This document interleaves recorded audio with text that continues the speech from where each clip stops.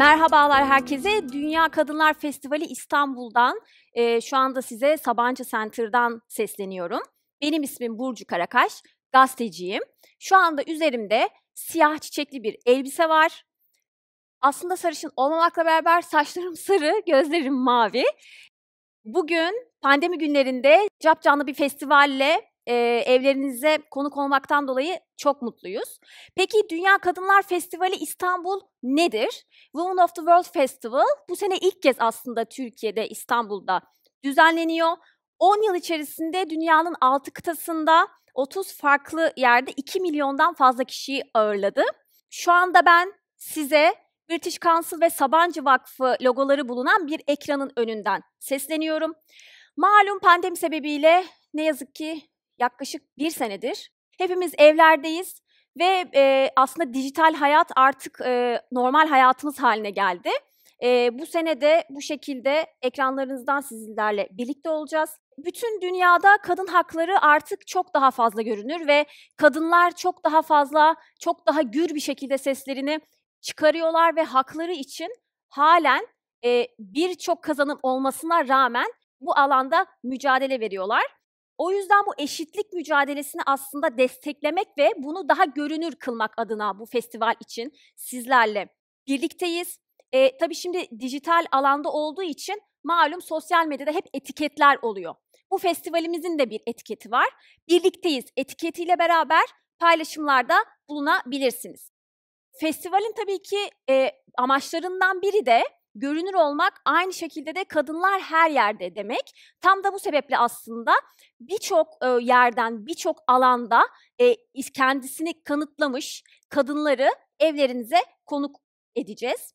Festival kapsamında simultane Türk işaret dili çevirisi olacak. Aynı şekilde Türkçe ve İngilizce altyazı çevirileri ve simultane Türkçe sesli çeviri de olacak. Bütün bunların amacı her yerdeki kadınlara her şekilde ulaşma imkanını yaratmak. Festivalimiz 3 gün sürecek. İçeriğiyle ilgili eğer ayrıntılı bilgi almak isterseniz wavistanbul.org adresinden inceleyebilirsiniz. Bugünün keynote konuşmacısı kadın hakları alanındaki çalışmalarıyla sadece Türkiye'de değil, dünyada da bilinen Profesör Doktor Yakın Ertürk. Kendisiyle şu anda sizi baş başa bırakmak istiyorum.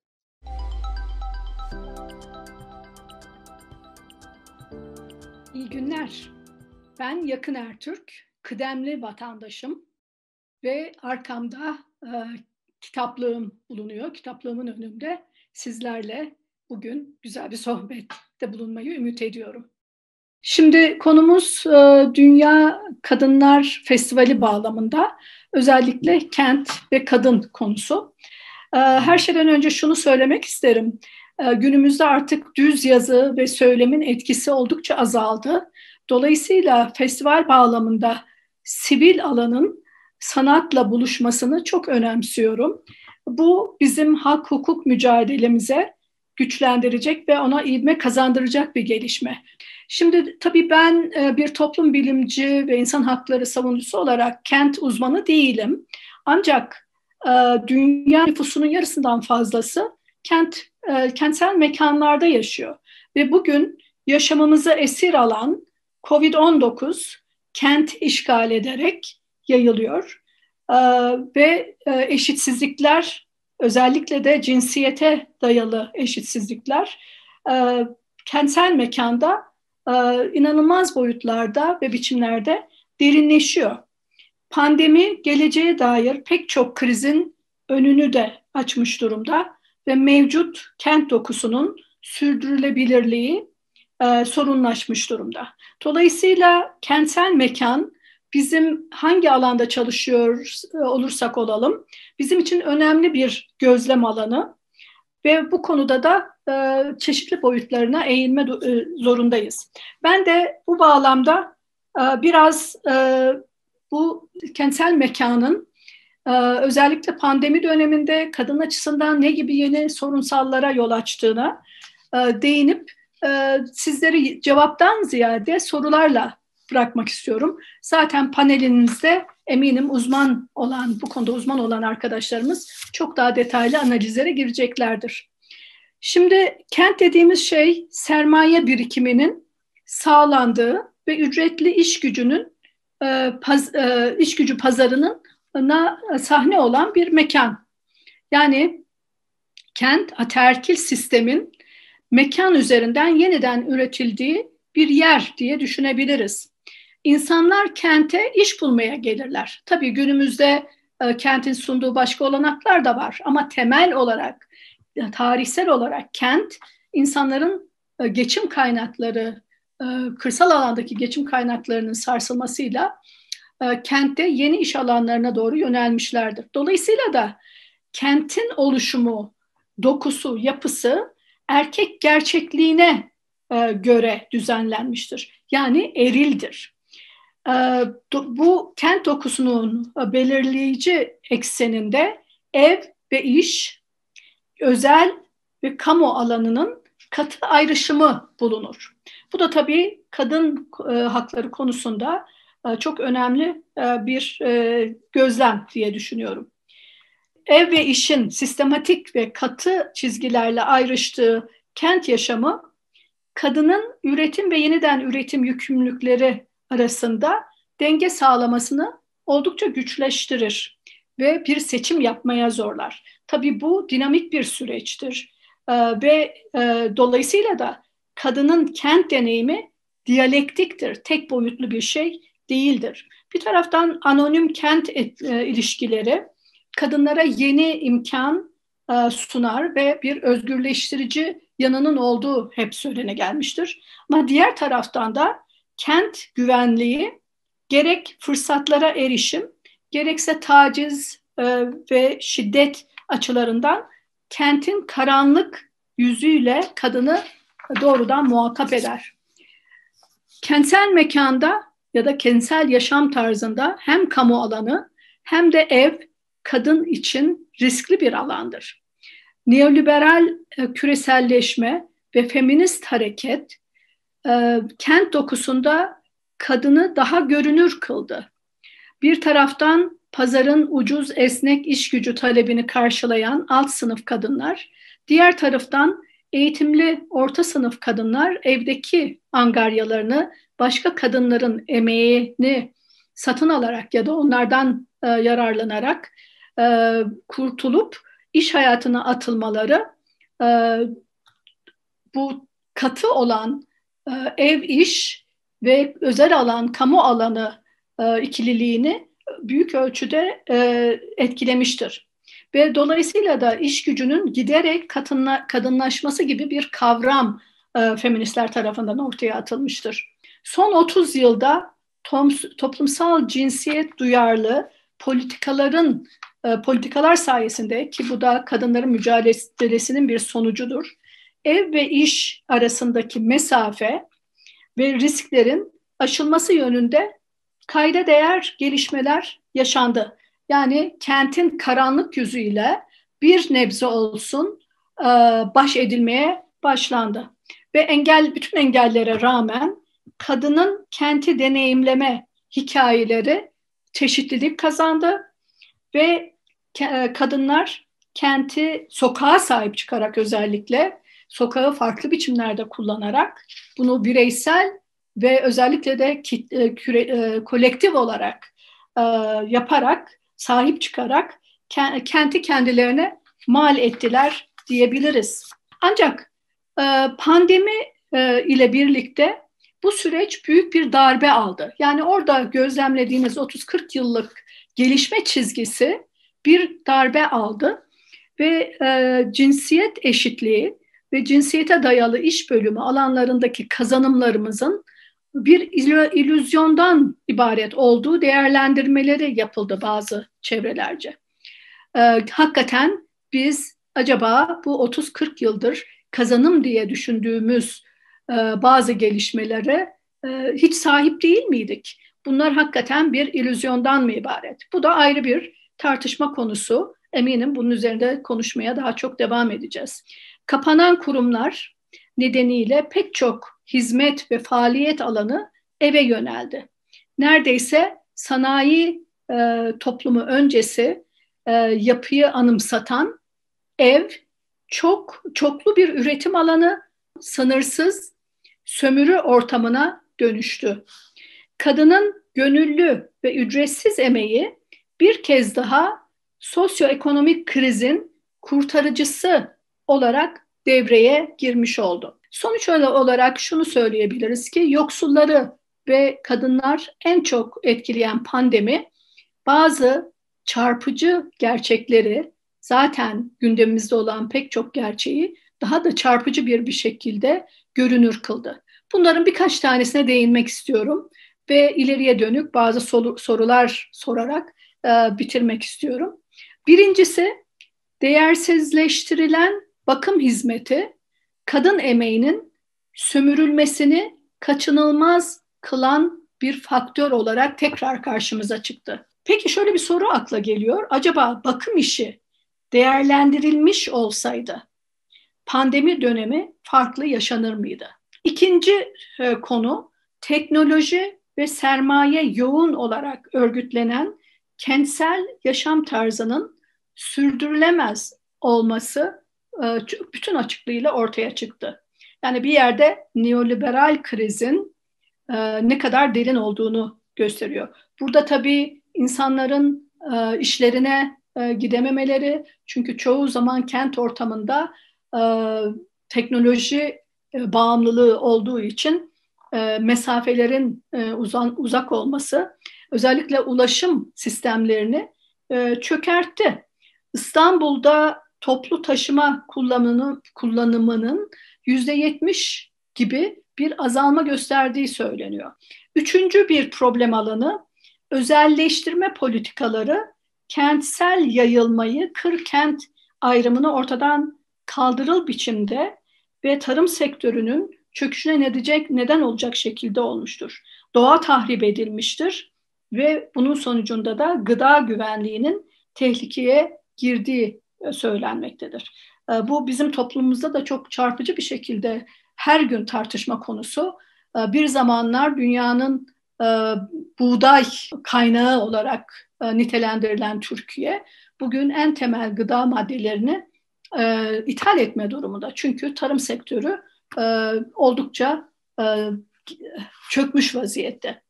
Dördüncü bir alanda sağlık ve eğitim sistemindeki gene liberalleşme ve özelleştirme sonucu erişebilirliğin ne kadar sınıfsal boyutlarda kendini gösterdiğini gösteriyor. Türkiye'de uzaktan eğitimin binlerce çocuğu eğitim sisteminin dışarında bıraktığını her gün haberlerde izliyoruz ve çalışmalarda bunları ortaya koyuyor.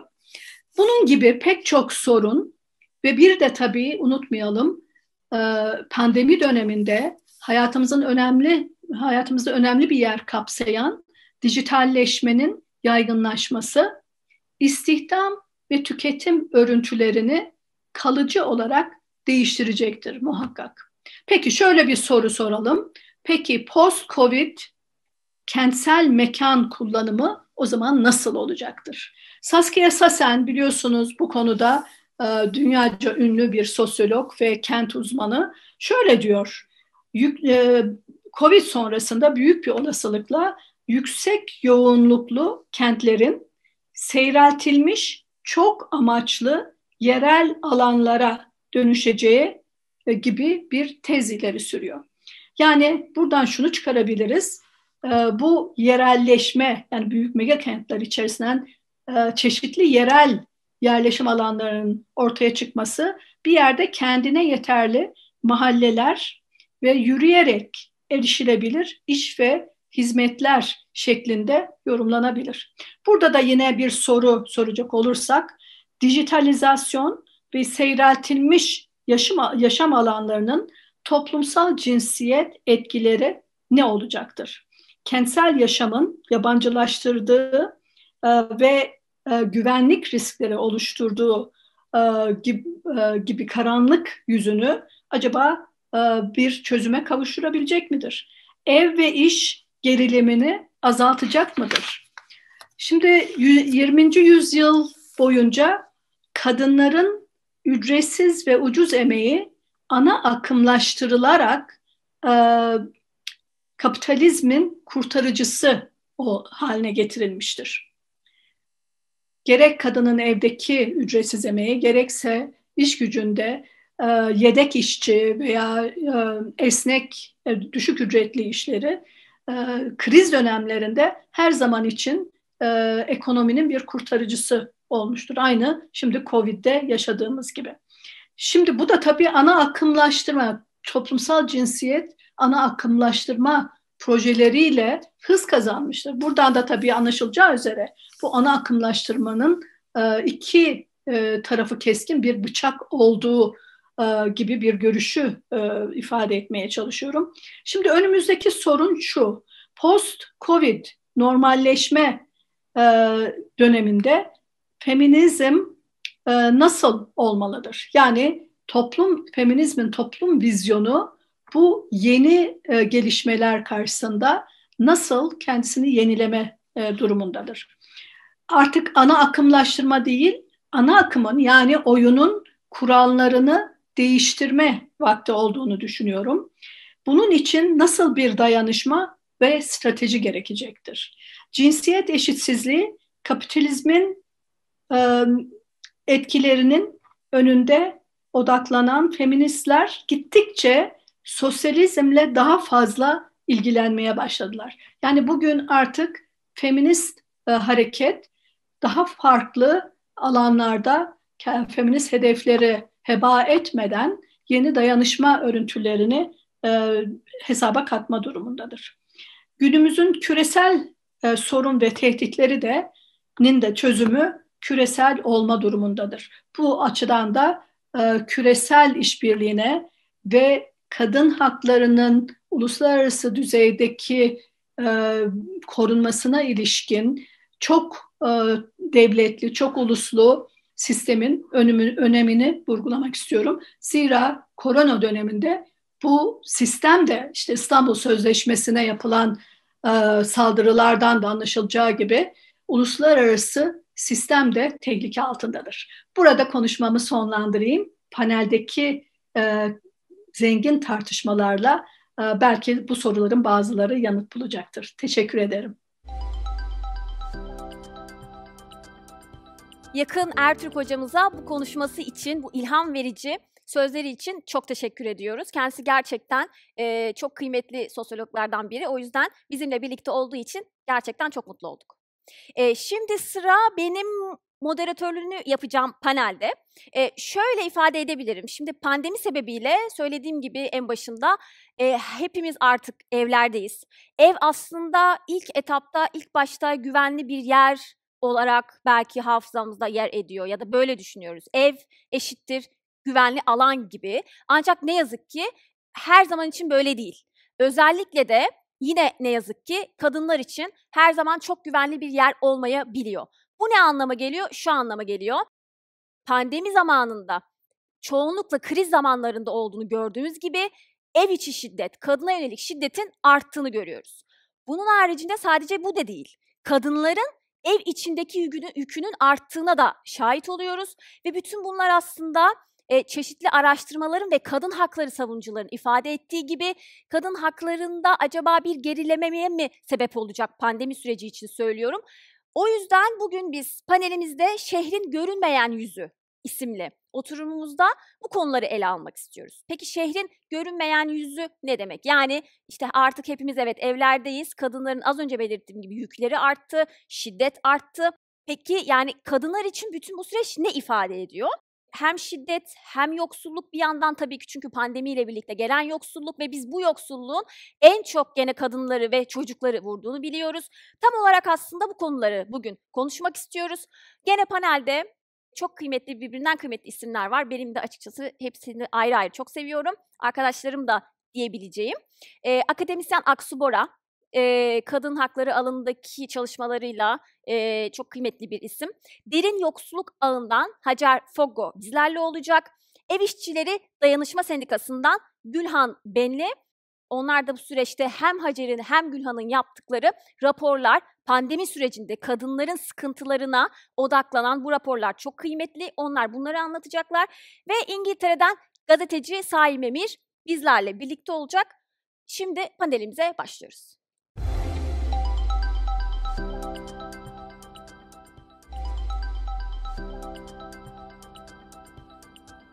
Merhabalar herkese. Wow İstanbul yani Dünya Kadınlar Festivali için şu an Sabancı Center'dayız. Benim ismim Burcu Karakaş, gazeteciyim. Şu an arkamda panel şehrin görünmeyen yüzü yazıyor. Mavi bir ekranın önündeyiz. Bugün aslında bir panel olarak değil ama bir sohbet olarak bunu ifade etmek istiyorum aslında. Birbirinden kıymetli isimlerle pandemi sürecine birazcık da odaklanarak aslında bu zaman diliminde kadınların ev içinde gerek şiddet, yoksulluk olsun bu alanlarda hangi sorunlarla karşı karşıya kaldığını bu konular hakkında sohbet edeceğiz. Bugün kimlerle birlikte olduğumuzu kısaca söyleyeceğim. Ondan sonra da ilk arkadaşıma sözü vermek istiyorum.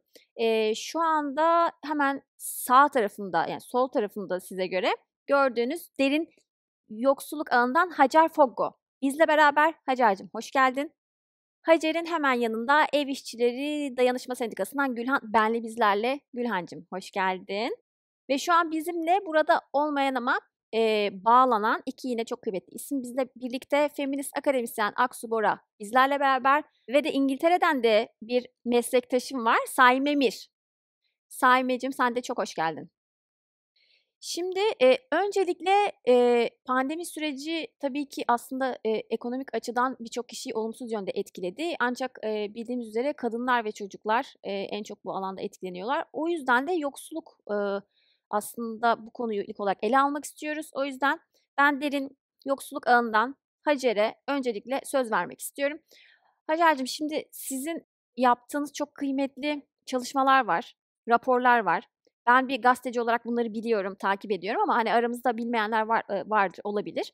O yüzden önce şöyle başlayabiliriz. Yani, siz, hani, bu ağ kapsamında özellikle pandemi sürecinde ne gibi çalışmalar yaptınız ve senin bütün bu çalışmalar açısından gözlemlerin nedir? Onları bizle paylaşmaya başlarsan çok seviniriz. Merhaba herkese. Önce burada olduğum için çok mutluyum.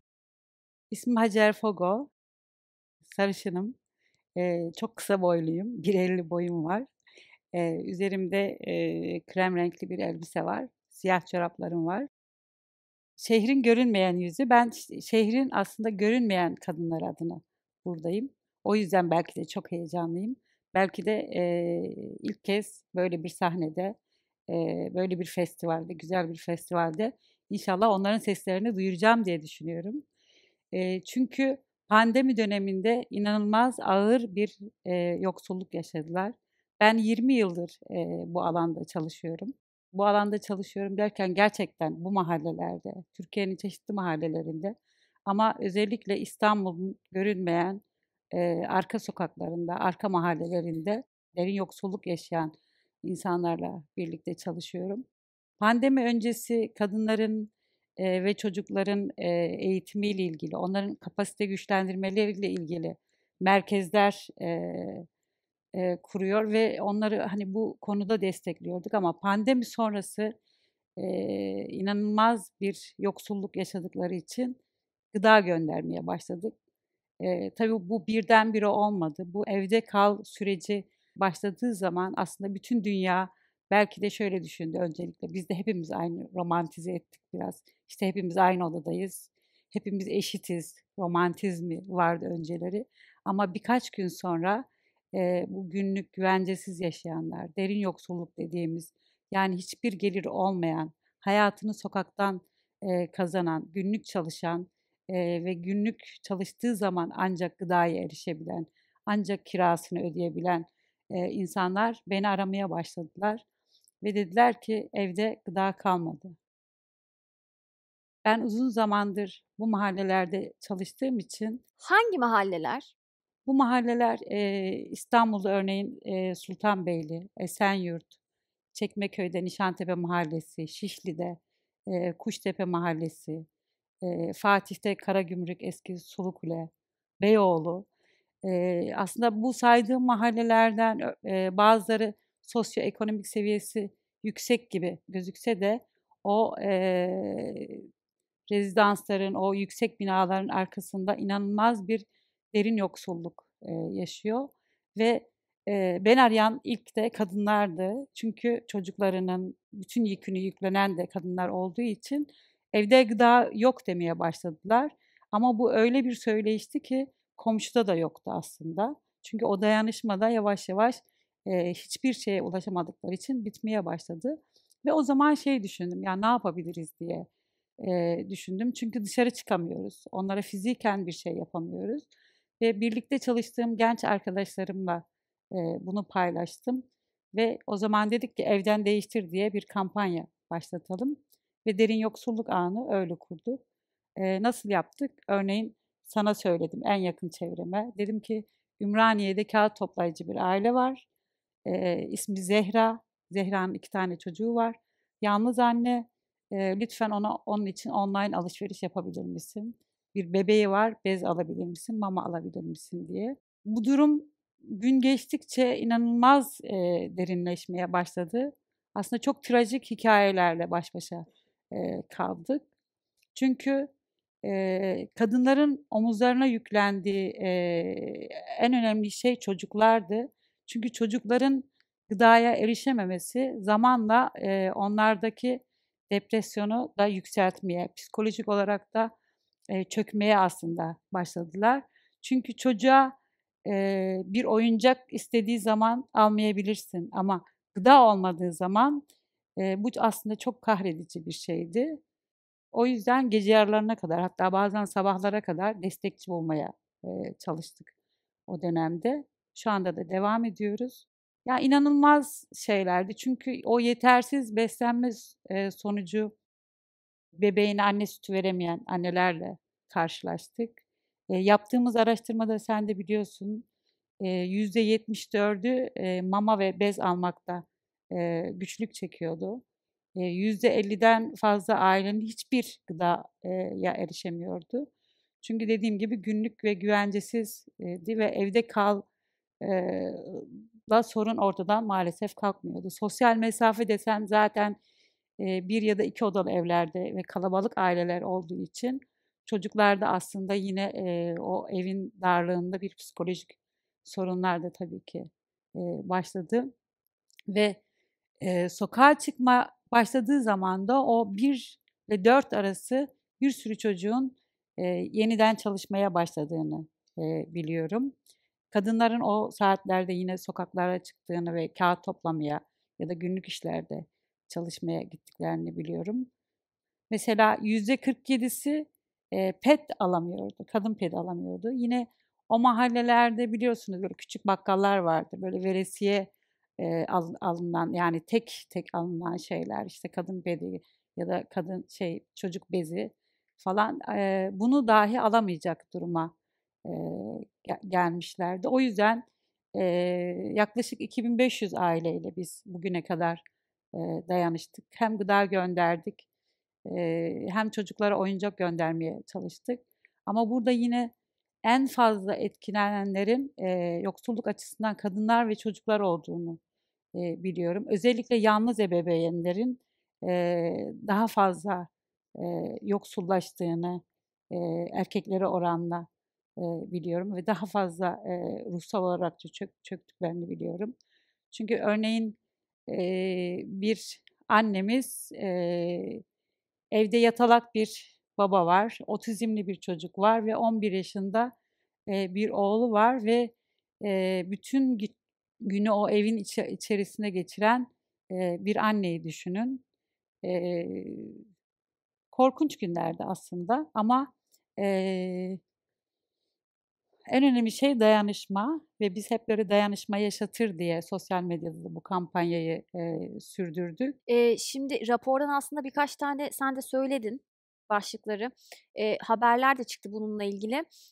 Böyle birkaç tane daha, hani, insanların gözünün önünde canlanması için aslında, hani, sormak istiyorum. Hani, o ziyaret ettiğiniz aileleri mesela kadınlardan sen ne duydun? Yani normalde mesela pandemi öncesi aslında ne yapıyormuş da şu an artık onu yapamaz hâle geldi ya da, hani, o çocukların, işte, çalışmak zorunda kalması, o manzara mesela ben de senin yönlendirmenle bir eve gitmiştim. Ev değil yani orası ama aslında, hani, barakaydı yani ve, hani, hiçbir şey yoktu içinde ve sen, hani, sürekli olarak aslında bu evlere gidiyorsun. Hani orayı birazcık anlatabilir misin? Şöyle, biliyorsun mesela uzaktan eğitim erişimine, bu çocuklar ulaşamadılar. Çünkü, bu evlerde bırakın interneti, akıllı telefon dahi yok, tablet yok, bilgisayar yok, ve bu çocuklar tamamen, eğitimden, uzak kaldılar ve yaptığımız araştırmada da %6 çocuklar, sadece çocuklar ev geçindirmeye, başladılar. Kadınlardan duyduğum, yani, özellikle annelerden duyduğum şey, son zamanlarda, yani, son birkaç aydır, ziyaretlerimde duyduğum şey, çocuklarına mamayı bıraktırmaya çalıştıkları. Bu, bir anne açısından çok zor, bebek açısından daha fazla zor. Çünkü mamaların, pahalı olması nedeniyle, çocuğuna böyle hazır çorba ya alıştıran bebeklere ya da, işte, daha ucuz diye aslında, belki 2 yaşında, 3 yaşında içmesi gereken sütü almaya çalışanlar, çocuğu buna zorlanması, bebeğin buna zorlanması anne açısından, kadınlar açısından, inanılmaz ağır, bir, çöküntü ruhsal olarak. Dediğim gibi derin yoksulluk yaşayan, yani hiçbir geliri olmayan insanlar zaten, sadece bu 4 temel ihtiyaca odaklanıyorlar. Yani, işte, evde gıda varsa kirasını ödeyemiyor. Kirasını ödeyecekse elektriği kesiliyor. Mesela binlerce ailenin şu anda elektriği kesik ve o evlerde maalesef yaşlı insanlar var, bebekler var ve, düşünün, yani, gıda olmayan bir evde aynı zamanda elektriğin kesik olmasını ya da suya erişememe, durumunun olması. Buradan, bir örgütlenme maalesef, çıkamaz. Çünkü, bir annenin, bir kadının sadece gıdaya odaklanması, korkunç bir şey diye düşünüyorum. O yüzden en önemli şeyin dayanışma olduğunu düşünüyorum. Tabii ki burada yerel yönetimlere, kamuya çok büyük görevler düşüyor ve biz bu konuda da çalışıyoruz. Çeşitli belediyelerle görüşmeye başladık.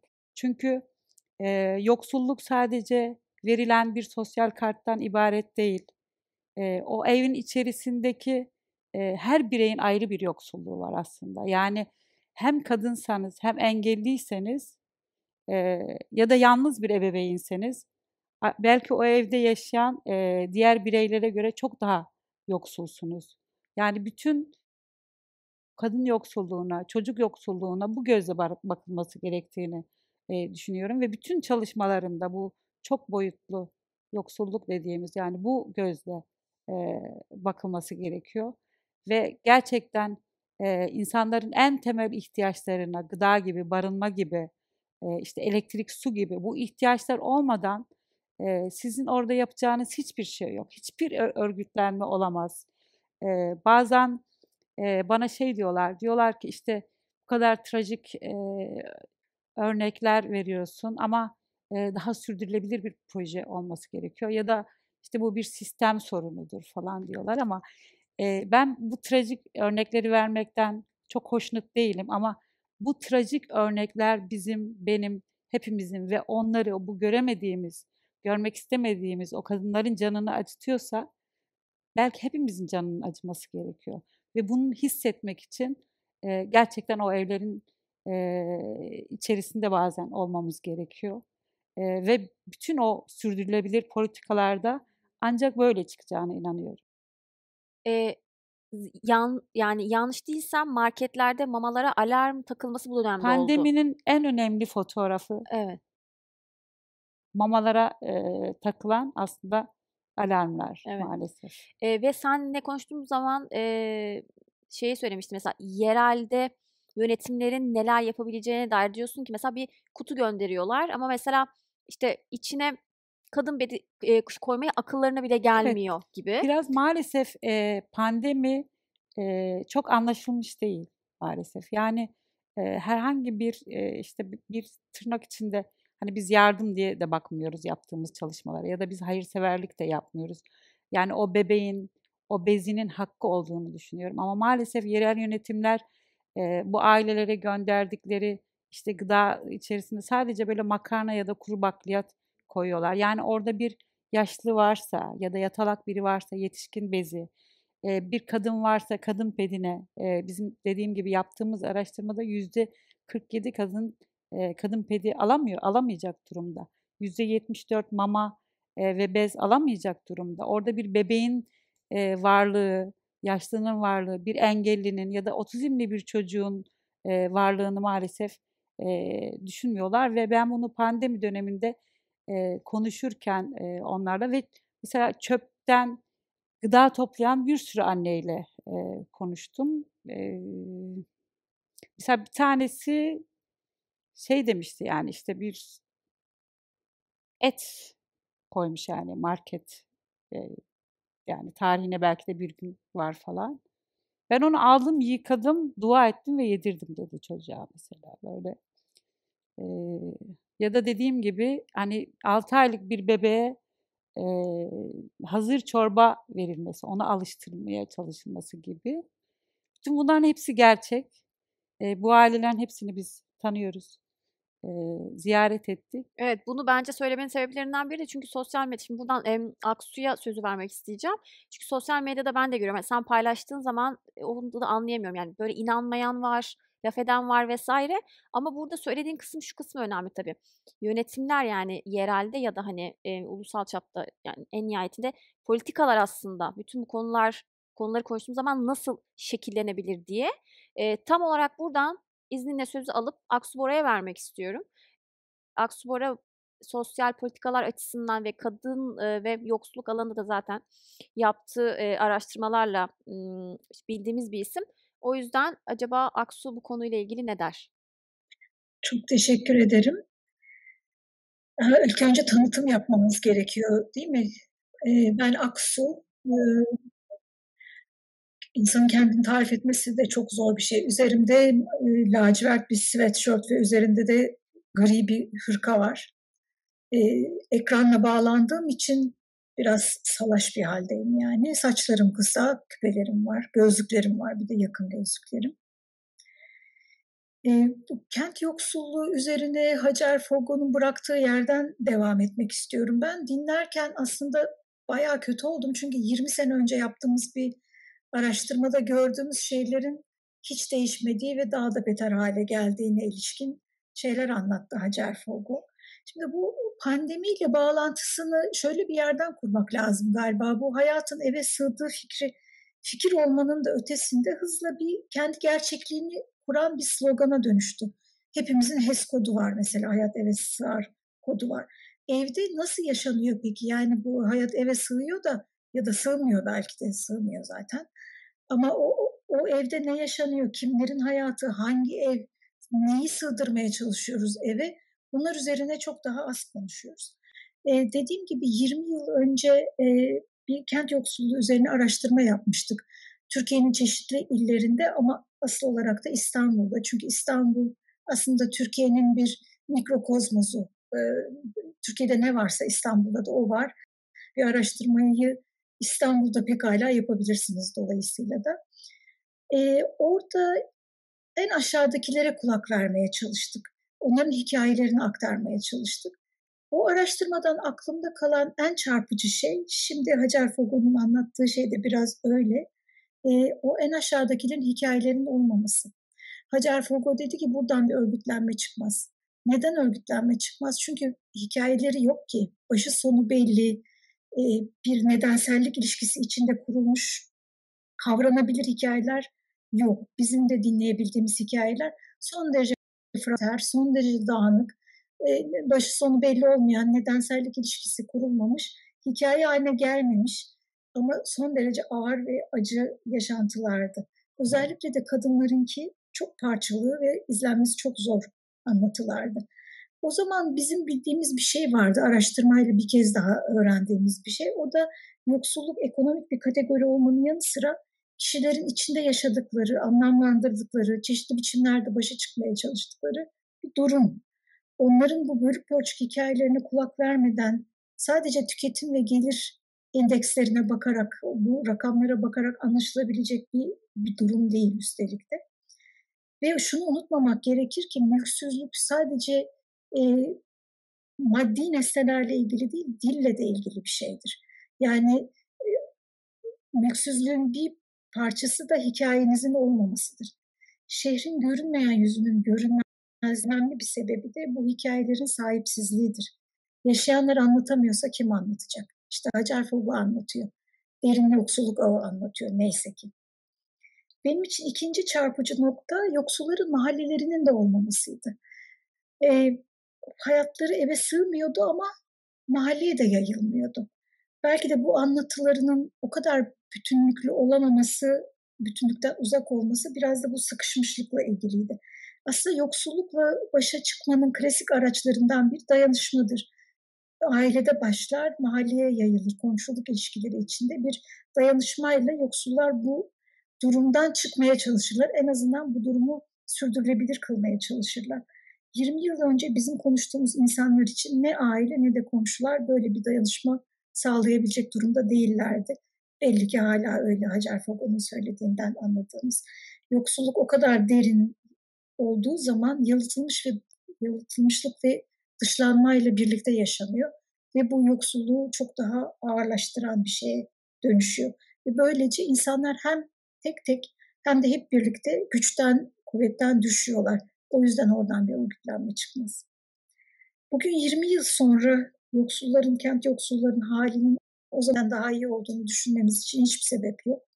Öyle olmadığını biraz önce dinledik zaten. Çünkü aradan geçen zamanda yoksulluğu hedefleyen sosyal politikalar uygulanmadığı gibi başta belediyeler olmak üzere yardım harcamalarının ciddi oranda düştüğünü biliyoruz. Yoksulların sayısı arttı ama harcamalar düştü.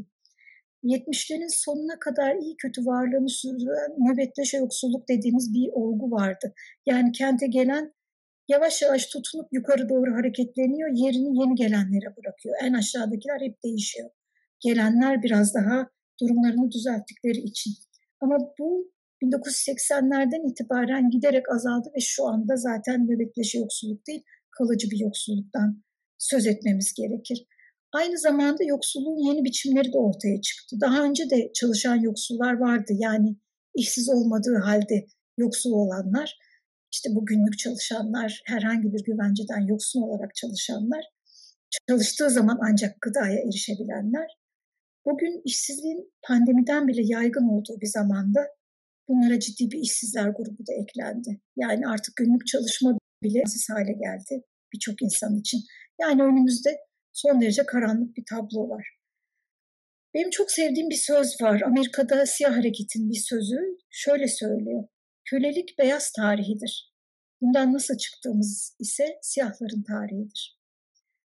Başımıza gelenlerden çok bunlarla ne yaptığımıza, ne yapabildiğimize, ne yapabileceğimize de dikkat kesilmek lazım. Belki de sözü bana verirken söylediğin hani sosyal politikalarla ilgili neler yapılabilir. Aksu da biraz bundan bahsetsin şeyini ben böyle düşündüm. Bu sözü kılavuzu alarak yani buradan sağ çıkmanın nasıl olduğudur bizim esas bakmamız gereken sözünü kılavuzu alarak size bir manifestodan bahsetmek istiyorum. Bakım manifestosu. Geçtiğimiz yılın Ağustos ayında pandemi bütün dünyayı sarmaya devam ederken 5 İngiliz araştırmacı tarafından kaleme alınmış. Birkaç ay içinde de Gönül Savran tarafından Türkçe'ye çevrilmiş bir manifesto. Alt başlığı şu, karşılıklı bağımlılık politikası. Bu alt başlık ütopyacı sosyalistlerden, Kropotkin gibi anarşistlerden beri izleyebildiğimiz sol dayanışmacı bir toplum tahayyülü geleneğine işaret ediyor.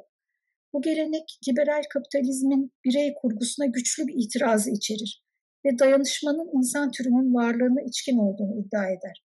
Liberal kapitalizmin birey kurgusunu sürdüren, bir de bunu üstelik muhafazakar aile fikriyle de pekiştiren neoliberal dönemde de varlığını sürdüren bir gelenektir bu.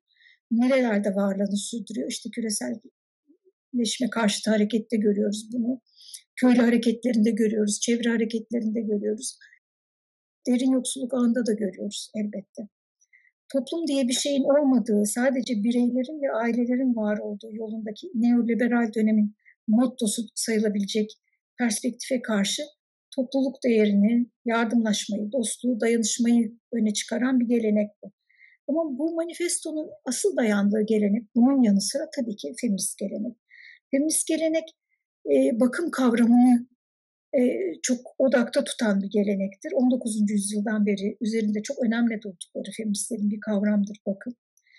Kadınların dünya ile ilişkilerini biçimlendiren bir deneyimdir. Biraz önceki anlatılardan gördüğümüz şey ne kadar acı da olsa, yani çocukların bakılması, hastaların bakılması, o evin döndürülmesi dediğimiz şeyleri içeren bir kavramdan söz ediyoruz. Bunu, kadınların bu deneyimini bütün insan ilişkilerine, bütün dünyaya yayabilsek, onlara has bir deneyim olmaktan çıkartabilsek, bunu politikleştirebilsek ne olurdu? Aslında feministlerin bakım kavramı üzerine yaptıkları tartışmaların özünde bu soru vardır. Dünya neye benzerdi? Bakım üzerine dönseydi, bakımla dönseydi dünya neye benzerdi? Çünkü biliyorsunuz feminizm aslında sadece kadınların ezilmişliğine karşı çıkmaktan ibaret değildir. Farklı bir toplum tahayyülünü de beraberinde getirir. Çünkü bilirler ki feministler öyle bir farklı topluma geçmeden zaten kadınların ezilmişliğinin ortadan kaldırılması da mümkün değildir. Yani dünyanın radikal bir şekilde değişmesi kadınların ezilmişlikten kurtulmaları için. Manifestonun ilk cümlesi, içinde yaşadığımız dünya umursamazlığın hüküm sürdüğü bir dünyadır. Bu bence çok önemli bir saptama. Biz bu umursamazlığı tabii ki biliyoruz. Elbette her koyun kendi bacağından asılır filan türü öyle bir derin bilgelikler sebebiyle de bildiğimiz bir şey bu. Ama bu virüsün tetiklediği dünyada, bu mesafe ve yalıtmanın çok öne çıktığı dünyada bu umursamazlık yeni görünümler aldı, yeni bir hız kazandı. Neoliberal emek örgütlenmesinin her türlü dayanışmayı, güvenceyi, istikrarı devre dışı bırakma eğilimini de güçlendirdi. İşte bu manifesto bütün bunları dikkate alarak ve sol dayanışmacı ve feminist geleneklere yaslanarak bakım odaklı politikanın, bakım odaklı ekonominin ve bakım odaklı devletin neye benzeyebileceğini tartışıyor. Bence bu tartışmanın dikkate değer noktalarından biri refah devleti nostaljisi yapmaması, başka bir yol açmaya çalışması. Yani refah devleti sanki insanlık tarihinde çok önemli bir yer tutuyor gibi görünse de uzun kapitalizm tarihi içinde aşağı yukarı 50 yıllık falan bir zamana denk düşen çok kısa bir tecrübedir. Güzel bir tecrübedir ama birçok başka koşulu da tarihsel bağlamı olan başka koşulları gerektiren bir tecrübedir. Dolayısıyla da yoksullukla mücadele politikaları, sosyal politikalardan bahsederken refah devletinin de ötesine geçen yeni yollar aramaya çalışmak çok kıymetli bir şey bu manifestonun yaptığı.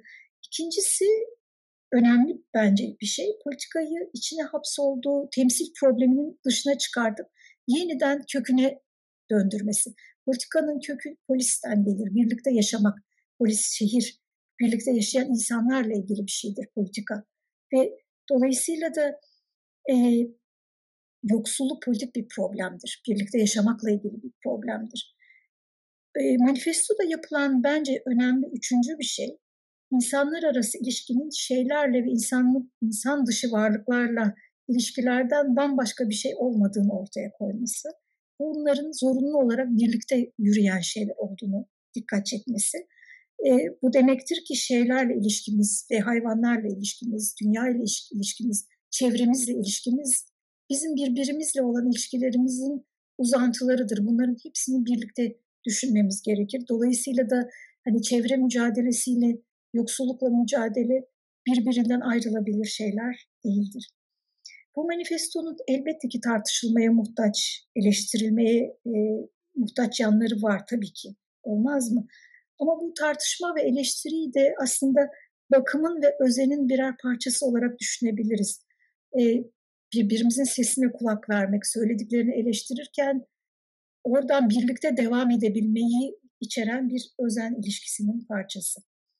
Ev içi emek tartışması aslında bu bağlamda ev içi emeğin görünmezliğini vurgulaması bakımından çok önemli olmakla birlikte bu bağlamdaki önemi bu emeğin niteliğine dair. Ev kadının yaptığı iş hayatın yeniden üretilmesi aslında. Çocukların büyütülmesi, insanların beslenmesi, hastalara bakılması, bakım dediğimiz şey bütün bunları. Ekonomik büyümenin kendinde bir değermiş gibi görülmesine karşı işleyen bir başka ekonomik yaklaşımı aslında işaret ediyor bize. Ev içi emeğiyle başlayan o geniş bakım alanı, birbirimize bağımlı olduğumuz bilgisinin, dayanışma ve yardımlaşmanın imkanına dair bir sezginin, dünyanın ve toplumun işleyişini radikal biçimde değişmekte olduğu, nefes almanın güçleştiği bir zamanda bir anlamda siyah tarihi yeniden yazabilmek, buradan sağ çıkabilmek için birbirimize sahip çıkmamız şart. Manifestonun kullandığı bakım kavramının politik değil de ahlaki bir kavram olduğu çok söylendi bu manifesto eleştirilerinde. Dolayısıyla da politikanın kılavuzu haline getirilemeyeceği eleştirildi. Ben yine de hatırlatmak isterim ki feminist gelenek içinde politikanın sınırlarına dair tartışma, bakımın politikleştirilmesinin nasıl yapılabileceğinin yolunu da gösteren bir tartışma. Oraya yeniden dönmenin çok önemli olduğu fikrindeyim. Çok uzatmadan son bir şey daha söyleyerek bitirmek isterim. İnsanın insana sahip çıkmasının, insanın kendini arkadaşına emanet edebilmesinin ütopik içerikler olduğu fikrindeyim. Yani politikada, ütopyada, şimdi, burada, el erimindeki ihtiyaçlarımızın, arzularımızın çok dışında şeyler değil. Harika bir film vardı, izleyenler vardır muhakkak, Toz Bezi diye. Onun son sahnesini hatırlatarak bitirmek isterim. Hayatın yükünü daha fazla kaldıramayıp çekip giden bir kadından bahseder Nesrin. Ev işçisi bir kadındır. Ve yine ev işçisi olan bir arkadaşı vardır Hatun diye. Nesrin giderken kızı Asmin'i Hatun'a emanet eder. Bilir ki emanetine sahip çıkılacaktır. Ve son sahnede Hatun Asmin'i kucaklayıp kaldırır. Çok ışıklı, çok umut dolu bir sahnedir o. Ben oraya baktığım zaman sadece ahlaki bir şey görmüyorum. Aslında gelecekten umutlu olmamızı mümkün kılacak olan bir ışık görüyorum. Arkadaşlığın, dayanışmanın ve emanete sahip çıkmanın ışığını görüyorum. Bu da bence politik bir şeydir. Çok teşekkür ederim. Çok teşekkürler Aksu. Ağzına sağlık. Tam olarak aslında Aksu'nun bıraktığı yerden Toz Bezi filminden Gülhan'a geçmek istiyorum. Böyle şöyle bir kısaca Evitsen ne zaman kuruldu? Neler yapıyorsunuz? Önce ben biraz üstümdekiler beyaz, altımda siyah bir pantolon var. Esmerim, saçlarım siyah.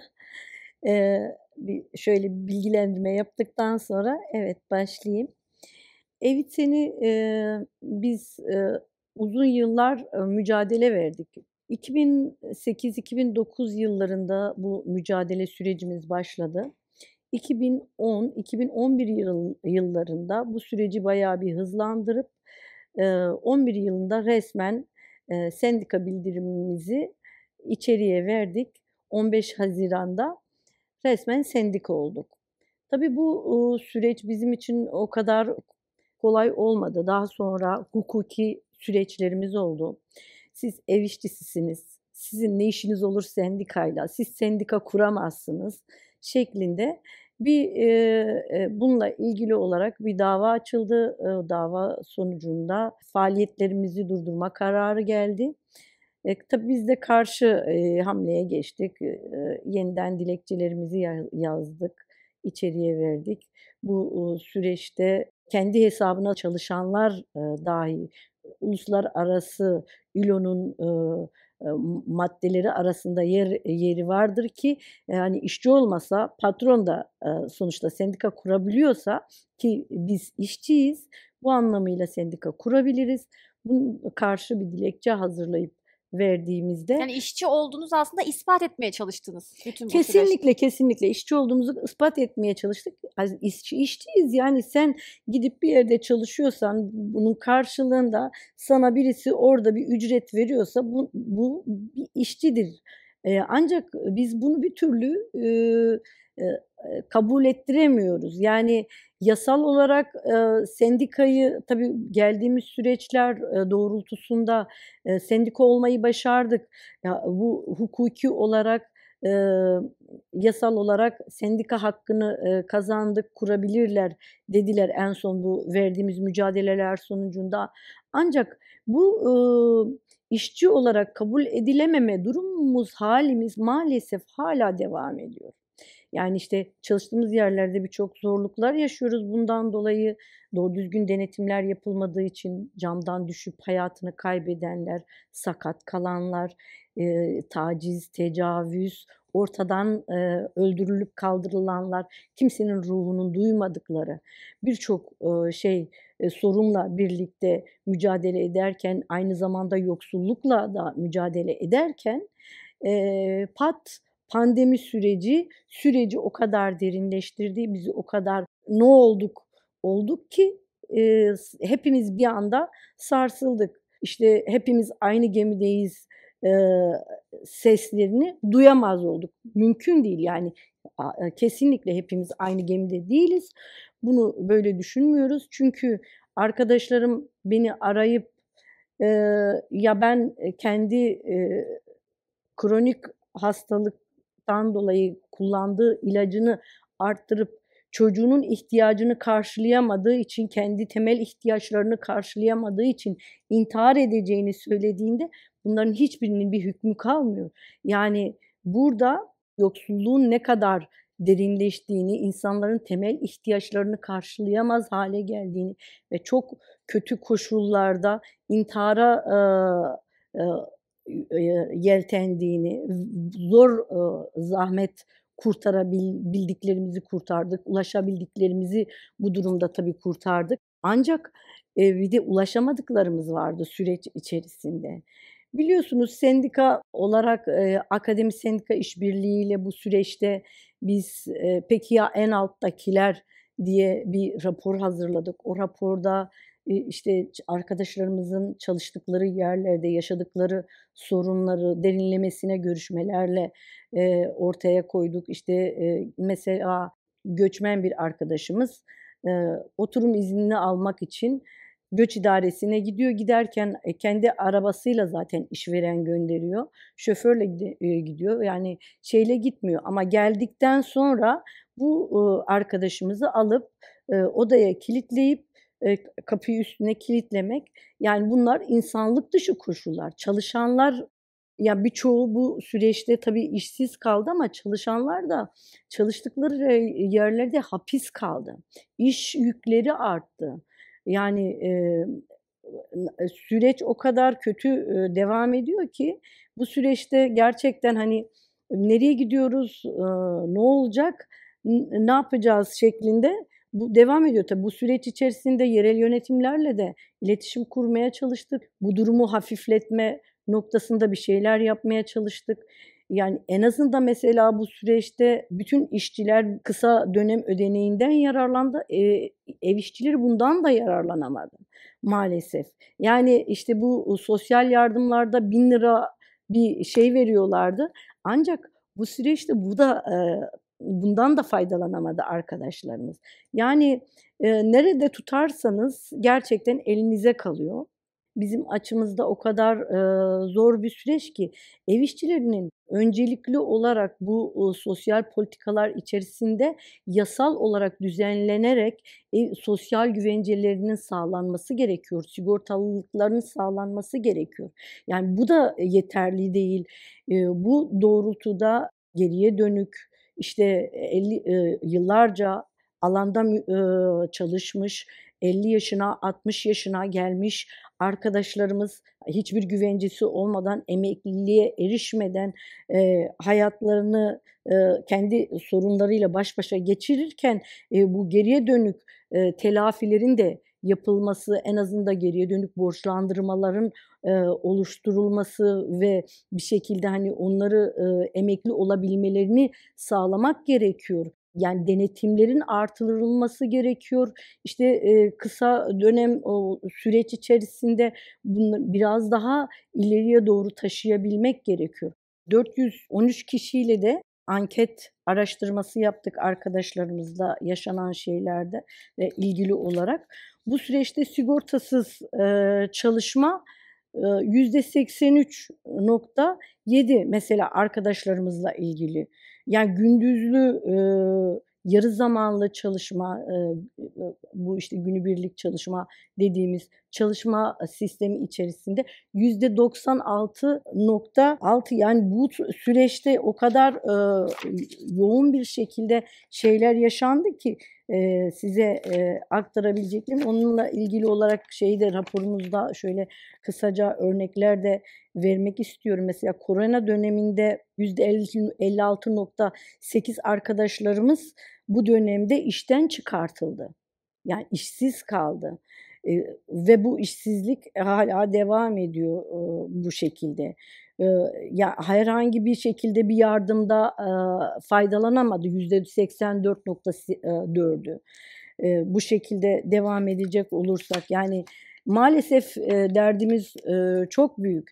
Yani korona döneminde gene haciz yaşayanların sayısı %43.3 yani. Bu dönemde gene korona sürecinde işsiz kalan arkadaşlarımızın ev işlerinin de çalışma oranı ve işsiz kalma oranı %93.4 yani durum böyleyken, hal böyleyken ne diyelim, ne söyleyelim? Biz derdimizi duyurmaya çalışırken, hep bir şeyler söylerken çok fazla ileriye gidemiyoruz maalesef. Aynı yerde sayıyoruz. Yani bu mesela şiddete maruz kalma bu süreç içerisinde onu da ölçmeye çalıştık. Arkadaşlarımız çalıştıkları yerlerde ve aileleri içerisinde şiddete maruz kalıyor mu diye. Yani burada mesela %86'sı aile içi şiddete maruz kalıyor. Aynı şekilde çalıştıkları yerlerde de bu böyle. Gene en sık psikolojik şiddete maruz kalan arkadaşlarımız, bu alanda çalışan arkadaşlarımız %55'i 55.5'i şiddete maruz kalıyor, psikolojik şiddete. %99'u gündüzlü yarı zamanlı çalışırken düzensiz ev işçilerinin fiziksel şiddete maruz kalması söz konusu. Yani derinleştirdikçe bu süreçte gerçekten bunlar bizim açımızda çok büyük derinleşmeyi de beraberinde getirdi. Şu ortaya çıktı ki bu olaylar derinleşerek şiddetin her türüne maruz kalıyor. Evde, işte, sokakta, her yerde ve şiddetin her türüyle karşı karşıya. Bunun çözüm noktası da işte buralardan doğru sosyal politikalar üreterek kadınlar arasında bu şekilde raporlar hazırlayan sendikalarla birlikte ortaklaşa bunun yolları açılabilir, bunlar çözülebilir. Bununla ilgili olarak sosyal politikalar oluşturulabilir, geliştirilebilir ve bu kadınlar bu durumdan çok rahat bir şekilde kurtarılabilir. Ancak maalesef elimizi taşın altına koymaktan çekiniyoruz. Biraz artık o eller taşın altına girmesi gerekiyor. Tarafların bu noktada elini taşın altına koyarak kadınlara yönelik daha ileriye dönük sosyal politikalar oluşturup bu acizlikten kurtarması gerekiyor en kısa zamanda. Çok teşekkür ediyorum. Zamanımız çok kalmadığı için hemen İngiltere'deki meslektaşım Saime Mir'e söz vermek istiyorum. Aslında Gülhan'ın anlattıkları tabii ev içi emeğin halen ne kadar niteliksiz bir şekilde görüldüğünü ne yazık ki gözler önünde seriyor. Peki bu dönemde pandemi zamanında ev içi yük nasıl arttı? Bize acaba İngiltere'den neler aktarabilirsin diye sormak istiyorum Saime sana. Öncelikle kendimi tarif edeyim. Ben Saime Mir. Yazar ve gazeteciyim. Mavi gözlüğüm var. Saçlarım uzun, kahverengi. Siyah bir kazak giyiyorum. Çocuklarımın odasında oturuyorum. Burada, Londra'da 3. karantina dönemindeyiz. Okullar ve lokantalar kapalı. Sadece temel ihtiyaç malzemelerini satan yerler açık.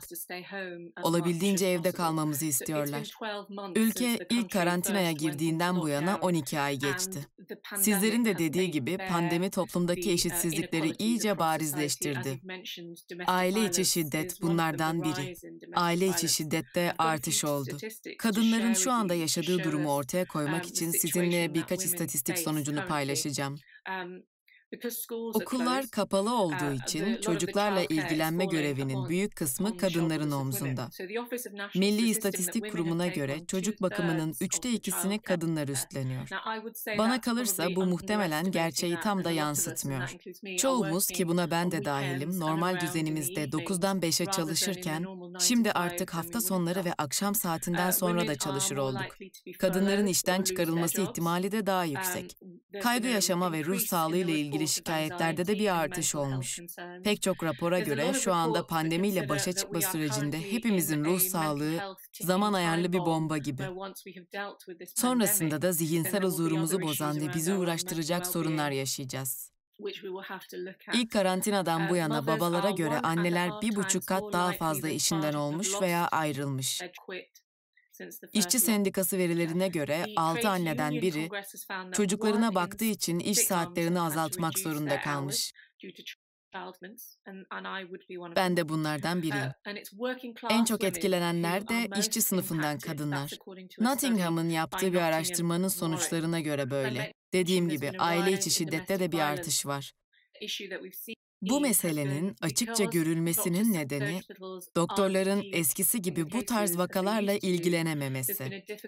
Gebelikten korunma yöntemlerine erişimde de sıkıntı olunca istenmeyen gebelikler olmuş ve binlerce kadın kürtaj yaptırmak zorunda kalmış. Buradaki tabloda diğer konuşmacıların çizdiği tabloya çok benzer. Farklı kesimler arasında çok büyük bir uçurum var. Kimilerimiz daha fazla alana sahip. İnternetten yemek siparişi veriyoruz. Ama şöyle bir bakıldığında eşitsizlik ve adaletsizlik baskın. Yeni anne baba olanlara erzak dağıtan Little Village diye bir yardım örgütü var. Onların araştırmasına göre 1,3 milyon kişi yoksulluk sınırının altında yaşıyor. O ailelerin 5'te 2'sinin de devam eden Covid krizi nedeniyle kazancında düşüş olmuş. Dün bu istatistiklere bakıyordum. Görünce içim karardı. Kadınlar bu ülkede eşitliği sağlayabilmek için onca çaba gösterdi. Acaba ne oldu da, nasıl oldu da bu pandemi dönemi başlayınca birdenbire hepimiz 1950'lerin kafasına geri dönüverdik? Kadınlar aile içindeki iş yükünde aslan payının kendi üstlerine düştüğünü söylüyor. Söyleyebileceğim tek şey diğer konuşmacıların dediklerine paralel olacak. Eşitlik mücadelesi verirken bu eski ataerkil zihniyetin içinde kısılıp kaldık.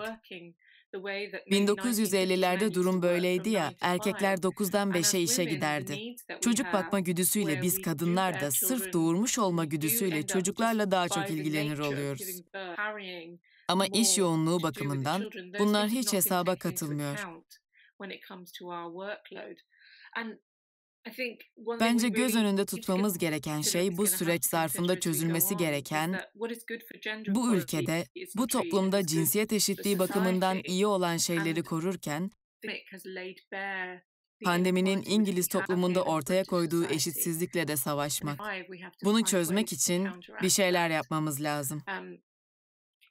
Size biraz kendimden bahsedeyim. 3 oğlum var. Yazar ve gazeteciyim. Kocam maaşlı çalışıyor. Bir üniversitede görevli. İlk karantina süreci başladığında olan bitenin yarattığı şok etkisiyle bir de yeni bir durum olduğu için sonuçta kocam reis rolünü üstlendi. Ben de hiç tartışmaksızın biraz geri çekildim.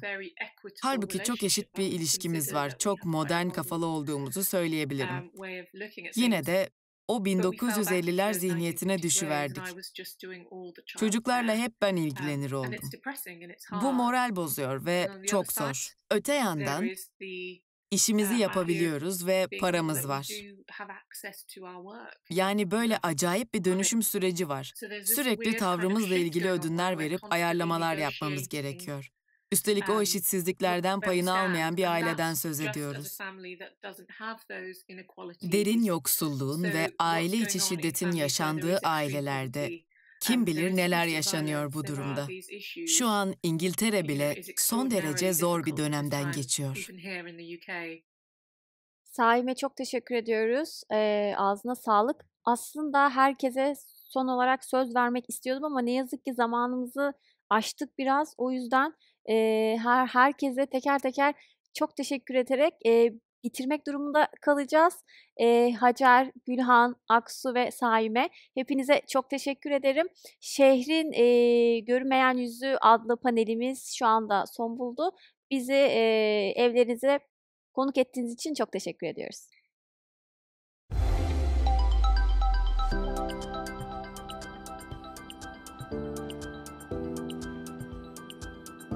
Merhaba, ben Esra Aysun.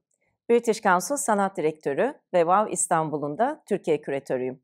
Bugün bir performans mekanında siyah bir perdenin önündeyim. Kısa kahverengi saçlarım, kahverengi gözlerim, uzun küpelerim ve siyah bir ceketim var. Sizlere Kültürde Kadın Gücü destek programımızın kazananlarının performanslarını sunmaktan mutluluk duyuyorum. British Council olarak Kültürde Kadın Gücü destek programımızı pandemi döneminde yeni üretimlerini seyirciyle buluşturamayan sanatçılara ayırdık. Aldığımız sayısız başvurudan şimdi karşınızda 2 genç performans sanatçısını seyredeceğiz. Bugün yaratıcı alanlar olarak da tanımladığımız kültür ve sanat sektörüne baktığımızda ağırlıklı olarak kadın sanatçıları ve onların ürettikleri yeni, kapsayıcı ve erişilebilir işleri farklı izleyicilerle bir araya getirmeye çalışan kadın profesyonelleri görüyoruz. Alandaki kadın çalışan sayısı ve kadın sanatçı sayısı tahminimizin çok üzerinde. Bu zor dönemde pandemiye rağmen üretim yapmayı bırakmayan, seslerini toplumsal cinsiyet eşitliği için çıkarmaya devam eden bu genç ve başarılı sanatçıları sizlerle paylaşmaktan gurur duyuyorum. Çok uzatmadan söze hemen sevgili Ekin ve Banu'ya bırakıyorum. İyi seyirler.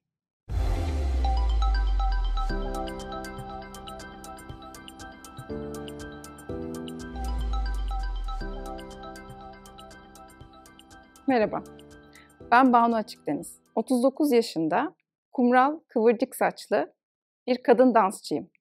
Üzerimde bordo renkli bir elbise var. Şu anda bir black box sahne içinde oturmaktayım. Son 15 yıldır gösteri sanatlarında dansçılık, oyunculuk ve hareket yönetimi alanlarında çalışıyorum. 2005 yılından beri Kardeş Türkler projesinde, 2010 yılından beri de BGS Tiyatro'nun çeşitli projelerinde dansçı, oyuncu ve koreograf olarak yer alıyorum. Bunun yanında eğitmenim ve bir araştırmacıyım.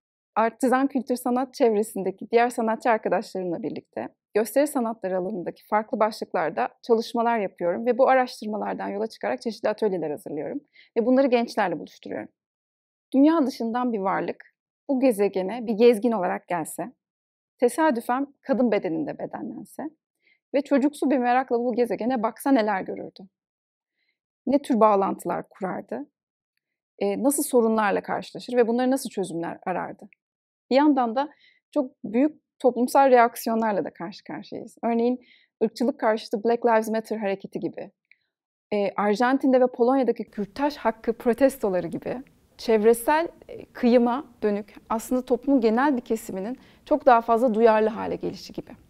İşte tam böyle bir anda dünya dışından bir varlık gezegenimize gelse ve insanlığın nasıl bir sorunu olduğunu anlamaya çalışsa. Ama bir yandan da bedenini ve zihnini bütünsel olarak algılayabildiğini düşünelim bu varlığın.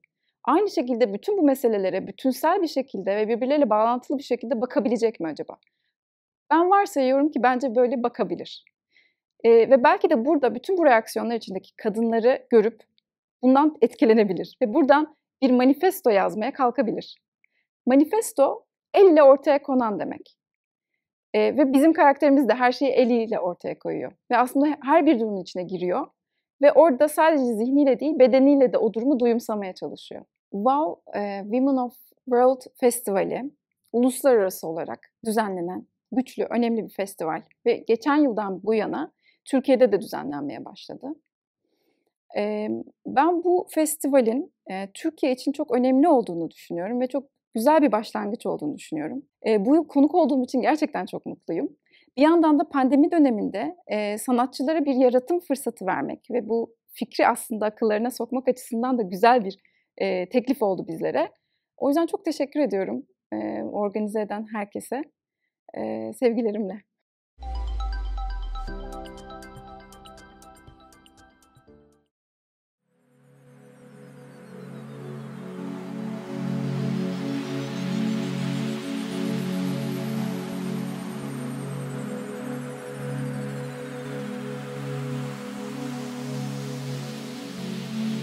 An artist's duty, as far as I'm concerned, is to reflect the times.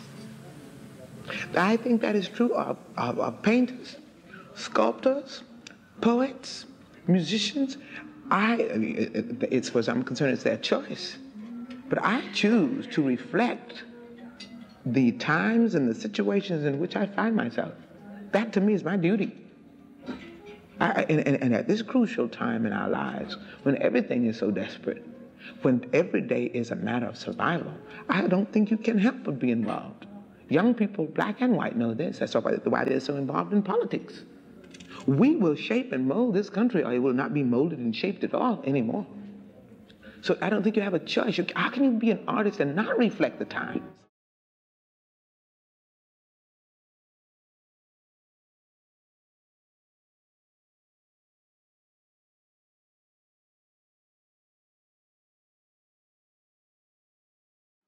The reason why buildings are burning are not just for our brother George Floyd.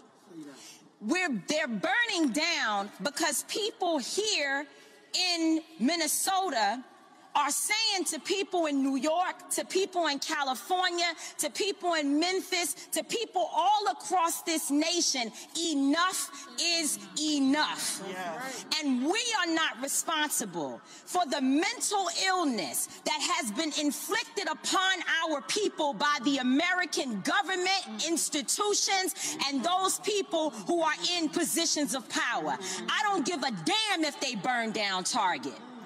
Because Target should be on the streets with us, calling for the justice that our people deserve. Where was AutoZone at the time when Philando Castile was shot in a car, which is what they actually represent? Where were they? So if you are not coming to the people's defense, then don't challenge us when young people and other people who are frustrated and instigated by the people you pay. You are paying instigators to be among our people out there, throwing rocks, breaking windows, and burning down buildings. And so young people are responding to that. They are enraged, and there's an easy way to stop it. Arrest the cops. Charge the cops. Charge all the cops.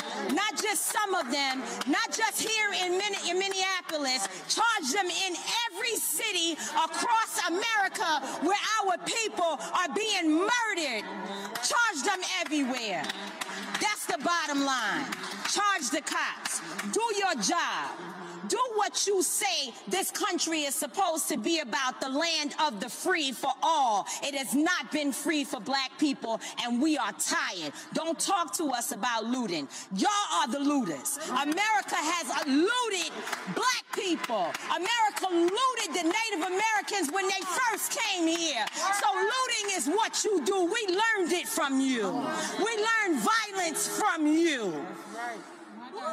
We learned violence from you. The violence was what we learned from you. So if you want us to do better, then damn it, you do better.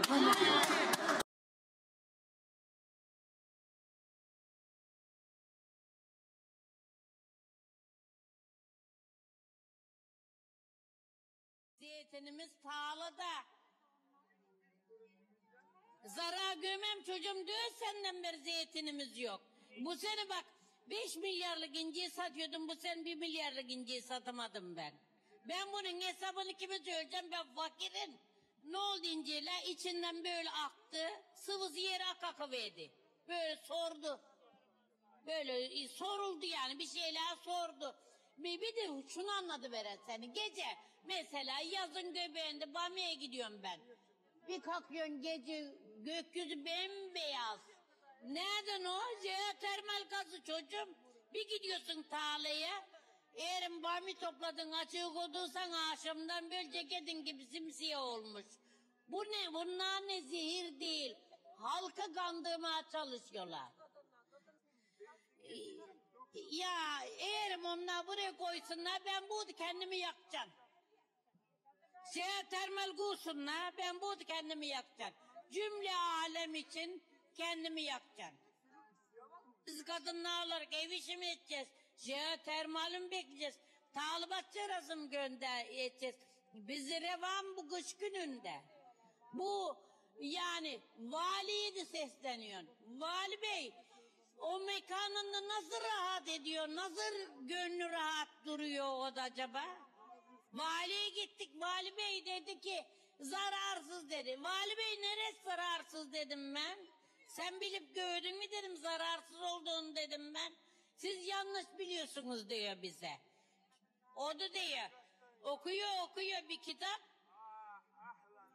Okuduğu kitabı da güzel yeğlen okuyor. Çirkin yeğlen okuyamıyor bize. Ben dedim yani dedim böyle dedim. Börtü böceği her şey var. Ekosistemi dedim bozuyor bu dedim ben. Sen ne biliyorsun ki de ekosistem dedi. Ben köylüyüm ya. Ne biliyorsun sen ekosistem dedi. Ben ne mezun olacaksın oğlum ben? Üniversite mezunu değil, bir şey değil. Ben hayat okulu mezunuyum.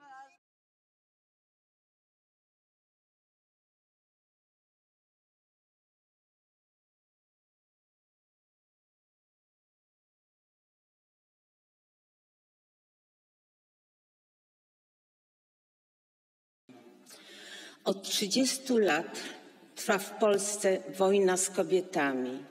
Fanatycy religijni i prawica sprzedali prawa kobiet, nazywając to kompromisem aborcyjnym. Co to za państwo, w którym politycy toczą wojnę z ponad połową społeczeństwa, czyli kobietami?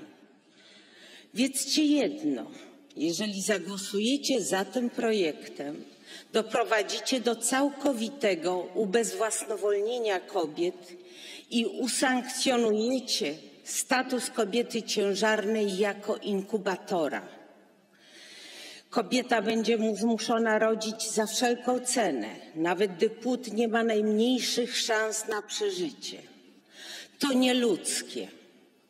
PiS chce kolanem przepchnąć ustawy zgłaszane przez fundamentalistów, by przypodobać się Kościołowi, aby poparł Andrzeja Dudę w prezydenckich pseudowyborach.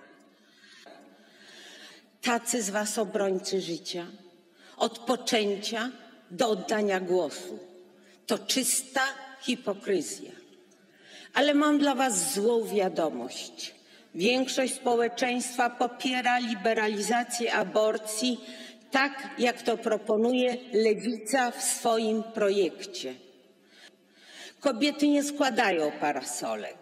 Jeżeli ważycie się na ten drakoński projekt wprowadzić w życie pod osłoną koronawirusa, to koniec waszych rządów nastąpi szybciej, niż wam się to wydaje.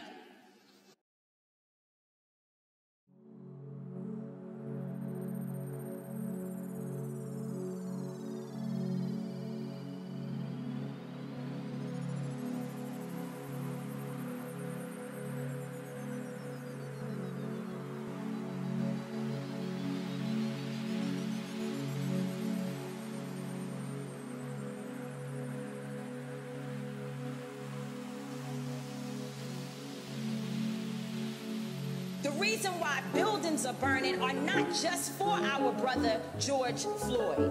Zarar görmem çocuğum diyor, senden beri zeytinimiz yok. Fanatycy religijni i prawica sprzedali prawa kobiet, nazywając to kompromisem aborcyjnym. Ne oldu İncil'e? İçinden böyle aktı, sıvısı yere kakıverdi. Böyle sordu. Böyle soruldu yani, bir şeyler sordu. Co to za państwo, w którym politycy toczą wojnę z ponad połową społeczeństwa, czyli kobiety? Because people here in Minnesota are saying to people in New York, to people in California, to people in Memphis, to people all across this nation, enough is enough. And we are not responsible for the mental illness that has Sen ne bilirsin ki beni Kürdistan dedi, ben köylüyüm ya. American government institutions. Status kobiety ciężarami. I don't give a damn if they burn down Target. Bir kalkıyorsun geziyorsun, gökyüzü bembeyaz. Nerede For the justice that Where was AutoZone at the time when Philando Castile was shot in a car, which is what they actually represent? bunlar ne zehir değil. Halkı kandırmaya çalışıyorlar. Where were they? You are not coming to the people's defense. Dayanamazlar diyoruz, biz kadınlar olarak ev işi mi edeceğiz? Jeotermal mi bekleyeceğiz? Talibatçı arası mı göndereceğiz? Bizi revan bu kış gününde. Then don't challenge us when young people and other people who are frustrated and instigated by the people you pay. You are paying instigators to be among our people out there, throwing rocks, breaking windows, and burning down buildings. And so young people are responding to that. They are enraged, and there's an easy way to stop.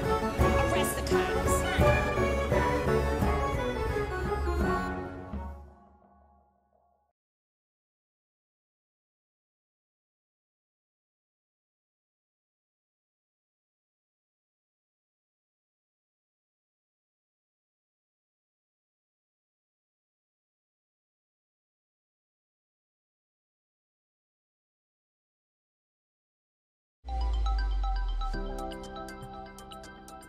Merhaba, ben Ekin Tunçeli.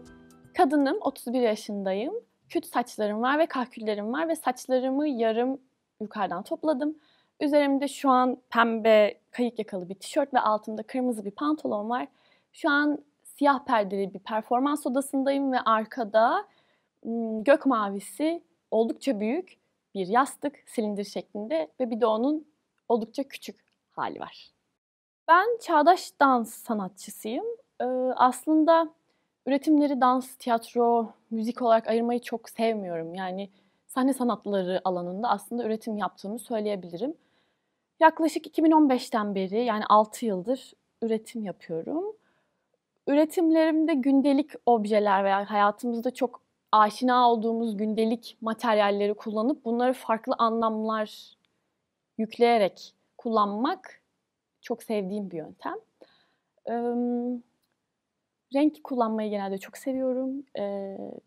Müzik üzerinden genelde üretimlerim gidiyor. Muhtemelen bu işe başlamamın kaynağı müzikal olduğu için olabilir. Bugün sergilediğim performans aslında benim 2019 yılında gerçekleştirdiğim bir performanstı. O zaman sadece küçük yastığı kullanmıştım. Aslında büyük yastığın işin içine girmesinin sebebi hepimizin yaşadığı hayatlarında büyük değişikliğe sebep olan pandemi oldu aslında. Yani her şey çok daha zorlaştı, her şey daha ağırlaştı. Performansın genelinden bahsedecek olursam, özellikle şu dönemde şunu çok fark ediyorum. Sanki her şeyi makineler yapıyor ve artık özellikle sahne sanatları alanında çok da gerek yok mu acaba? Biz insanların bu dünyadaki yeri ne? Makineler dünyayı ele geçirecek mi? Gibi böyle hep kaygılar olur ya. Onun üzerine düşündüğüm bir dönemdeyim şu an ve şunu fark ettim. Gerçekten bize özgü kalan hakikaten tek şey galiba o karar verme aşamalarımız, kararsızlıklarımız ve oradaki araflar. Çünkü makineye kodluyorsunuz, bir şey veriyorsunuz ve o yapıyor. Yani orada bir bizde olan boşluk anı, ya o anlamama halimiz var ya bizim böyle bir kaldığımız. Onu çok kıymetli ve çok bize özgü bulduğum için aslında bu performansı gerçekleştirdim. Bu performansın en temel çıkış noktası bu. Bilmeme, karar vermeme hali, serbest çağrışım hali aslında. Bir sanatçı olarak değindiğim konular hep cinsiyet üstü bir yerde. Daha doğrusu hep insan olmak, insanların sorunları üzerine. Karar verememek, kararsızlık, ne yapacağını bilmemek, genelde bunlar üzerine çok odaklandığım bir dönemdeyim ve bunun hiçbir şekilde herhangi bir cinsiyete ait olmayan kavramlar olduğunu düşünüyorum. Kişi olarak gündelik yaşantımda da bilmiyorum, belki şanslı bir background'dan geldim, şanslı bir çevrede büyüdüğüm için İnsanları hiçbir zaman cinsiyetleri üzerinden tanımlamayı tercih etmiyorum. Benim için o kişi, karakteri, yaptıkları kıymetlidir. Tabii ki insan hakları özelinde ve yaşadığımız coğrafya gereğiyle çok problemli noktalar var. Yani en basitinden sokakta yürüme, sokakta gezme, gece dışarıya çıkma bile konusunda eşit durumda değiliz. Buna söyleyebileceğim maalesef bir şey yok. Bir şey söyleyebilmeyi çok isterdim ama tek dileğim sosyal hayatımızda da kendi içimde düşündüğüm noktadaki eşitliği yakalamak diyebilirim. Sahne sanatlarının hem üretici olarak hem performansçı olarak çok çok içinde bulunan bir insanım ve 2021 Mart'tan itibaren hiçbir şey yapamaz olduk. Ve sanki sahne sanatları dünya üzerinden siliniyormuş gibi bir imaj ortaya çıktı. Tabii ki bu şartlar altında bir performans gerçekleştirebilmek bile benim için çok mutlu bir an. Yani bilmiyorum, ben zaten her zaman gösteri yapmayı ve düğün, dernek, bayram coşkusuyla karşılayan bir insan ve bu yokluğun içinde gerçekten çok iyi geldi. WoW İstanbul Festivali'ne de aslında bundan ötürü çok teşekkür ediyorum. Bunun bir parçası olmak, hala işimi yapabiliyor olduğumu bilmek gerçekten çok iyi hissettirdi. Umarım seyirciler de aynı şekilde bu hislere sahip olabilirler.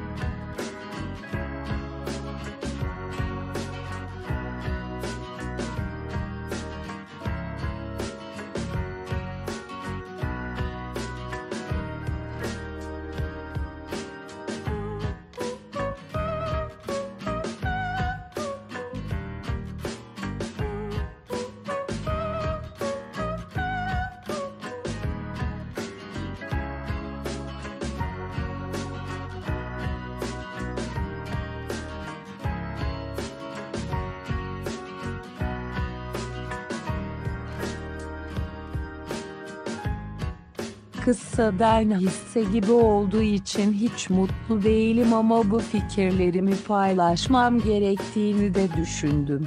Artık makineler neredeyse her şeyi yapıyor, her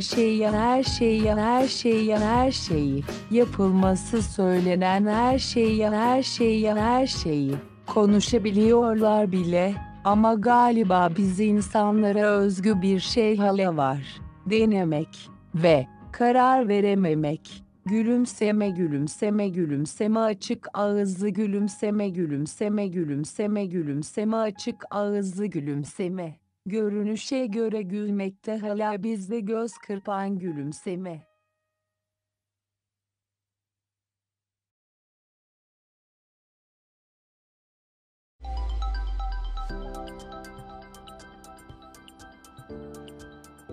Festivalimizin ikinci gününde Wow Büyük Fikirlerle şu anda karşınızda olacağız.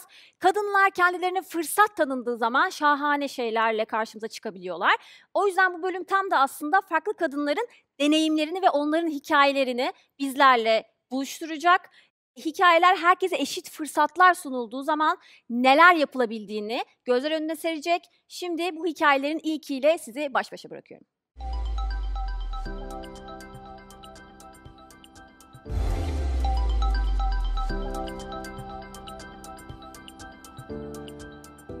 Merhaba, ben Hale Yıldız. 30'larında esmer, kahverengi gözlü, omuzlarında sarı saçlı bir kadınım.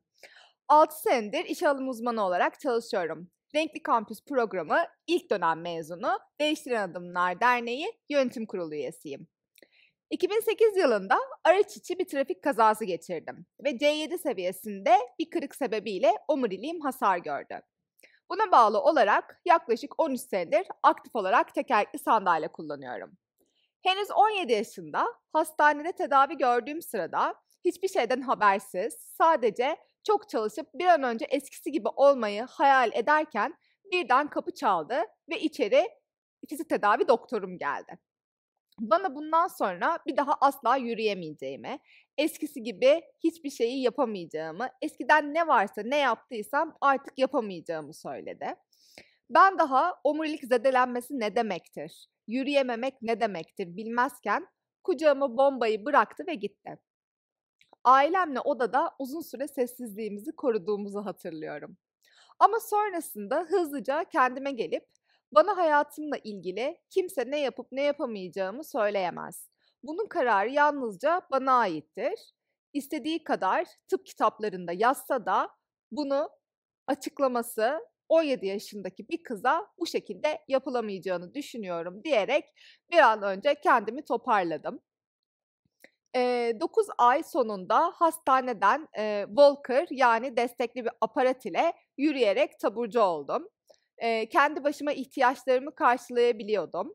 Evet hala hasarım sebebiyle birçok şeyi bireysel olarak yapamıyordum. Ama hayatımdaki ilk dönüşüm adımlarımı o hastaneden atarak gerçekleşmişti. Sene 2010, üniversitemin ilk günü. Arabamızla rektörlüğün önüne geldik. Ablam şoför koltuğundan çıktı, yanıma geldi, sandalyemi aldı ve beni transfer etti. Sonra birden kafamızı kaldırdık ve rektörlüğün önünde duran yüzlerce öğrencinin bize baktığını fark ettik. Durup ablamla birkaç saniye birbirimize baktık. Yine sessizliğimizi korumuştuk. Yıllar sonra birbirimize itiraf ettik. O an orada arabaya tekrardan binip geri dönmeyi düşünmüştük. Biz bu bakışlar altında 4 seneyi, 5 seneyi nasıl geçirecektik?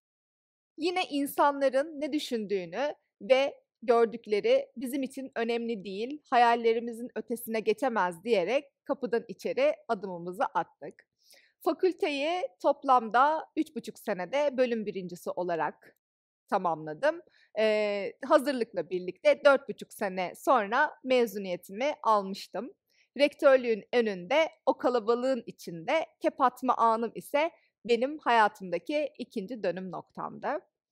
Benim mücadelem engelli bir kadın olmak. Sene 2021 ve bu geçen 13 sene içinde engelli bir birey olmayı deneyimledim.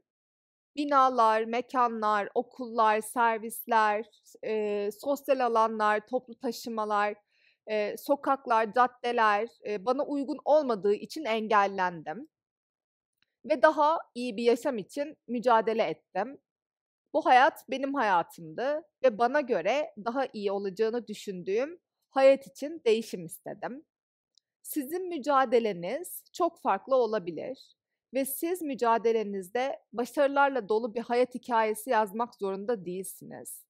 Benim hikayem de bana göre bir başarı hikayesi değil, yalnızca bir mücadele. Bir başkası evinden hiç çıkmayarak sosyal olmamayı, çalışmak istememeyi de tercih edebilirdi. Sonuçta hepimiz tercihlerimizi yaşıyoruz ve bunun doğrusu ya da yanlışı yok.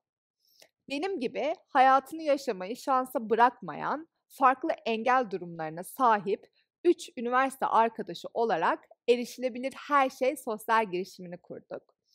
Burada kurum ve kuruluşlara engellilik alanında farkındalık ve algı eğitimleri veriyor. İçeriksel, fiziksel, iletişimsel anlamda danışmanlık yapıyoruz. Konuşmamın başında kendimi betimlemem ise görme engelli kişilerin zihinlerinde görselleşebilmekte. En büyük amacımız Türkiye'de engellilik algısını yardım temelli bakış açısından sıyırıp hak temelli bakış açısına getirebilmek ve yasalara uygun düzenlemeler yapılmasını sağlamak. İnanıyoruz ki nitelikli istihdam, farkındalık sahibi bireylerin yetişmesi ve eğitim hayatının iyileşebilmesi ancak kişi bağımsız bir şekilde hayata katılım sağlayabildiğinde olacak. Bu yüzden erişilebilir bir dünyanın hayalini kuruyoruz. Herkesin kendi mücadelesinde yolunu bulabilmesini diliyorum. Teşekkürler.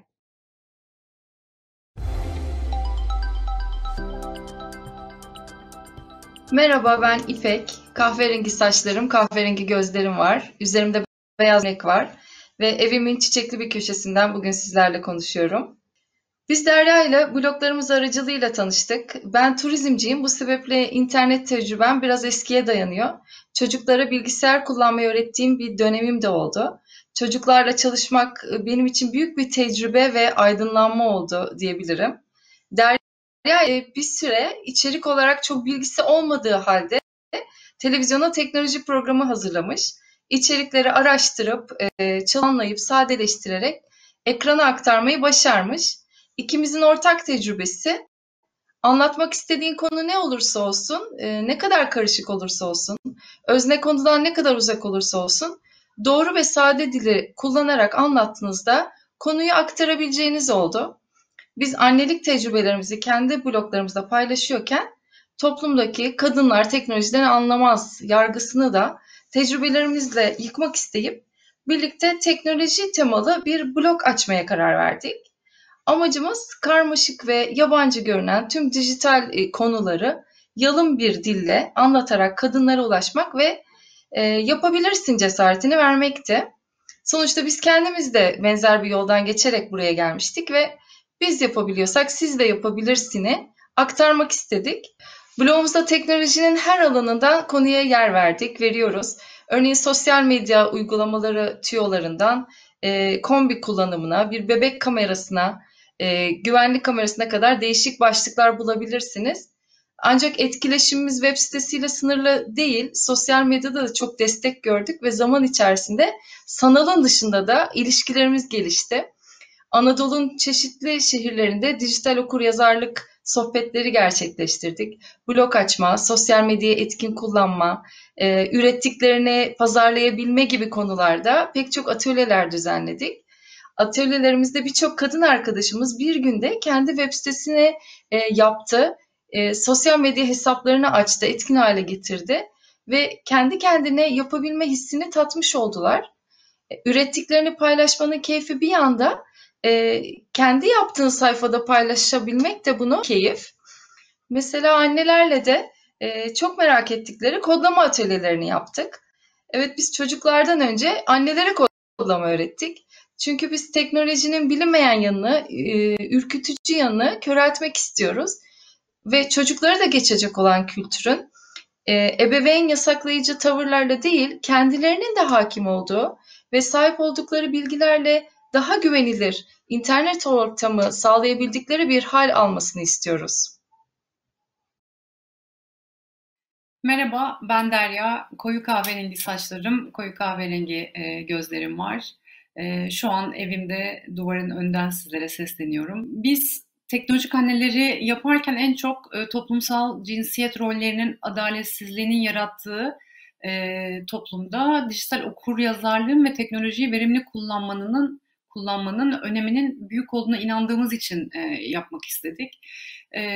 Kadının dışarıda eşit işe eşit ücret olanağının olmadığı, kendini ispat için daha çok çalışmak zorunda olduğu, evin içinde ise çocuk bakımı, ev temizliği, yemek gibi temel işlerde adil bir iş bölüşümü oluşturulamadığı için sırtında oluşan yükü birazcık olsun azaltmak istedik ve bunun için de teknoloji çok önemli bir araç.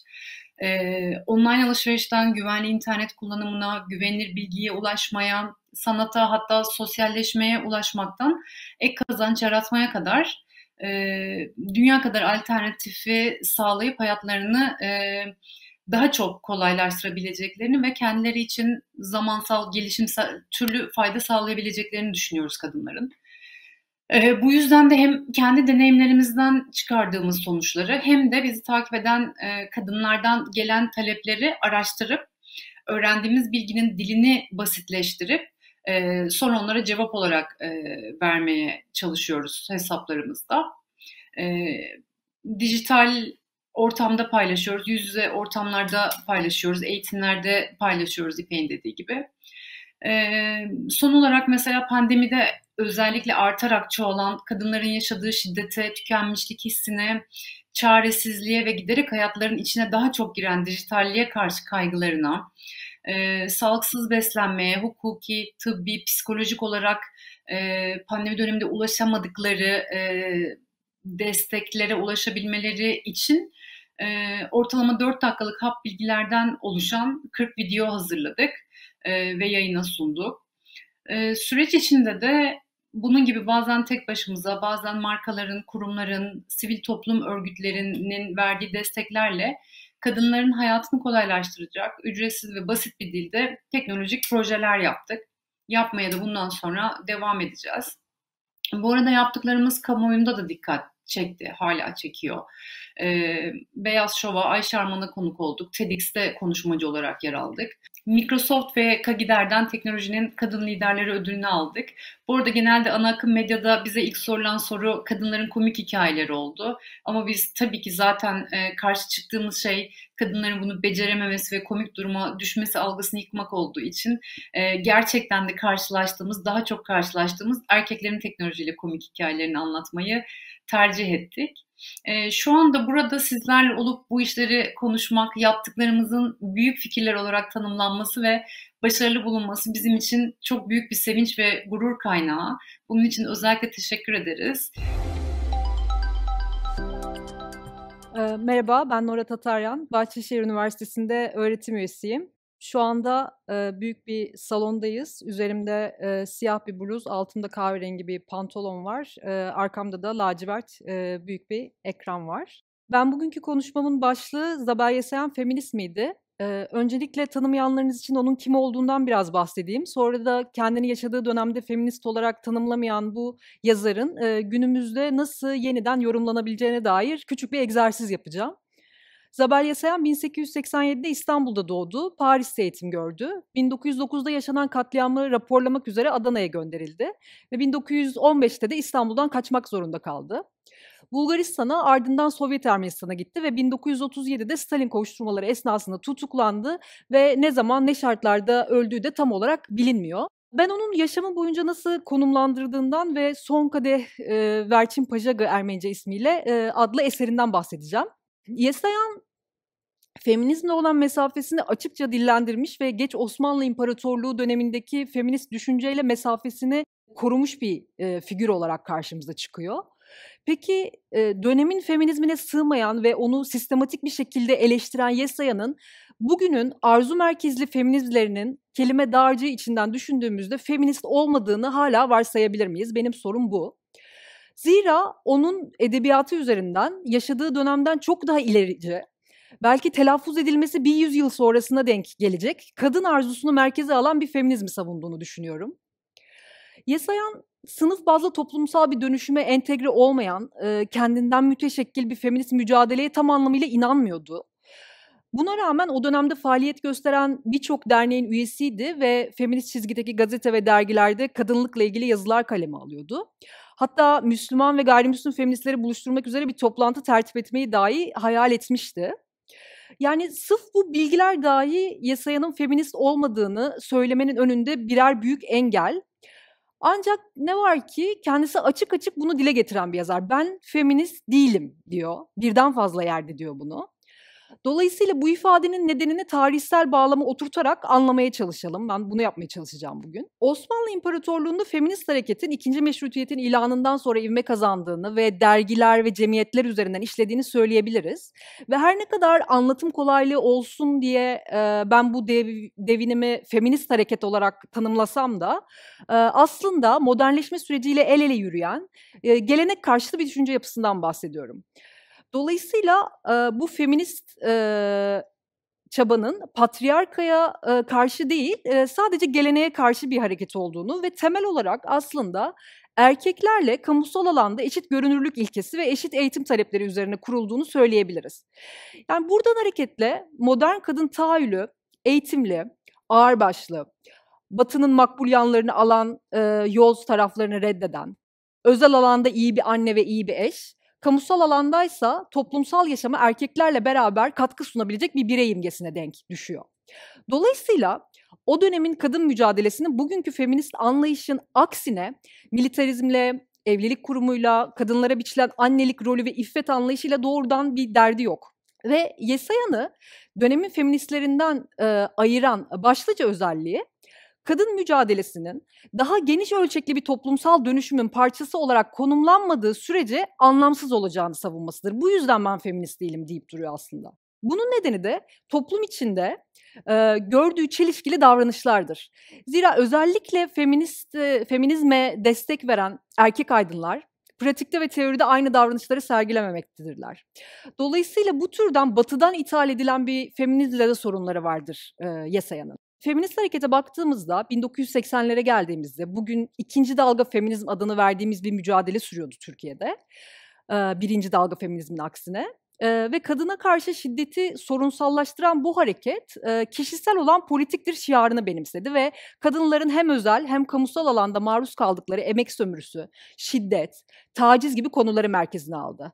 Dolayısıyla birinci dalga feminizmden kendini yani hem devamlılık arz eden ama hem de kendini ayıran bu örgütlenme somut talepleri ve eylemlerinin yanı sıra bu coğrafyada zuhur etmiş feminizmin de tarihini yeniden yazma işine girişti. Ancak bu tarih yazılırken yapılan en önemli hatalardan biri feminist tarih yazımının Cumhuriyet dönemini önceleyen çok dilli ve çok etnisiteli feminizmlerinin varlığını reddetmesiydi. Bununla ilgili daha ayrıntılı okumak isteyenler Lerna Ekmekçioğlu'nun Bir Yokluğun Anatomisi adlı makalesine bakabilirler. Orada uzun uzun açıklıyor bunu. Ama bu yeni tarih yazımı Osmanlı Türkçesiyle yazılmayan eserleri kanona dahil etmedi ve bu ihmalinin de farkında değildi.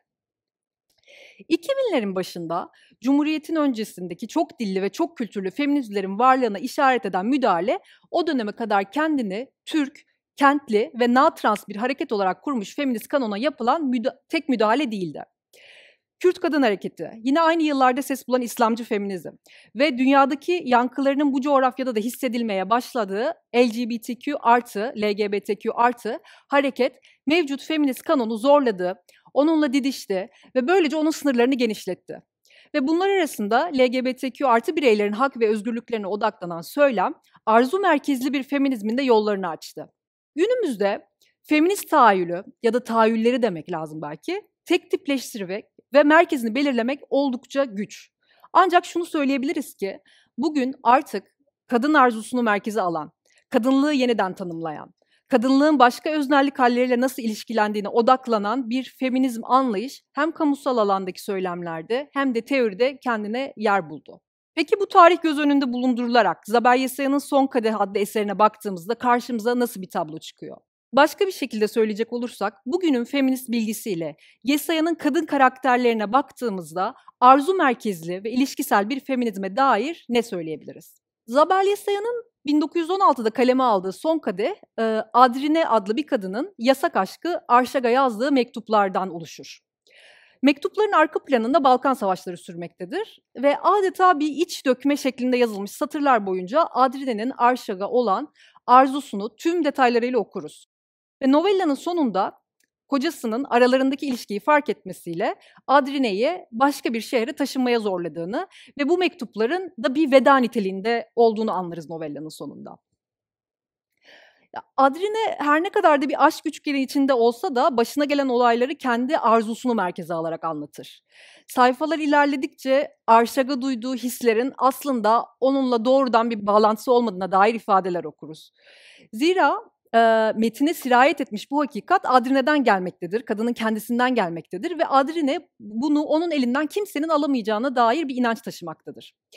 Hatta kocası Mikael'in kıskançlıklarına da yine kendi benine, kendi deyimiyle kendi ruhunun parlaklığına dönerek yanıt verir. Bu noktada bir alıntı yapacağım Son Kadeh'ten. Çünkü çok güzel açıklıyor bu bahsettiğim şeyi. Şöyle diyor Adrine, eğer Mikael'in despot aşkına ve şüpheciliğine uyarak onun patlamalarından azade kalmayı deneyebilecektiysem, bu asla boyun eğme ve aşağılık hisleriyle değil, daha ziyade üstünlüğüme dair bir nevi şuur ve ne Mikael'in ne de başka bir adamın kötü niyetlerinin, kirli güdülerinin ve bahtsız ruh cahilliklerinin nüfuz edeceği ruhumun parlaklığına sığınarak olacak. Sayfa 52'den bir alıntı bu novellanın. Yani Adrine'nin kendi arzusuna dönüşü salt bir tefekkürden, bir düşünceden ibaret değildir. Zira bunun iletilebilir bir şey olduğunu düşünür ve o kadar ki kendi arzusunun anatomisini çıkarmadan Arşak'a olan aşkını da anlatmanın mümkün olmayacağına inanır. Bu sebeple de sevgilisine yazdığı aşk mektuplarında başka bir yasak aşkından da bahsetmeyi uygun bulur ve zorlanarak da olsa Türk bir subaya duyduğu hislerinden bahseder. Bu satırlar sadece Arşak dışında birini arzulamasının getirdiği zorluktan değil, ancak Ermeni bir kadının savaş esnasında Türk bir subaya karşı hissettiklerinin toplumsal olarak da tabu olmasından kaynaklanmaktadır. Ve novellanın da 1915'ten sonra yazıldığında hesaba katılırsa, Yesaya'nın o dönemde telaffuz edilmesi imkansız bir arzuyu kadın karakteri Adrine üzerinden dillendirdiğini söyleyebiliriz. Zira bu anlatıyla Yesayan sadece yasak bir kadın arzusunu dillendirmekle kalmamış ama toplumsal bir durumu edebiyatın olanaklarını kullanarak anlatmıştır. Yeniden hatırlamakta fayda var, 1916'da yazılıyor roman. Zabel Yesaya'nın Adrine karakteri üzerinden kadın arzusunu nasıl otonomlaştırdığından ve nesnesinden kopardığının izlerini sürdüm. Ve bu okumadan hareketle Zabel Yesaya'nın bu coğrafyada kendi yaşadığı dönemden çok daha sonrasına denk gelecek feminist bir anlayışın temellerini edebiyatında nasıl attığına tanıklık etmeye çalıştım. Kısaca söylediklerimi özetlemem gerekirse Zabel Yesayan her ne kadar 1900'lerin başında kendini feminist olarak tanımlamamış, ben feminist değilim demiş olsa da kadının modern toplumun kurucusu olarak gören feminist anlayışa mesafesini korumuş olsa da bugünün feminist merceğinden eserlerine baktığımızda feminist olmadığını söylemek imkansız hale geliyor. Zira feminizmi özsel bir hakikat olarak almayıp feminist bir tahayyül nasıl olmalıdır sorusu üzerine tartışmaya başladığımızda hayal gücü için bir alan açmış oluruz. Ve artık dünya feministler ve feminist olmayanlar diye ikiye ayrılmaz. Bu anlamda kendisiyle çelişmeye izin veren, kendini döneminin koşullarına göre revize eden ve en önemlisi de bir tahayyül şekli olarak kendini sabitlemeden genişleyebilen bir feminizmin ya da feminizmlerin Yesaya'nın arzuyu tasvir ettiği gibi hakikatini kendinde bulabileceğini hayal etmek istiyorum. Teşekkür ederim. Festivalimizde sadece paneller yok bildiğiniz üzere, o yüzden sanatla da sizleri bir araya getirmek istiyoruz. Bu sebeple çağdaş dans sanatçısı Ekin Bernay şimdi bizlerle birlikte olacak.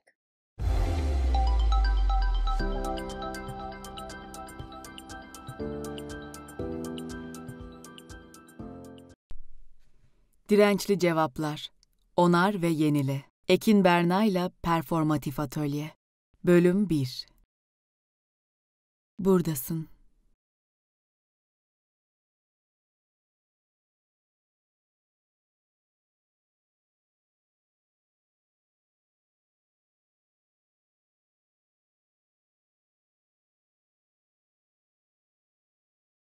Buradasın. Hoş geldin.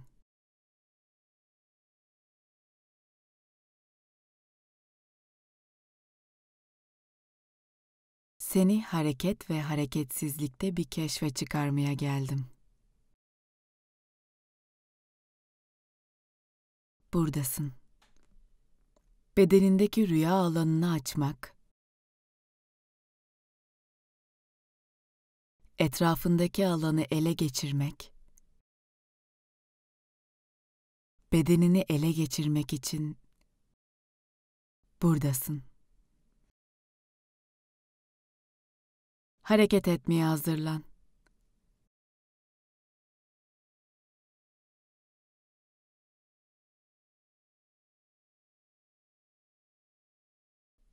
Yürüdüğünü hayal et. Hareket etmeye başla. Alanın içinde. Hareket et. Bedenini taşı. Hareket et. Hareket et. Bölüm 2. Bilinmeyene doğru.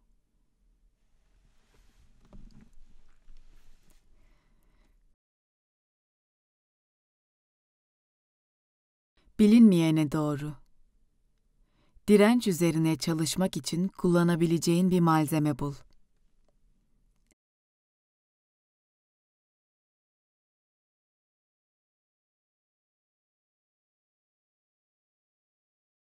Çek. Gerginliği yarat.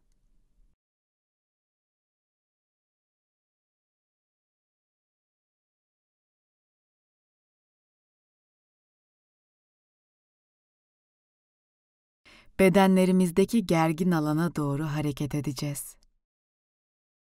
Gerilim bizi nereye götürmek istiyor? Cesur ol. Çek.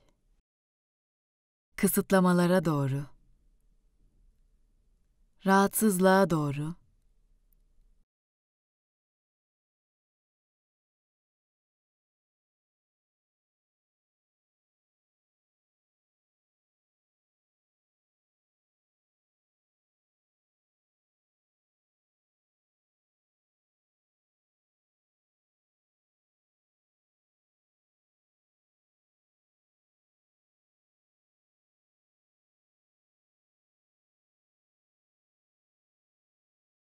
Gerilimini bul.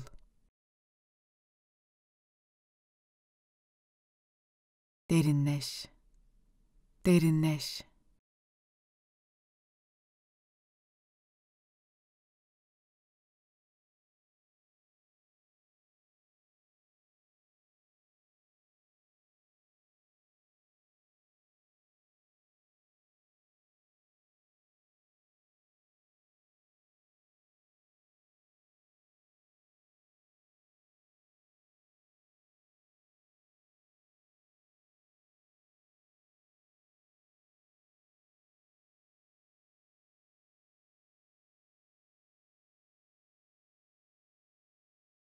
Nasıl hissettiriyor?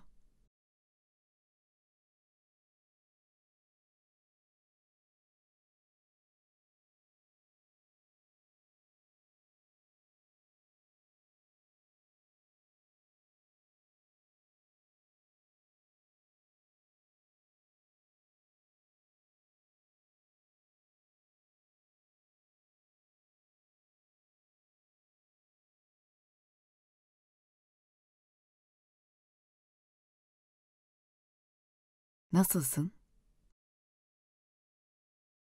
Salın. Bırak gitsin. Salın. Salın.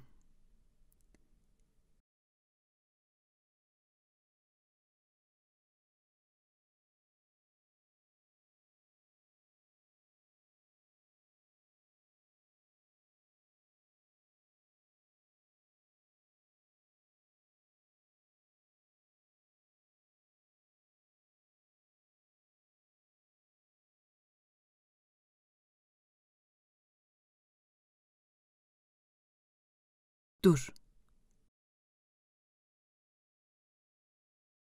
Bir elin kalbinde, bir elin merkezinde.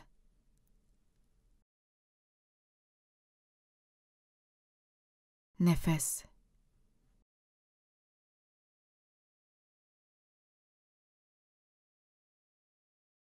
Nefes.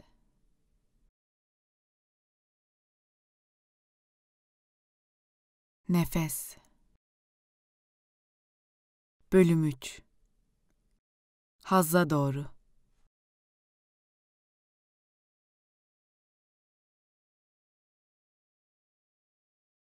Hazza doğru. Bedenin milyonlarca farklı fikre ev sahipliği yapan sinirsel bir harita. Haz bedeninin neresinde bekliyor? Hareket nereden başlamak istiyor? Bedenini dinle.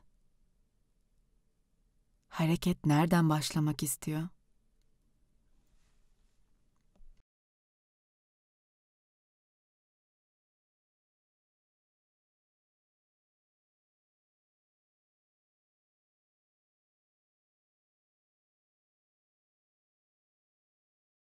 Akışın üzerine açalım.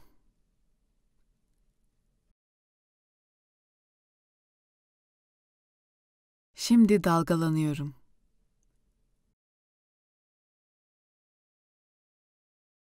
Kendi dalganı bul. Nasıl göründüğünün bir önemi yok.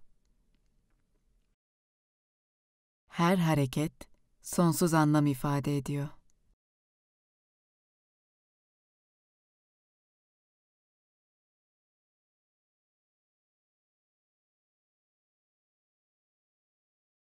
Dalgalan.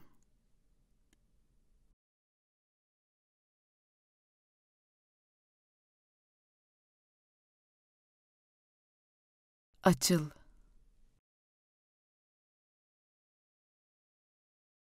Hareket etmenin iyi geldiği bir hareket cümlesi araştır.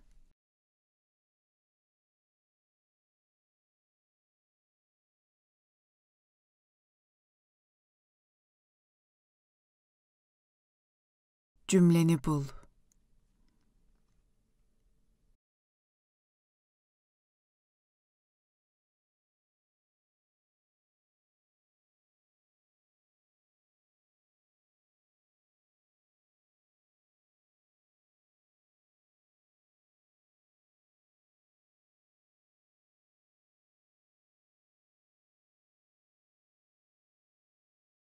Bu harekette kalacağız.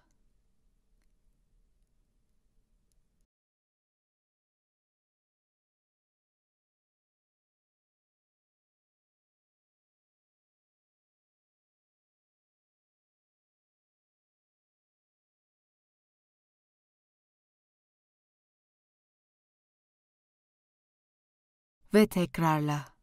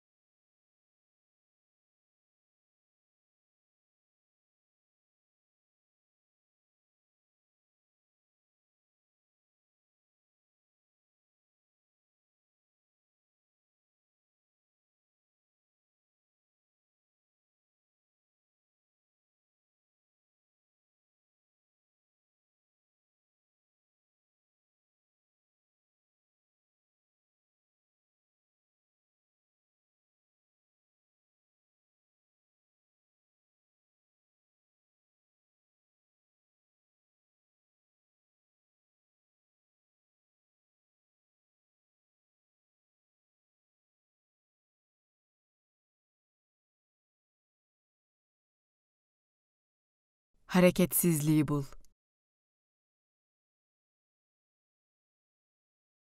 Nefes. Nasılsın?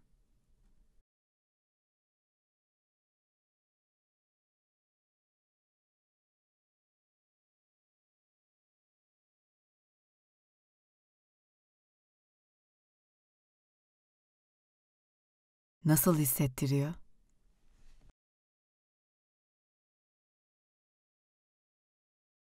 Ağırlığını hisset. Dizlerini yumuşat. Bırak gitsin.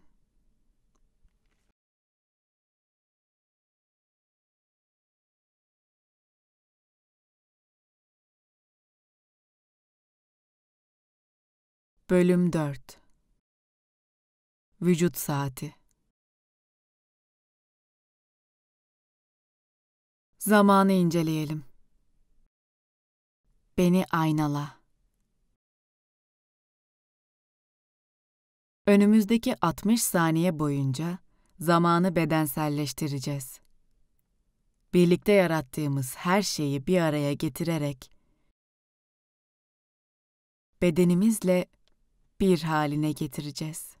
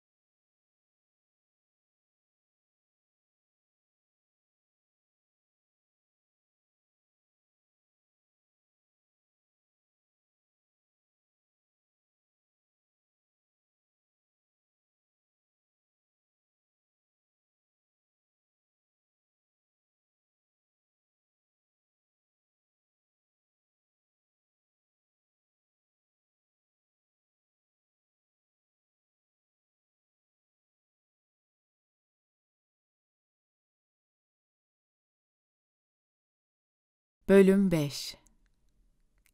Şimdi yüzüne dokun.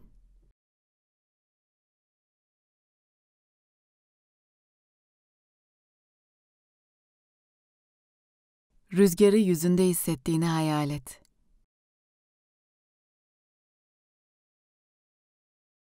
Nefes al.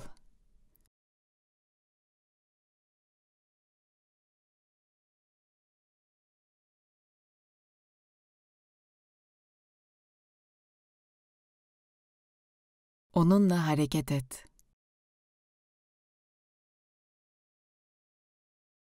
Onunla hareket et.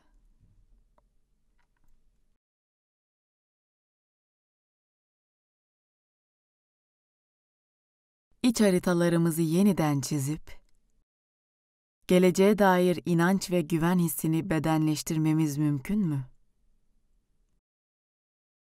Rüzgar şimdi yüzüne dokunuyor.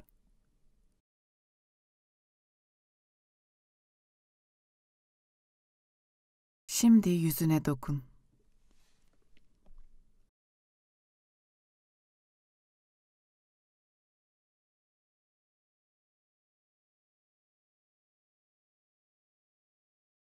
Ben gerçeğim.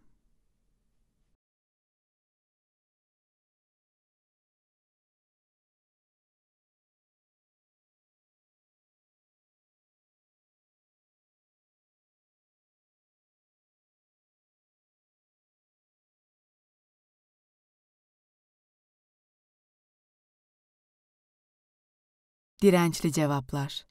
Onar ve yenile.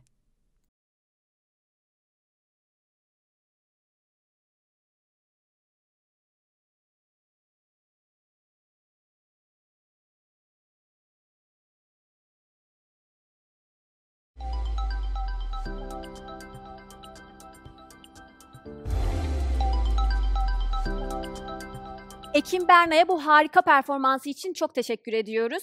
Şimdi benim de gazeteci olarak aslında kendileriyle bir araya gelme fırsatı edindiğim çok güzel bir oluşumu sizlerle buluşturmak istiyoruz. Kadın Kadına Mülteci Mutfağı. Bu festivalde bizimle birlikte olacak. Ben şahsen onların bu festivalin bir parçası olmalarından dolayı çok mutluyum. Çünkü şahane işler yapıyorlar. İmkanınız olursa bir şekilde onlardan sipariş verebilirsiniz. Yemekleri gerçekten şahane, çok güzel. Mülteci kadınların ürettikleri ürünlerle bir araya gelme imkanınız olabilir. Ama öncelikle nedir bu Kadın Kadına Mülteci Mutfağı diye düşünüyorsanız onların hikayesini sizlerle paylaşacağız. Ve bu sırada aslında bir falafel tarifi de alacağız onlardan. Şimdiden Kadın Kadına Mülteci Mutfağı'na çok teşekkür ediyoruz.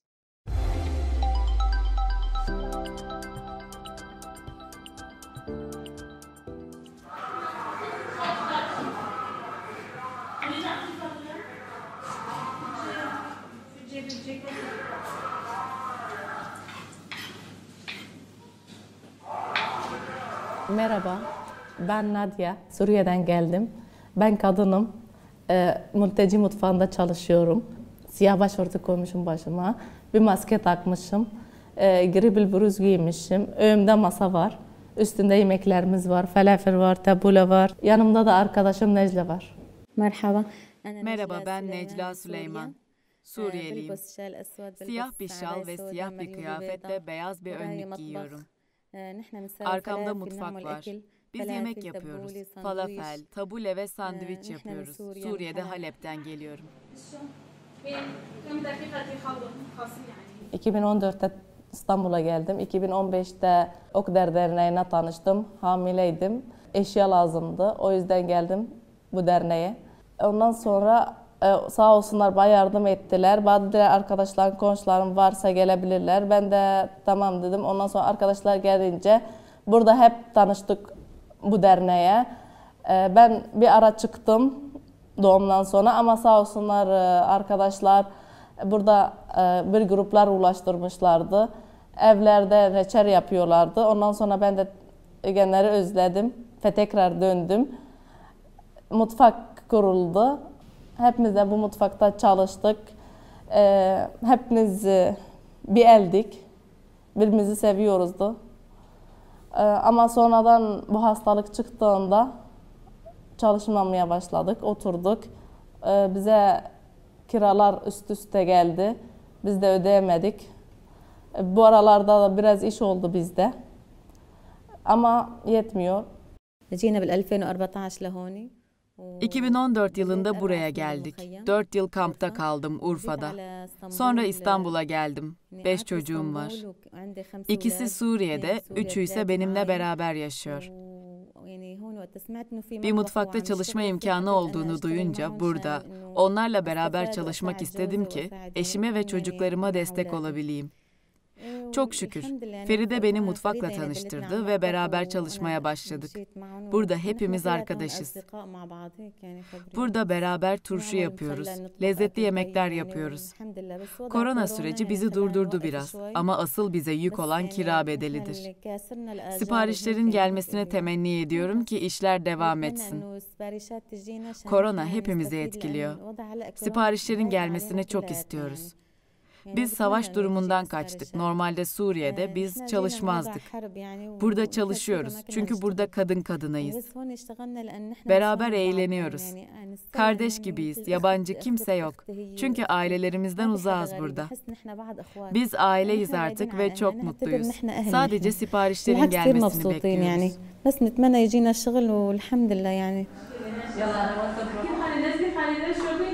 Evet, yani burada bizim sadece arkadaş değiliz, burada aile gibiyiz. Destek birbirimize oluyoruz, hani yardımcı oluyoruz birbirimize. Bir tanesi bir şeye muhtaçsa gidiyor yardımla koşuyor. Yemekte olsun, ne de olursa olsun yani hep beraberiz yani bir aile gibi olduk biz. Biz normalde Suriye mutfağından en çok yemek pişiriyoruz. Bazen de Türk yemekleri yapıyoruz ama genel olarak Suriye mutfağından çalışıyoruz. Mesela muluhiye yapıyoruz, kepsi, falafel, hummus. Çok yemekler burada yapıyoruz. Yaprak yapıyoruz, sarması. Türk'te var ama biz genel olarak Suriye yaprağını yapıyoruz. Biz Suriye ve Türkiye yemeklerini yapıyoruz. Feride'nin yardımcı olduğu Türk yemekleri var ama en çok istenilen Suriye yemekleri. İşte maklube, kızartılmış içli köfte, yaprak sarma, falafel en çok ve mütebbel. Ben bu falafeli tanıtacağım. Biz normalde elde de yapılıyor, hazır da alıyoruz ama yani hazır tercih ediyoruz çünkü daha kolay bize geliyor. Bu nohut içinde, nohut unu var, susam var ve özel bizim baharatlarından koyuyoruz. Bir saat suyda bıraktık, ıslandı, ondan sonra özel kalıbı var, ondan da falafel yapıyoruz, kızartıyoruz. Falafel yapmayı evde de çok severiz. Her hafta sonu kesin ailecek falafel yaparız ve en çok kahvaltıda sevilir. Yemekler bir yana ama falafel gerçekten çok lezzetli. Bizde de böyle çok sevilir. Tabuleyi ise her yemeğin yanında severiz. İçli köfte yanında, kepse yanında tabuleyi isteriz. Tabuleyi maydanoz, domates, soğan, biraz bulgur, biraz zeytinyağı, limon suyuyla yaparız ve çok sevilen bir yemektir bizde. Son bir şey de konuşacağım. Şimdi biz bu hastalıktan dolayı eşlerimiz bayağı yani oturdular evde, kiralarımız, faturalarımız, yani çok sıkıntı çektik bunlarda. Hani dedik mesela diyoruz bu mutfak çalıştıysa bize çok katkısı oluyor yani. Şimdi mesela bize siparişler geldiyse izleyiciler gelsinler, bizi tanısınlar, mutfağımıza gelsinler, yemeklerimizi datsınlar, bizden beraber sohbet yapsınlar, bize tanısınlar. Burayı ziyaret etmelerini çok isterim. Yemeklerimizin tadına baksınlar ve siparişler gelsin. Çünkü korona var. İşler çok az ve aileme destek olmam gerek. Mutfağın kapanmamasını temenni ediyoruz. Çünkü burada çok mutluyuz ve başka bir iş yapamayız. Yemek yapabiliyoruz ama başka bir iş yapmadık Suriye'de. Kira yardımı yapılmasını temenni ederiz. Bu kadar.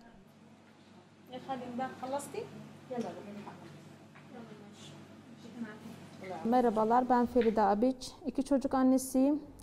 Ok Meydanı'nda oturuyorum. Ok Meydanı Sosyal Yardımlaşma Derneği'nin üyesiyim de kendim. Gelen mültecilere destek ettik. Dayanışma içerisinde işte ikinci el eşya, giyim, mama ne varsa. Daha sonra kadınlar devamlı gelmeye başladı, istek istemeye başladılar. Çocuk etkinlikleri yaptık çocukları için, savaştan gelen çocukları için. O etkinliklerden sonra kadınlar işte biz bir şeyler yapmaya istiyoruz ama dil bilmiyoruz, yol bilmiyoruz, iz bilmiyoruz. Evlerde reçel yapmaya başladık.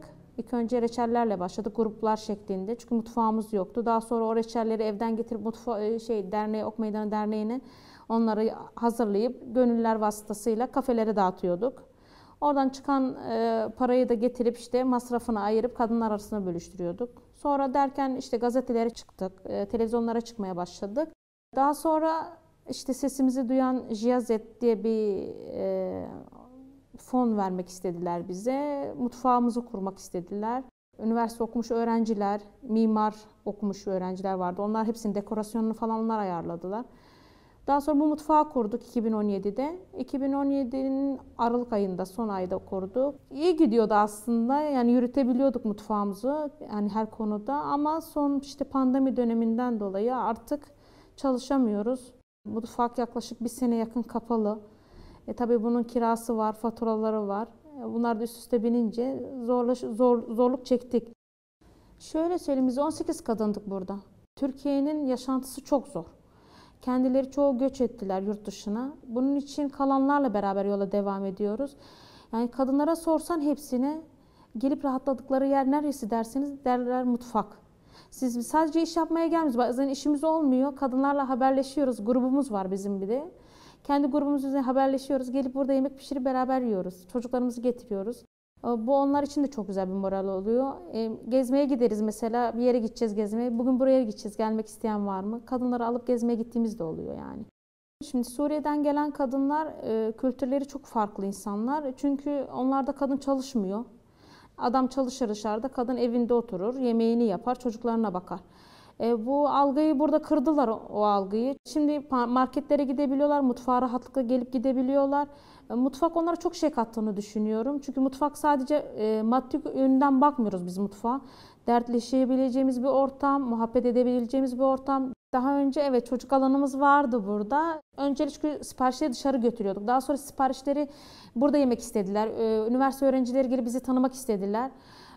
Biz de kabul ettik. Sonra o çocuk alanını kaldırdık çünkü çocuklarımız büyüdü.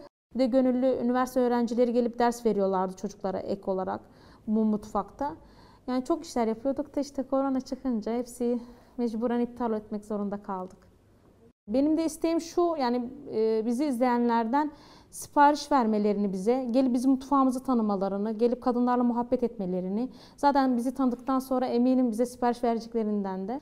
WOW İstanbul Festivali için, bize bu şansı tanıdıkları için çok teşekkür ederim.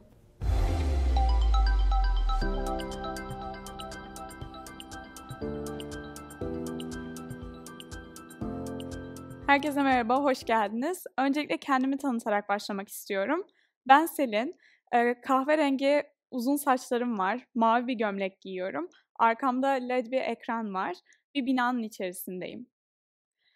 18 yaşında bir toplumsal cinsiyet eşitliği aktivisti olarak benim serüvenim aslında o zamanlar 6 yaşında olan küçük erkek kardeşimin bir akşam yemeğinde söylediği sözlerle başladı.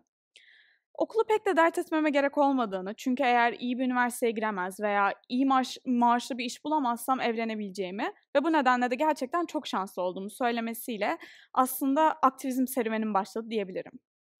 Her zaman kendime küçüklüğümden beri güçlü, ilham veren, sırf başkası yapamazsın dediği için tutkusundan vazgeçmeyen, hatta tam tersine bu sözleri, bu eleştirileri kamçı olarak kullanan kadınları kendime rol model olarak almıştım. Bu nedenle de onlar ve onların ideolojileriyle büyüyerek diyeyim, her zaman biliyordum ki eşitlik için ve toplumsal sorunlar için çalışacaktım. Ama bazen bunu içten içe bilseniz de size bir motivasyon gerekir. Bir kıvılcım. Benim için bu kıvılcım kardeşimin o akşam yemeğindeki sözleri olmuştu. Çünkü tam da o zaman farkına varmıştım ki bu toplumsal cinsiyet kalıpları, bu sosyal normlar, bu yargılar o kadar normalize edilmiş ve o kadar hayatımızın içinde ki birisi parmağıyla işaret etmedikçe biz farkına bile varmıyoruz. Bunun değiştirilmesi gerektiğini biliyordum ve He for She'nin sloganıyla harekete geçmeye söz verdim kendime. Ben değilsem kim, şimdi değilse ne zaman? Bir sonraki gün Birleşmiş Milletler Kadın Biriminin başlattığı toplumsal cinsiyet eşitliği hareketi olan He for She'ye dahil olmak için Birleşmiş Milletler'le iletişime geçtim. Birleşmiş Milletler'in de desteğiyle kendi okulumda başlattığım He for She hareketi liseler arasında adeta bir çığ gibi büyüdü. Birkaç ay içerisinde Türkiye'nin dört bir yanındaki liselerden davetler almaya başladım. Konferanslara, seminerlere gidiyor, He for She hareketini, misyonumuzu tanıtıyor ve aynı zamanda da kendi okullarında bu anlamlı değişime katkıda bulunmaları, He for She takımları kurmaları için öğrencilere, arkadaşlarıma destek veriyordum. 2 yıl içerisinde 200.000 lise öğrencisine ulaşmayı başararak Türkiye'deki en genç He for She ünvanına layık görüldüm. Ve şu anda da hem Birleşmiş Milletler'le hem kadın birimleriyle birçok forum, etkinlik, atölye üzerinde çalışmalar yapıyorum. Ancak bir aktivist olarak her geçen gün değiştirilmesi gereken daha fazla sorunla, daha fazla çözümle karşılaşıyorsunuz diyebilirim aslında. Ben İstanbulluyum, doğma büyüme. Hayatım boyunca özel okullarda okudum ve benim hayallerimi, tutkularımı her zaman destekleyen ve sevgiyle beni kucaklayan bir aileye sahip oldum. Ancak ayrıcalıklı olduğumun ve maalesef ki ülkemizdeki pek çok kız çocuğundan daha fazla imkana sahip olduğumun farkındayım. Bu nedenle her zaman inanıyordum ki bu ayrıcalık ve şansımı onların sesini duyurmada yardımcı olmak için kullanmalıydım. İşte bu da beni Girl Up ile olan çalışmama getiriyor. Girl Up hareketi Birleşmiş Milletler Vakfı tarafından bundan 10 sene önce başlatıldı. Misyonu kız çocuklarına ve genç kızlara kendi seslerini duyurabilecekleri ve liderlik becerilerini geliştirebilecekleri güvenli ve destek veren bir platform yaratmaktı. Benim misyonumla aslında bu kadar paralel olan Girl Up hareketini görünce harekete geçmem gerektiğini tabii ki biliyordum. Ve Türkiye'de ilk Girl Up kulübünü kurarak Girl Up İstanbul'u başlattım. Girl Up İstanbul olarak aslında birbirinden farklı birçok konuya değinmeye çalışıyoruz. Olaylara daha global bir perspektiften yaklaşmaya çalışıyoruz diyebilirim. Daha çok tabuları yıkmaya çalışıyoruz. Toplumda konuşamadığımız ama konuşmamız gereken sorunlara değinmeye çalışıyoruz. Mental sağlıktan tutun regl sağlığına, globalde kadın sünnetinden tutun cinsel tacize bir sürü aslında noktaya değinmeye çalışıyoruz diyebilirim. Değişimi bir ayakkabı bağcığı gibi düşünün. Eğer tek bir elinizi kullanarak açmaya çalışırsanız veya süreçte tek bir ipe odaklanırsanız nasıl ayakkabınızın o dolanmış, karışık bağcığını çözebilirsiniz ki? Hayır. İşte aslında bu toplumsal sorunlar da aynı ayakkabı bağcığı gibi. Hepsi iç içe, hepsi birbirine bağlı ve eğer biz bir tanesini çözmek istiyorsak elimizden geldiğince hepsine ulaşmaya çalışmalıyız. İşte bu konulardan, bu bağcıklardan bir tanesi de, ben öyle adlandırmayı daha çok seviyorum, STEM. Maalesef ki STEM alanında, teknoloji, kodlama, robotik alanında hiçbir zaman konuşmadığımız, gerektiği kadar konuşmadığımız bir cinsiyetler arası uçurum var. Eğer bir okulda okuyorsanız sizden kendi okulunuzdaki robotik kodlama takımlarınızı düşünmenizi istiyorum. Eğer bir şirkette çalışıyorsanız sayısal yetkinlik, yönetim becerileri gerektiren pozisyonları düşünmenizi istiyorum. Aslında bu küçük örnekler bile bizim ne kadar cinsiyet yargıları, bu kalıplarla hareket ettiğimizin somut bir göstergesi. Bu konuda harekete geçmek için ben de araştırmalar yapmaya başladım. Çünkü sadece bizim ülkemizde olan değil ama dünyanın dört bir yanında aslında konuşulmayan, tabiri caizse 3 maymun oynanan bir konu. Ama 21. yüzyılda yaşıyoruz. Dünümüz teknoloji, bugünümüz teknoloji, yarınımız da teknoloji. Dolayısıyla ben de Girls Who Code hareketini ülkemize getirmeye amaçladım. Girls Who Code şu anda aktif olarak Hindistan, İngiltere, Amerika ve Kanada'da çalışmalarını yürütüyor. Ben de Türkiye'deki kurucusuyum. Girls Who Code'un amacı özellikle ortaokul çağında STEM'e en fazla ilgilerinin kaybettikleri kız çocuklarının, o çağda onlara kodlamanın temel basamaklarını öğretmek, onlara STEM'in, bilimin güzel, eğlenceli taraflarını göstermek ve eğer isterlerse her şeyi başarabileceklerini kanıtlamak. Ve biz bu cinsiyetler arası uçurumu 2027'ye kadar kapatmayı amaçlıyoruz. Girls Who Code Türkiye olarak neler yaptık diye soracak olursanız, konferanslar, atölyeler düzenledik, farklı okullara, seminerlere gittik, onlara küçük kodlama dersleri verdik ve elimizden geldiğince onlara eğer gerçekten isterlerse her şey olabileceklerini göstermeye çalıştık. Ben çalışmalarımdan, aktivizm çalışmalarından, projelerimden, yer aldığım kampanyalardan saatlerce bahsedebilirim. Çünkü yaptığım işe canı gönülden inanıyorum ve hepinizde destek vermeye çağırıyorum. Çünkü toplumsal cinsiyet eşitliği hepimizin sorunu. Nasıl ki iklim krizi, karbon ayak izi gibi konularda herkes el birliğiyle çalışıyor, toplumsal cinsiyet eşitliği de aynı aslında. Peki, konuşmamı bitirmeden önce benim serüvenimin asıl yıldızı olan küçük kardeşime geri dönecek olursak tekrardan, şu an kendisi ne yapıyor? Belki farkında değildir ne kadar o sözünün ne kadar büyük bir etkisi olduğunu benim ve çalışmalarım üzerinde. Ama kendisi de şu an toplumsal sorunların, cinsiyet sorunlarının ve bu gibi kalıp yargıların bizi ne kadar etkilediğinin çok iyi farkında ve benim en büyük destekçim. Hatta okulda arkadaşları arasında bile ne zaman bir cinsiyetçi söylem duysa, ne zaman bir cinsiyetçi eylem görse hemen harekete geçiyor, çevresindekileri uyarıyor, onları konu hakkında bilgilendirmeye çalışıyor. Ve kendisi sadece daha 9 yaşında. Yani diyeceğim o ki, değişim için atılan hiçbir adım küçük, değersiz, gereksiz asla değildir. Bunu söyleyenler olacak size, yaptıklarınızın bir işe yaramayacağını, boşa çabaladığınızı, boşa kürek çektiğinizi, tek bir kişi ne yapabilir ki, bu gibi sözlerle karşılaşacaksınız. Ama benim motto olarak benimsediğim bir sözü sizlerle paylaşmak istiyorum ve konuşmamı da o sözle noktalamak istiyorum çünkü gerçekten çok bilgece olduğunu düşünüyorum. Gandhi'den, dünyada görmek istediğiniz değişimin kendisi olun.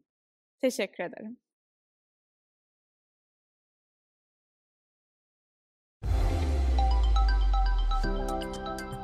Merhaba, ben Melis Cankara. 41 yaşında bir kadınım. Kırmızı bir gömlek giyiyorum. Gri bir duvarın önündeyim. 40. yaş günümde dünya üzerinde en çok olmak istediğim yerde Girit Adası'ndaydım. Yıllardır hayalini kurduğum enstitüde çalışıyor, kalan vakitte de adanın tadını çıkarıyordum ki birkaç hafta sonra ölümlü bir insan canlısı olduğum gerçeğiyle yüzleşmek zorunda kaldım. Elime gelen kitleyle doktora gitmem arasında geçen 2 hafta boyunca harekete geçmemi engelleyenin ne olduğunu bulmaya çalıştım. Ard arda sorular sordum kendime ve işte o zaman anladım aslında ölmekten korktuğumu. Korkmayı bırakıp ilk adımı attığımda ise insanın kendi ölümünü deneyimlemesinin imkansız olduğunu çoktan anlamıştım. Yapılacak şey belliydi. Tüm olasılıkları kabul edip yola koyulmak. Zamanın ziyadesiyle yavaş aktığı bir adada teşhis konulmasını bekleyemeyecek noktaya geldiğimde de kendimi ailemin yanında İzmir'de buldum. Bir yandan şüphem o kadar küçüktü ki dönüş biletimi tetkikler için gereken süreyi göz önünde bulundurarak yılbaşında Girit'te olacak şekilde ayarlamıştım. Hesapta içimi hızlıca rahatlatıp sevdiğim ada hayatına kaldığım yerden devam edecektim. Ne yazık ki öyle olmadı. Adaya geri dönemedim. İnsanın başına gelen tüm hastalıklar gibi kanser de bana doğru zamanda gelmemişti. Ancak sakince düşününce idrak edebildim. Herhangi bir hastalık için hangi zaman doğru olabilirdi ki? Hepimizi zorlayan 2020'nin ikinci gününde başlayan tedavim yarın sona erecek. Bu süreçte rutinimi olabildiğince koruyup, önceden de iştirakçısı olduğum Manifold'a yazılar yazmaya devam ettim. Bu yazıların hastalığımın yanı sıra bedenimle ilgili değişimleri kavramamda ve yeniden sağlığıma kavuşmamda büyük önem taşıdığını düşünüyorum. Tüm bu süreçte 2 kritik eşik atladım. Birincisi az önce anlattığım olabilecek her şeyi göze alıp o ilk adımı atmaktı. İkincisi de geçirdiğim mastektomi ameliyatıyla bir organımı kaybetmekti. Kanser gibi dipsiz bir meseleyle uğraşırken bile önce yüzeydeki sorunlara takılıyor insan. Ameliyattan sonra nasıl görüneceğim? Mevcut kıyafetlerimi rahatça giyebilecek miyim? Hangi alışkanlıklarımı değiştirmek zorunda kalacağım? 2 memeli, tek memeli ya da dümdüz olmak neyi değiştirir? Protez yaptırmamayı seçersem ne olur? Bedenimle ilgili aslında doğada olmayan bir sorunun cevabını aradım. Hissim her an değişti, değişmeye de devam ediyor. Öte yandan protez olasılıklarını inceledikçe anlamını da sorgular oldum. Doğurganlık ve kadınlıkla özdeşleşen meme, ne sembolik ne de pratik olarak ikamesi mümkün olan bir organ gibi görünüyor. Örneğin protez bacak gibi hareketi sağlayarak pratik bir amaca hizmet edemez. Meme protezi sadece dış görünüşü düzeltmek ve norma uymakla ilgili bir seçim olabilir. Aynı durum benzer bir mantıkla ameliyat olamayan ya da olmak istemeyen kadınlar için üretilmiş protez sütyenleri ve mayoları için de geçerli. Hiç şüphesiz bu çözümler hayat kurtarır ve birilerine iyi gelebilir. Ancak tasarım eğitimi almış birisi olarak toplumsal norma uymaya çalışan bu üretimlerin kullanıcısını incitebilecek bir eksiklik vurgusu içerdiğini düşünüyorum. Olmayan memeyi var gibi göstermek yerine tek memeli kadınların kullanması için üretilmiş bir sütyen yok muydu peki? Araştırdım ve gördüklerimin azlığı karşısında şaşkınlığım beni kaçınılmaz olarak harekete geçirdi. Fransa'da ve Finlandiya'da mastektomi geçirmiş 2 ayrı tasarımcı kadının öncüsü olduğu etkileyici çalışmaları inceledim.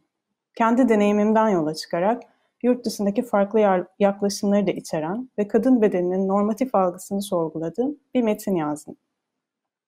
İşte o zaman Manifold'un kurucusu ve editörü, grafik tasarımcı Esen Karol ile kanserle ilgili farkındalık kampanyaları üzerine düşünmeye ve konuşmaya başladık.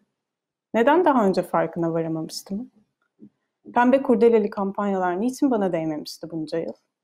İnsan ister istemez daha erken fark etseydim, mememi kaybetmeden çıkabilir miydim bu işin içinden sorusunu kendisine soruyor. Ve pek tabii başkaları için ne yapabilirim sorusunda. Önce teyzem Çiçek'le tek memeli halimle herhangi bir protez olmadan kullanabileceğim basit ve pratik bir sütyen yaptık. Sonra annemle mevcut sütyenlerimi dönüştürdük. Hem bu somut ihtiyaç hem de başkalarına da dokunabilme niyetiyle bir proje başlattık. Kampanya görselleri Esen Karol tarafından hazırlanan ve Manifold işbirliğiyle yürüttüğümüz M projesi, kendi mastektomi deneyimimden yola çıkarak başladığım sorgulamanın doğal bir sonucu olarak ortaya çıktı. 15 Ekim Dünya Meme Sağlığı Günü'nde mastektomi ameliyatından sonra rekonstrüksiyonu ya da silikon meme protezi kullanmayı tercih etmeyen ya da bu olanağı bulamayan asimetrik bedenlerin rahatlıkla kullanabileceği iç çamaşırı, mayo ve üst giyim ürünleri tasarlanmasına yönelik bir çağrı yaptık.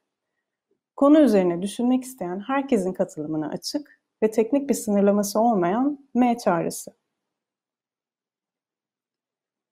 Kadınlık, çekicilik, annelik, cinsellik ve estetik görünüm toplumun kadın memesine atfettiği simgeler. Oysa meme de tıpkı diğerleri gibi sadece bir organ. Bu organın kaybıyla baş etmek ve yeni bedeniyle yola nasıl devam edeceğine karar vermek sadece muhatabını ilgilendirse de toplumun kadın memesine atfettiği anlamın bu yükü ağırlaştırdığı bir gerçek. Öte yandan dış görünüşün düzeltilmesi ve fiziksel eksikliğin giderilmesi yaklaşımları da kaçınılmaz olarak tek yolun rekonstrüksiyon ya da silikon meme protezi olduğu algısını yaratıyor. Halbuki o yara iziyle yaşamayı seçmek mümkün. Yara izi, meme kanseriyle karşılaşmış pek çok kadına bir kayıptan çok bir kazancı, her şeye rağmen hayatta oluşu hatırlatıyor. Bu korkulacak, saklanacak ya da utanılacak değil, aksine kutlanacak ve hatırlanacak bir şey olabilir. Yara izini ya da meme protezini seçmek kolay olmadığı gibi, bunlardan biri diğerinden daha üstün ya da daha doğru da değil. Her iki seçimde öznel ve hiç şüphesiz farklı zorlukları var. Ne var ki bedenimizle kurduğumuz ilişkinin biricikliğine karşın gündelik hayatta kullanılan giysi kalıplarının dayattığı bir norm var. Bu normun dışında kalan bedenlerin yara izini gizlemeden, iki memeli gibi görünmeden, yani en asimetrik haliyle simetrik olana razı olup onun içinde rahat etmesini bekleyebilir miyiz? M projesi bir tasarım yarışması değil. Tek memesi olan kadınların asimetrik bedenlerine ve hayata yeniden sarılmalarına destek olmak için başlattığımız fark etme, kabul etme, birlikte düşünme ve üretme çağrısı. Bu sadece bir M çağrısı. Mesele benim için simetrik ya da asimetrik olmak değildi. Yatağa girdiğim gibi sokağa çıkabilmek ve sokağa çıktığım gibi yüzebilmek, yani olduğum gibi görünür olmaktı derdim. Ancak asimetrik ya da norm dışı bir bedenin tercih edilebilir olmadığına dair yerleşik bir toplumsal algı var ve bu algının değişmesi hiç kolay değil. Bu bedenlere uygun olarak tasarlanmış giyim ürünleri bulmaksa pratik olarak pek mümkün değil. Piyasada kullanılabilir ürün var olmayınca zaten kolay olmayan bu kararı sürdürmek de zorlaşıyor. Talep olmayınca gerçekleşmeyen arz ve arz olmayınca da olabilirliği dahi düşünülemeyen bir kısır döngüye dönüşüyor durum. Hal böyleyken bir anlamda alternatifsiz bırakıldığım o muğlak ve tekinsiz alandan nasıl çıkabilirdim?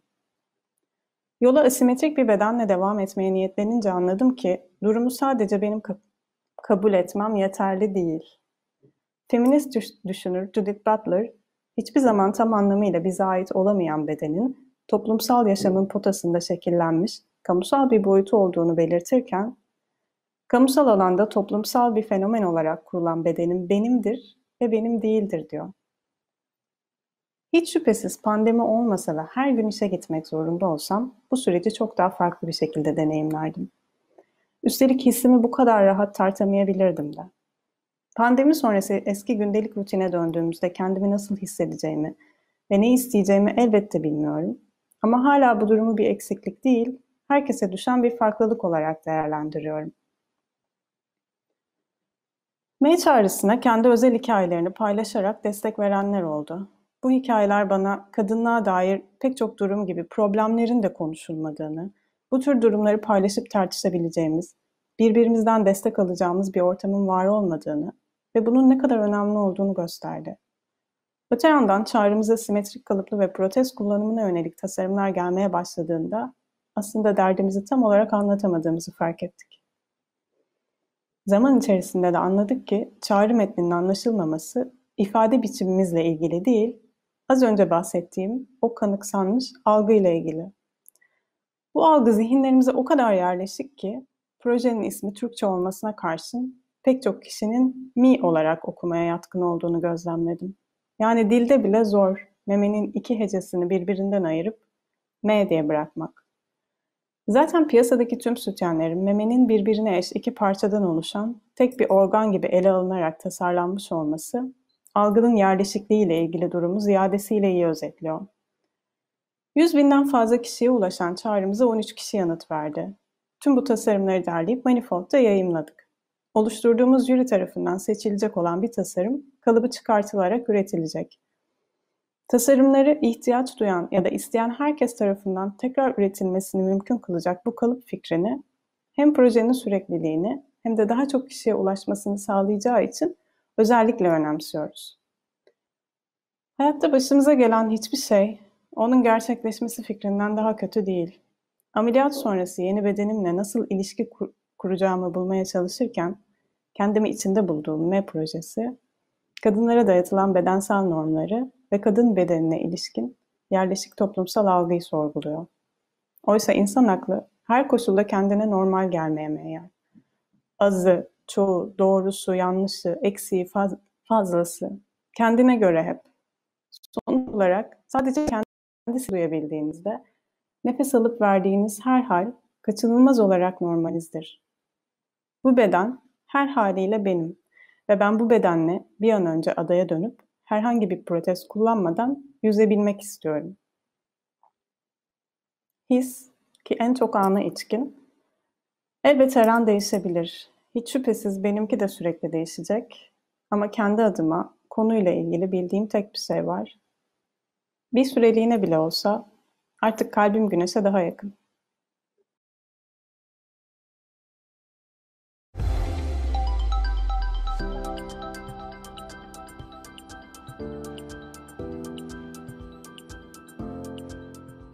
Merhaba, ben Esra Aysun. British Council Sanat Direktörüyüm. Wow İstanbul'un da Türkiye küratörlüğünü yapıyorum. Bugün burada tuğla bir duvar önündeyim. Kısa saçlıyım, kahverengi gözlerim var, küpe taktım, üzerimde de siyah bir ceket var. British Council olarak Kültürde Kadın Gücü programımızı pandemi döneminde üretimlerini izleyiciyle buluşturamayan kadın sanatçılar için özellikle kurguladık. Bu çağrımıza yanıt veren sayısız başvurudan bugün sizlerle iki sanatçımızın işlerini paylaşıyor olacağız. Yaratıcı alan olarak tanımladığımız kültür ve sanat sektörüne baktığımızda ağırlıklı olarak kadın sanatçıları ve bu alanda çalışan kadın profesyonelleri görüyoruz. Yepyeni bir jenerasyon var önümüzde. Hepsi toplumsal cinsiyet eşitliği için seslerini mümkün olduğu kadar yüksekte çıkarıyorlar ve üretimlerini mümkün olduğu kadar kapsayıcı ve erişilebilir kılarak yepyeni bir izleyici kitlesi yaratıyorlar. Bugün sizlerle onları paylaşmaktan büyük bir gurur duyuyorum. Şimdi sözü Duygu ve Dilan'a bırakıyorum. İyi seyirler.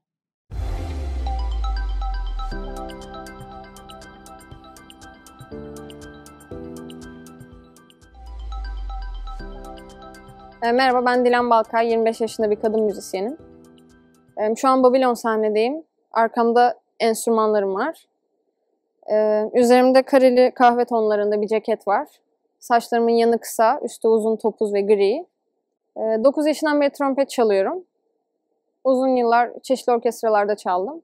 2013 yılında sokak müziği yapmaya başladım. Üretim yapmaya da o sıralarda başladım, kendi müziğimi üretmeye. 2016 yılında daha profesyonel sahnelerde çalmaya başladım. Türkiye'nin popüler alternatif müzisyenlerine eşlik etmeye başladım. 2016'dan beri de bunu yapıyorum hala. 2019'da kendi parçalarımı yayınlamaya başladım. O zamandan bu yana 4 tane tekli çıkarttım. Şu anda kendi albüm üzerine çalışıyorum. Wow İstanbul için 3 parça hazırladım. Parçaların sözü ve müziği bana ait hepsinin. 2 tanesini elektronik altyapıyla çaldım.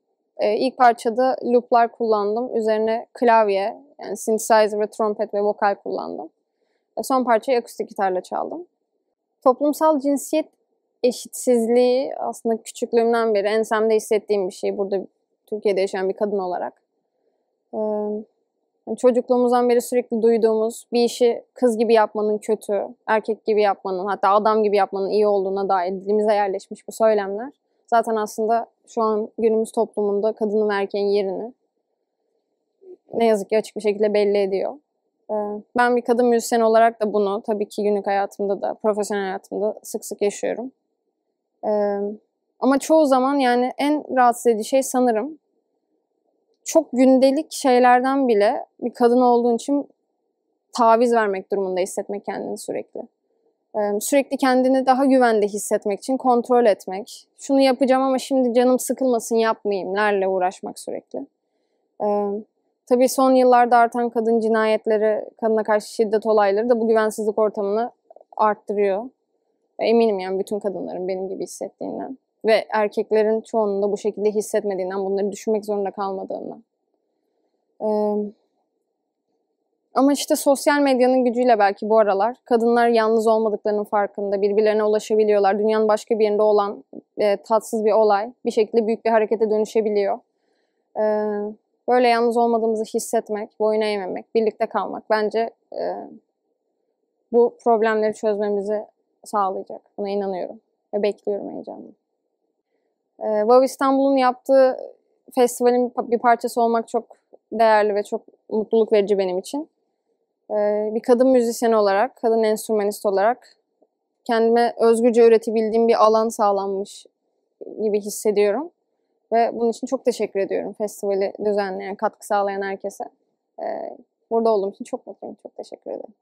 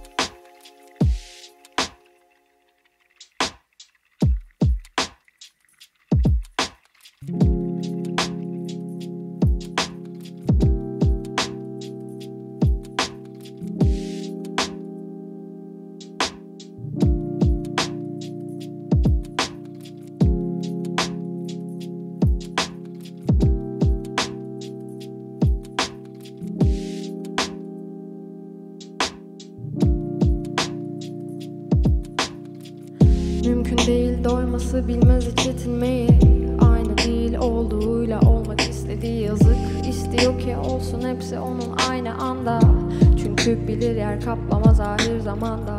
Bölünebilse parçalanmadan olduğu kadar saysayabilirsen. Bak içimde benden kaç tane var. Hepsi olmak ister tek. Birleşsinler istiyorsan otur çek bir duman çek. İstediği bugün buysa yarın başka. İnsan işte. Dünya durur derdi. Bitmez hep şikayet. Aklı boşta. İstediği bugün buysa yarın başka.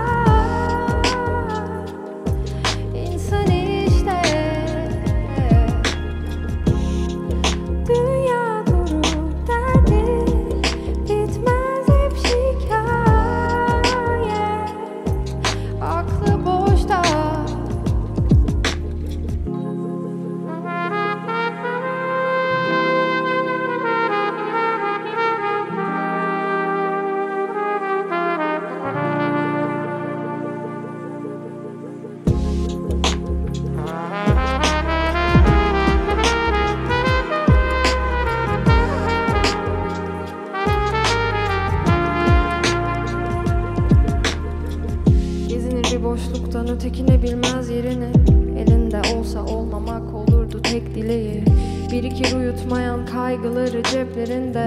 Bilinir kol gezerdim korkular derinlerinde. Bölünebilse parçalanmadan olduğu kadar sayabilirsen. Bak içimde benden kaç tane var. Hepsi olmak ister tek birleşsinler. İstiyorsan otur çek bir duman çek. İstediği bugün buysa yarın başka. İnsan işte. Dünya durur derdi bitmez hep şikaye.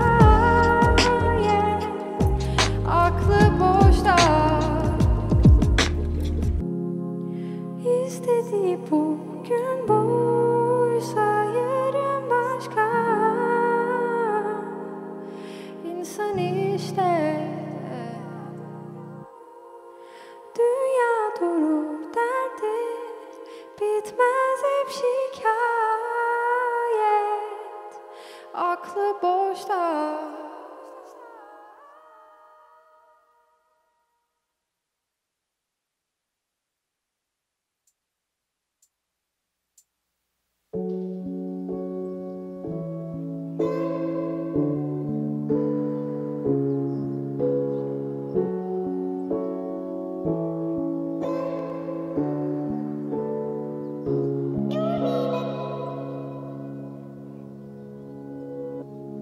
Her şey bir anda oldu.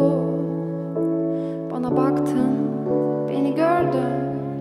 Ağır çekimde süzülürken. Yemin ederim bendim o güldüm sandım. Kasıldı midem. Dur gitme, bir şey diyeceğim. Sen de hissettin değil mi? Kapattım gözlerini ve bana aktı.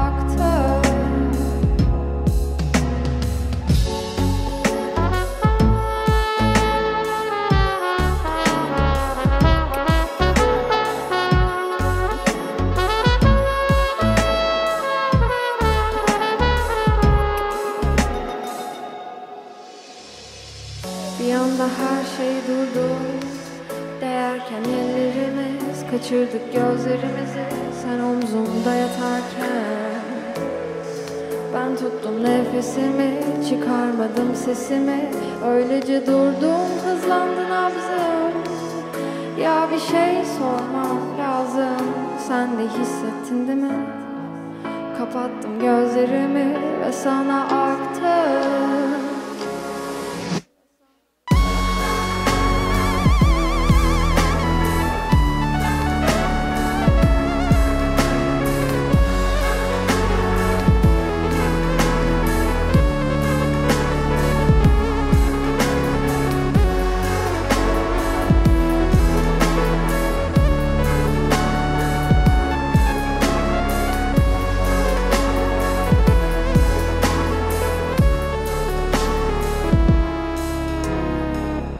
Hepsi kafamda oldu. Bana bakmadın, beni görmedin. Parmak uçlarımız değerken biliyorum pek bir şey hissetmedim. Olsun, düzelir nabzım. Kafayı takmamam lazım. Boş verdim hissettiğimi. Kapattım gözlerimi, bir nefes aldım. Hepsi kafamda oldu. Bana bakmadın, beni görmedin. Parmak uçlarımız değerken biliyorum pek bir şey hissetmedin. Olsun, düzelir nabzım. Kafayı takmamam lazım. Boş verdim hissettiğimi. Kapattım gözlerimi, nefes aldım. Uyandım.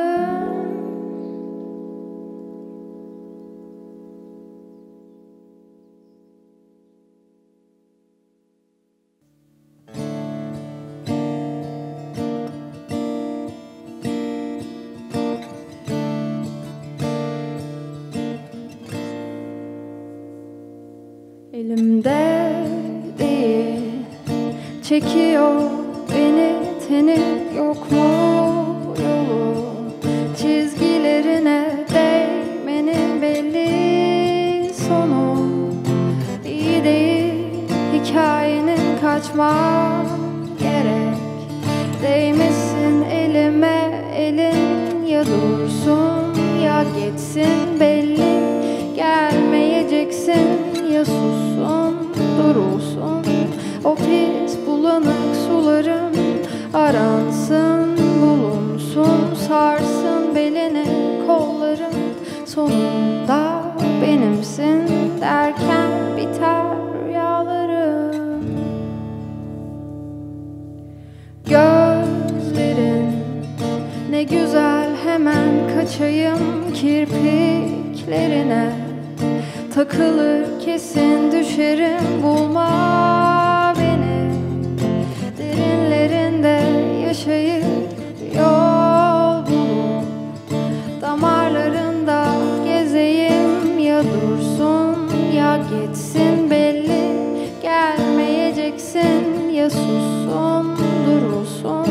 O pis bulanık suların aransın bulunsun. Sarsın belini kolların, sonunda benimsin derken biter rüyalarım.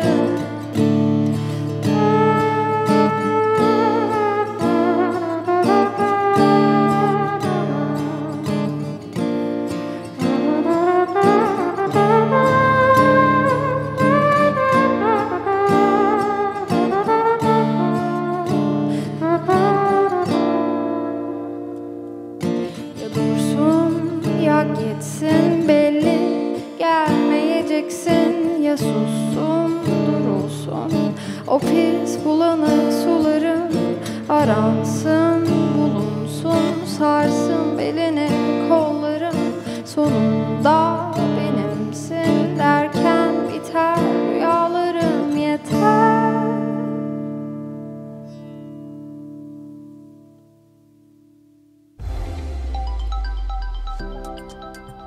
Merhaba, ben Duygu Demir. Şu anda bir konser salonundayım. Cello sanatçısıyım. Üzerimde uzun siyah bir kıyafet, uzun dalgalı saçlarım var.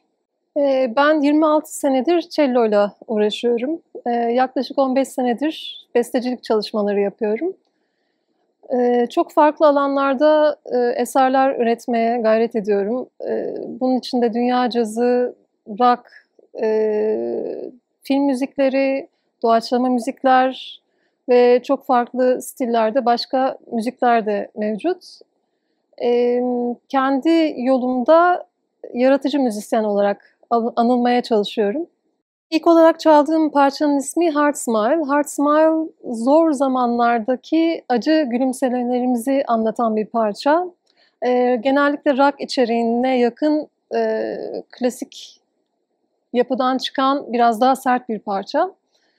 Özellikle pandemi döneminde mücadele halindeyken gülümsemeye çalışmak ve ayakta kalmaya çalışmakla alakalı, mücadeleyle alakalı. İkinci parça Dilbaz'dı. Dilbaz benim daha önce sözlü bir caz parçası ve ensemble için yazmış olduğum bir parçaydı. Cello için albümümde aranje ettiğim versiyonunu çaldım, solo cello için. Dilbaz daha çok enhel hak, insanın ben Tanrıyım'a ulaşmasıyla ilgili bir yolculuğu anlatan bir parça. En son parça Deli Diken benim ilk göz ağrım. Cello için yazmış olduğum, epey de eski bir parça. 2009'da yazmıştım zannediyorum. Cello için yazmış olduğum ilk ciddi cello bestesidir. Türkü formunda ve daha sonra barok müzik esintileri ve çeşitli yapılar taşıyan farklı formda bir eserdir. Türkiye perspektifinden bakarsak bu konuya henüz fırsat eşitliği konusunda çok gerilerde bir ülkeyiz. Yani bir kadının toplumda anne ve aileye bağlı bir birey olmadan kendi kendine var olması henüz tamamen kabul edilmedi Türkiye'de. Ve özellikle aile içi şiddet ve taciz olayları yüzünden hepimiz çok üzülüyoruz ve bu konuda 2 jenerasyon eğitim vermemiz gerektiğini, ancak bu şekilde bir yol alabileceğimizi düşünüyorum. Bir kadın sanatçı olmak, bir kadın enstrümantist, besteci olmak, şarkıcı olarak kadın olmak çok problem değil Türkiye'de. Ama grup lideri, projelerin başındaki insan, aranjör ve besteci, film müziği bestecisi olarak kabul edilmek, ciddiye alınmak çok fazla zaman alıyor. Ve hala çok klasik müzisyen gözüyle bakıp hani beste yapan bir müzisyen olduğunu kabul etmemek için özellikle bir direniş görüyorum erkek müzisyenlerden, ama gerçekten çok gönül veren insanlarda bunu görmüyoruz tabii ki. Müzik için seven herkes desteklemeye çalışıyor. 10 aylık büyük bir karantina ve ağır bir hastalık atlattım. Ben de Covid mağdurlarındanım. Uzun zamandan sonra mesleğimizi ve yaratıcılığımızı ve kadın olarak, bir sanatçı olarak kabul edilmiş olmak benim için çok kıymetli. Özellikle festivale buradan çok teşekkür ediyorum. Bu benim için çok güzel bir fırsat ve birazcık müziğimize, sanatımıza geri dönmek için güzel bir vesile oldu. O yüzden dünyadaki bütün bağ festivalleriyle beraber bu tema altında birleşmiş bir şeyin içinde olmaktan açıkçası gurur duyuyorum. Çok teşekkür ediyorum beni davet ettiğiniz için.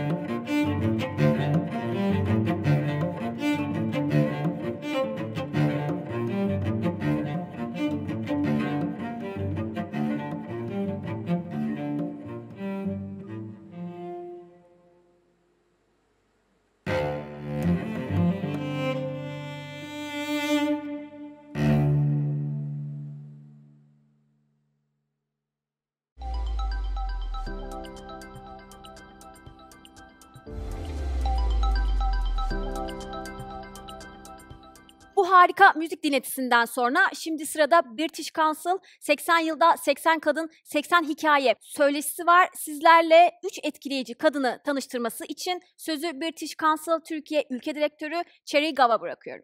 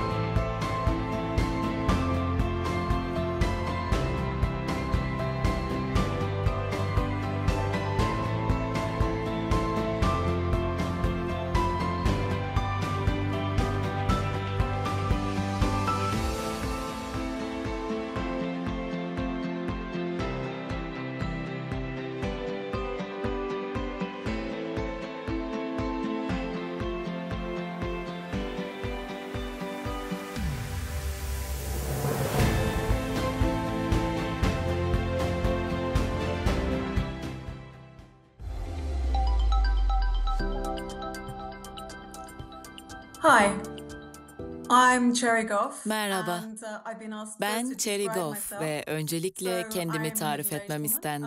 I have Orta fair yaşlı hair bir and kadınım. glasses.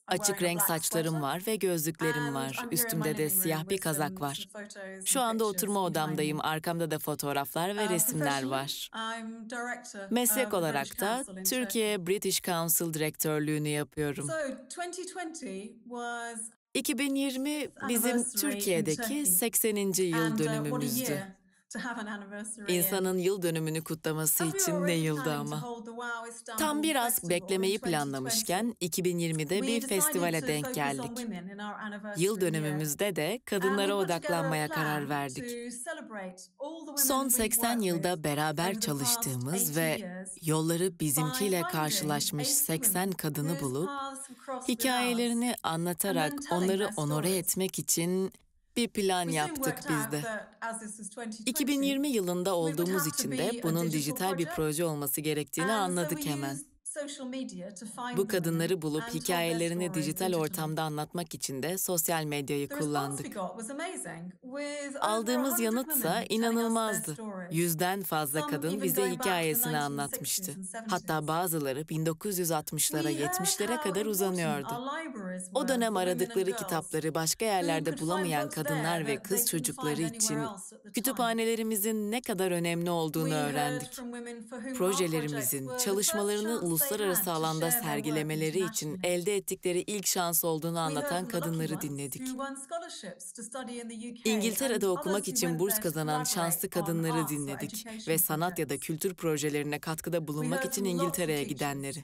who valued the chance for their Öğrencilerinin pupils uluslararası to join projelere katılma international şansını projects. değerlendiren And öğretmenleri English dinledik. teachers who've updated their Ve de skills through eğitim our training programlarımız programs. sayesinde becerilerini Please do geliştiren look at our İngilizce website if öğretmenlerini. you'd like to read Bu more of ilham those verici inspiring hikayeleri stories. öğrenmek istiyorsanız web sitemize bakın lütfen. I Bu love this projeye project bayıldım because çünkü bu through kişisel these hikayeler personal stories, sayesinde I found out çalışmalarımızın so insanların much hayatlarını about nasıl how our work değiştirdiğini changes öğrendim. lives. So I'm Şu delighted to anda introduce you Türkiye'deki now to kültür ve 3 of our sanata 80 muazzam women katkıda who are bulunan currently 80 making an kadın amazing arasındaki bu contribution 3 to kadını arts size and culture memnuniyetle in takdim Turkey. ediyorum. Güneş is today Güneş, one of the günümüz most Türkiye'sindeki exciting and feminist creative sanatın voices en in heyecan feminist verici art ve in yaratıcı Turkey. seslerinden biri. She worked with us in Kendisi 2010 2010'daki on the Avrupa My City Birliği'nin project, finansmanlığını yaptığı funded Benim by the Şehrim European Union. projesinde bizimle She had çalışmıştı. a residency at a London Aynı gallery zamanda yaratıcı where she atölyeler also de ran düzenlediği creative bir Londra workshops. galerisinde stajyerlik yapmıştı. Esra da yıllardır bizim için, daha doğrusu bizimle çalışıyor. Hem İzmir'deki yaratıcı hub'lardan biri olan Origin'in kurucu ortağı olarak hem de Nesta Yaratıcı Girişimcilik Programı'nda yerel bir eğitmen olarak çalışıyor. Liderlik programı doğrultusunda İngiltere'deki ilham verici yaratıcı hub'lardan birini ziyaret etti. Ve de Liverpool'daki hub'lardan birinde iş gölgelemede yer aldı. Son olarak Ezgi ise sinemayı herkese erişilebilir kılmak gibi önemli bir amaca sahip olan Engelsiz Film Festivali'nin direktörü. O da liderlik programımızın katılımcılarından biri olarak Manchester'daki erişilebilir çok amaçlı bir mekanda staj yaptı. Ayrıca Brighton'daki Oscar Bright Accessible Film Festivali'ni ziyaret etti. Umarım bu kadınları ve İngiltere ile olan bağlarının nasıl bugün Türkiye'deki en ilham verici kadın yenilikçiler ve yaratıcılar olmalarını sağladığını dinlemekten keyif alırsınız.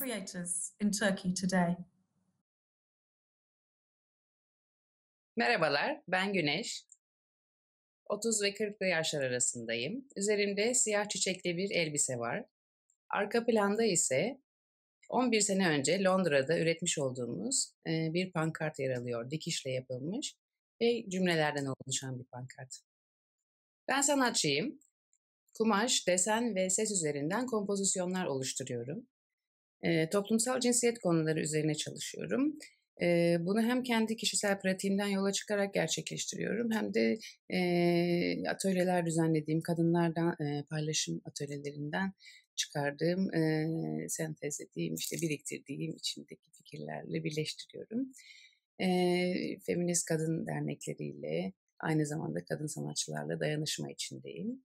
Bu paylaşımların çok önemli olduğunu düşünüyorum.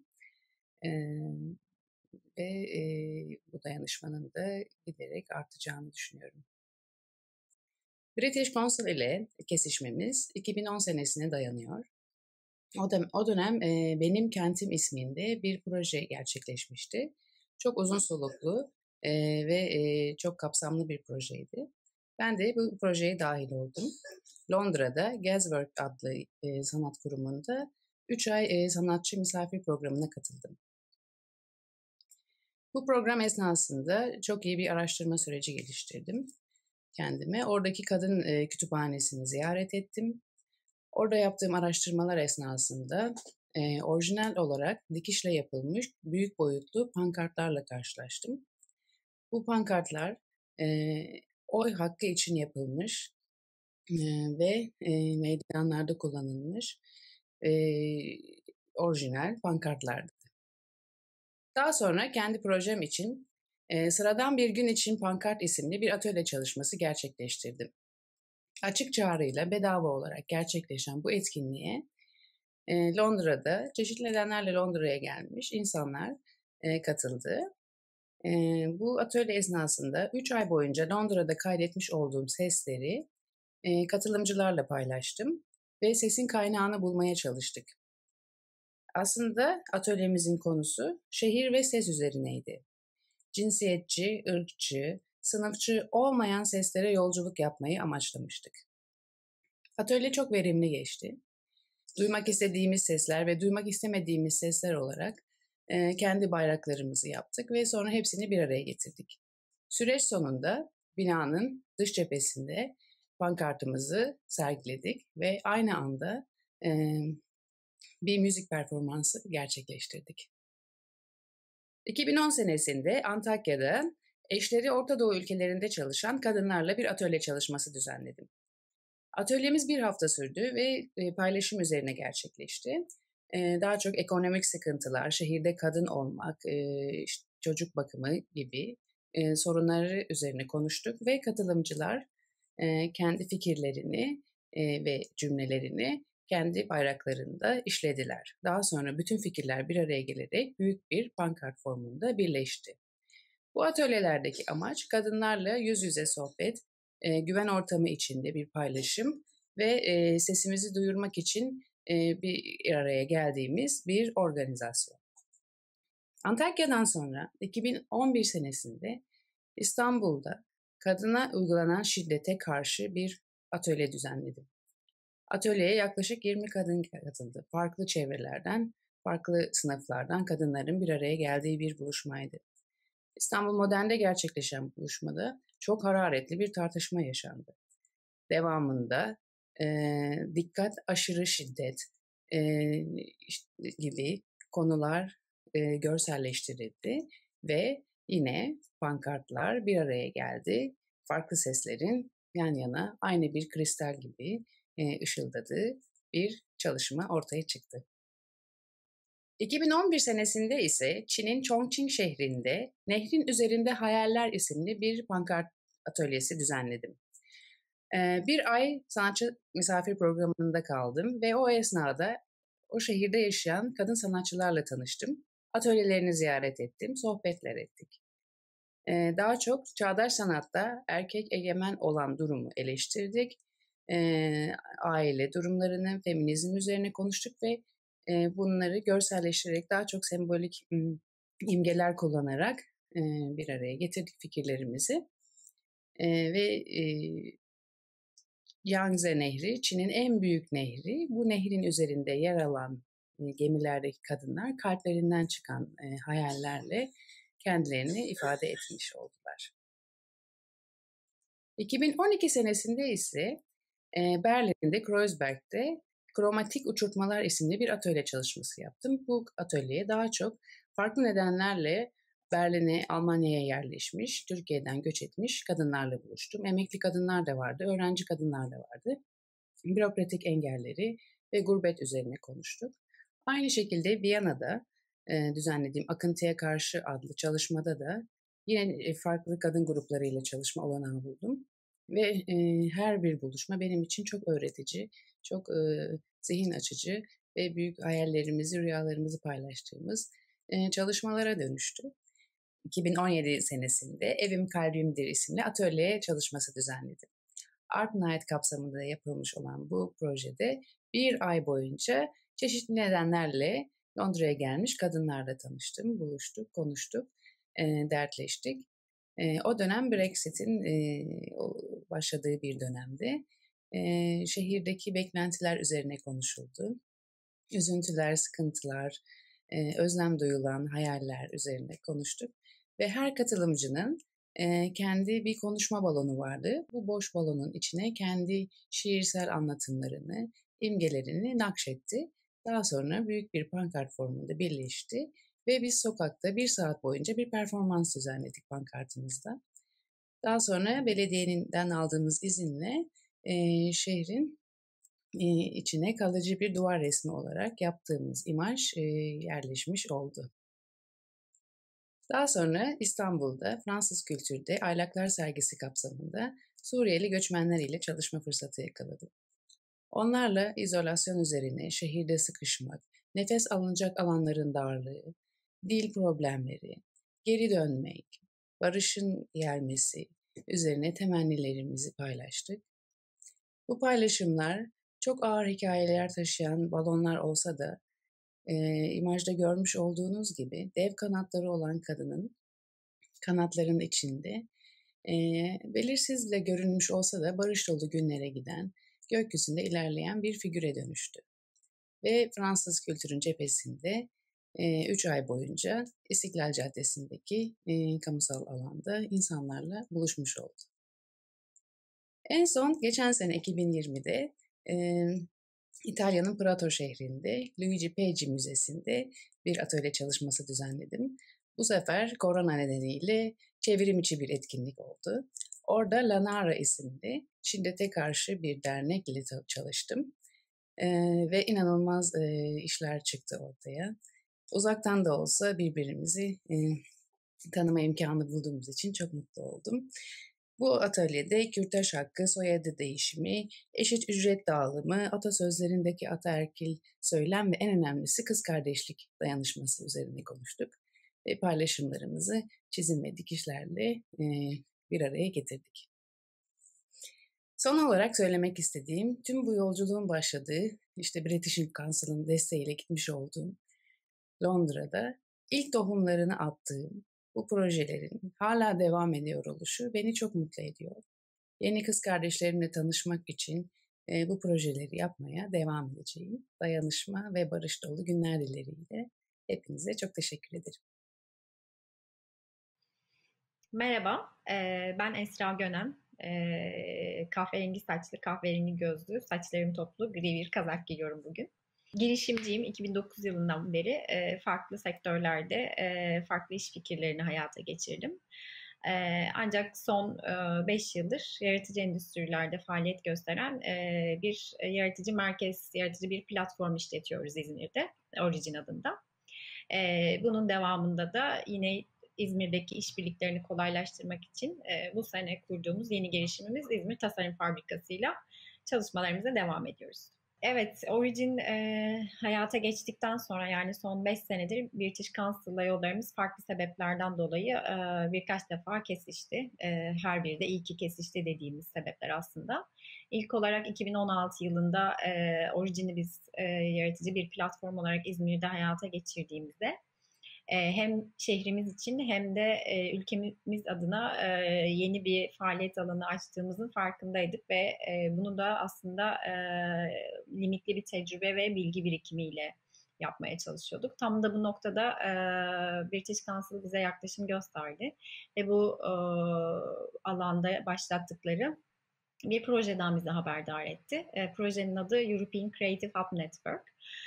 Bu bir platform. Bu platform aracılığıyla Avrupa'da faaliyet gösteren bizim gibi yaratıcı platformların bir araya gelmesi, birbirlerinden bilgi alışverişi, tecrübe alışverişi yapmaları, birbiriyle proje geliştirmeleri ve aslında bir sektör olarak politika yapıcı faaliyetlerde bulunabilmelerine yardımcı olduklarını bize ilettiler.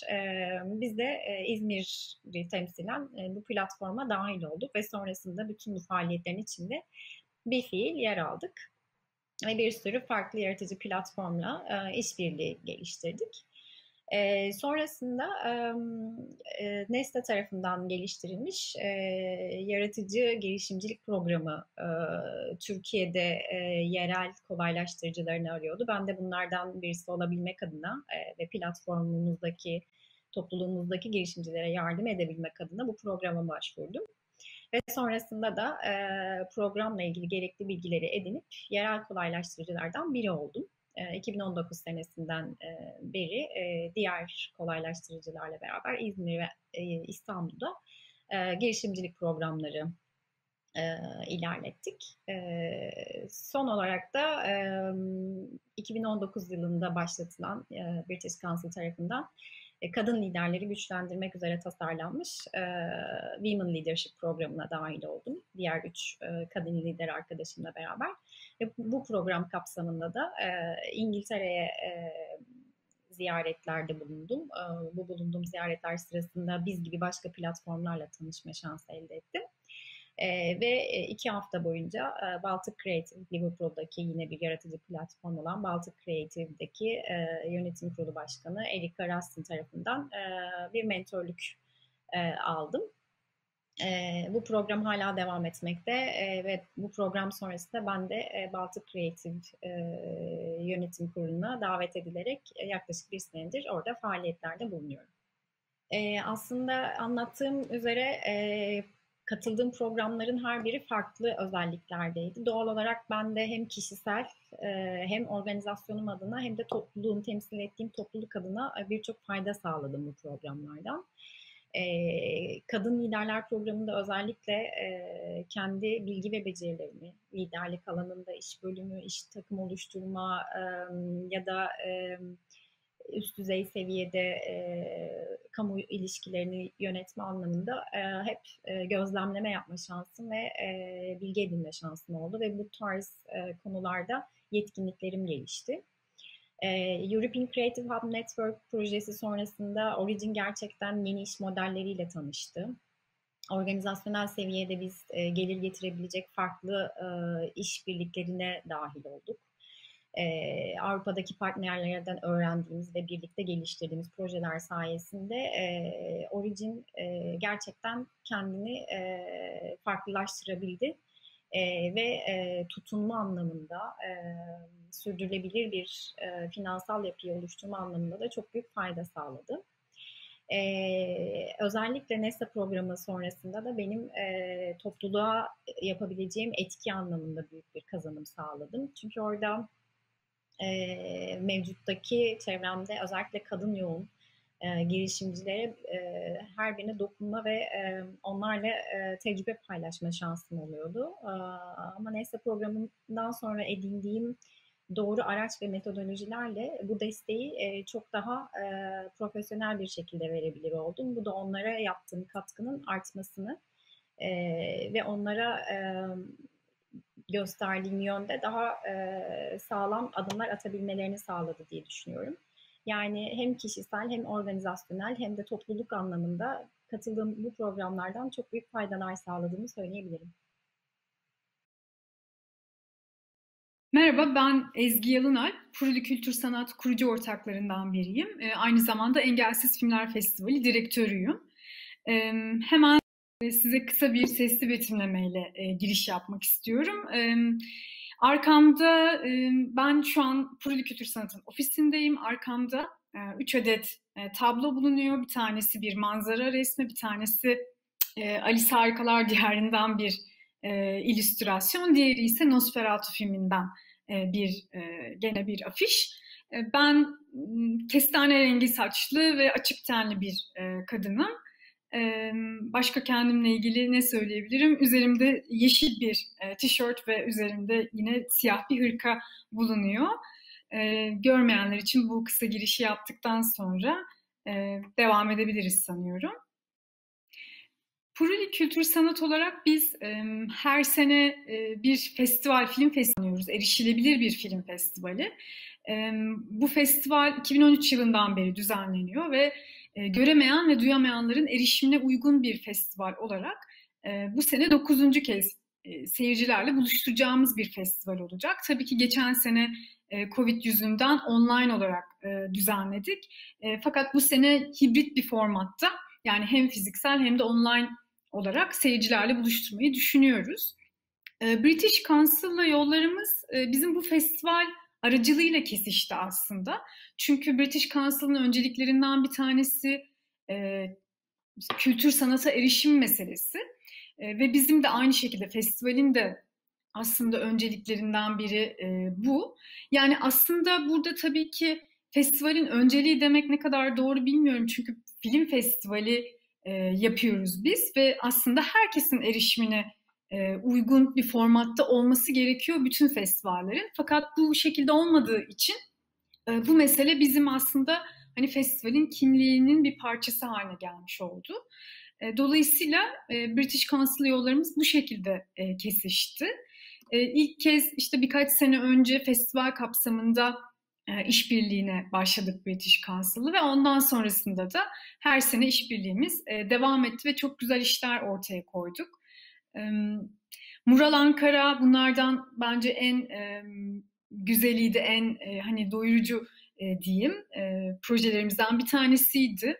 Mural Ankara kapsamında festival sırasında, Engelsiz Filmler Festivali sırasında mural sanatçıları ve engelli aktivistleri bir araya getirerek Ankara'nın farklı noktalarında duvar resimleri ortaya çıkardılar.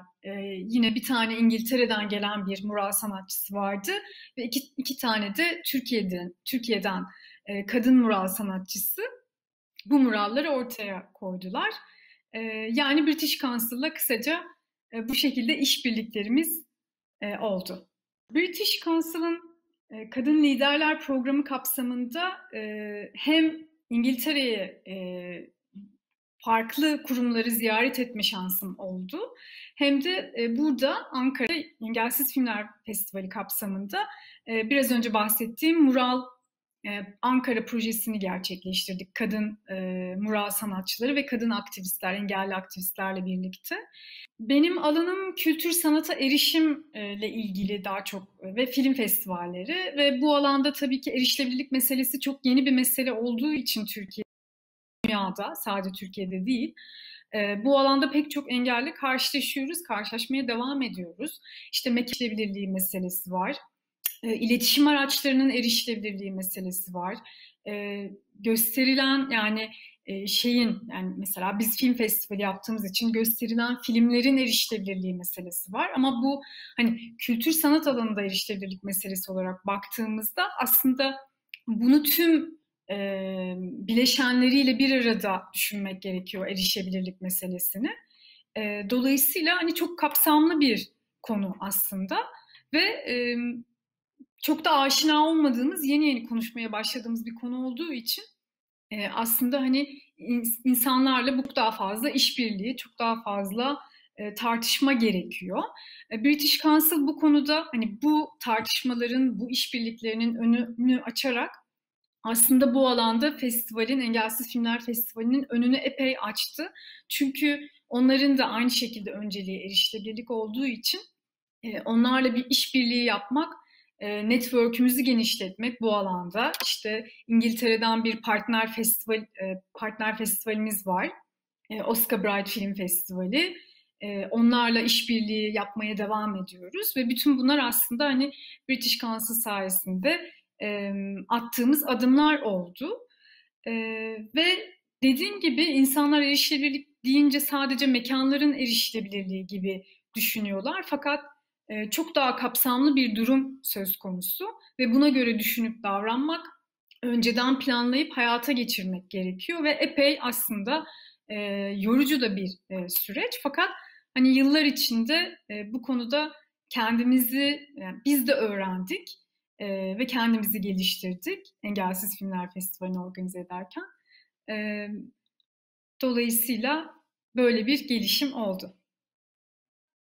Bu sene Engelsiz Filmler Festivali'ni Ekim ayında gerçekleştireceğiz ve dediğim gibi hibrit bir formatta, melez bir formatta hem online hem de fiziksel olarak, sosyal mesafeli olarak gerçekleştireceğiz Ekim ayında. Tam tarihlerimiz henüz belli değil fakat hem online'da hem de İstanbul, Ankara ve Eskişehir'de mekanlarda buluşmak üzere sizlerle buluşmayı umuyoruz.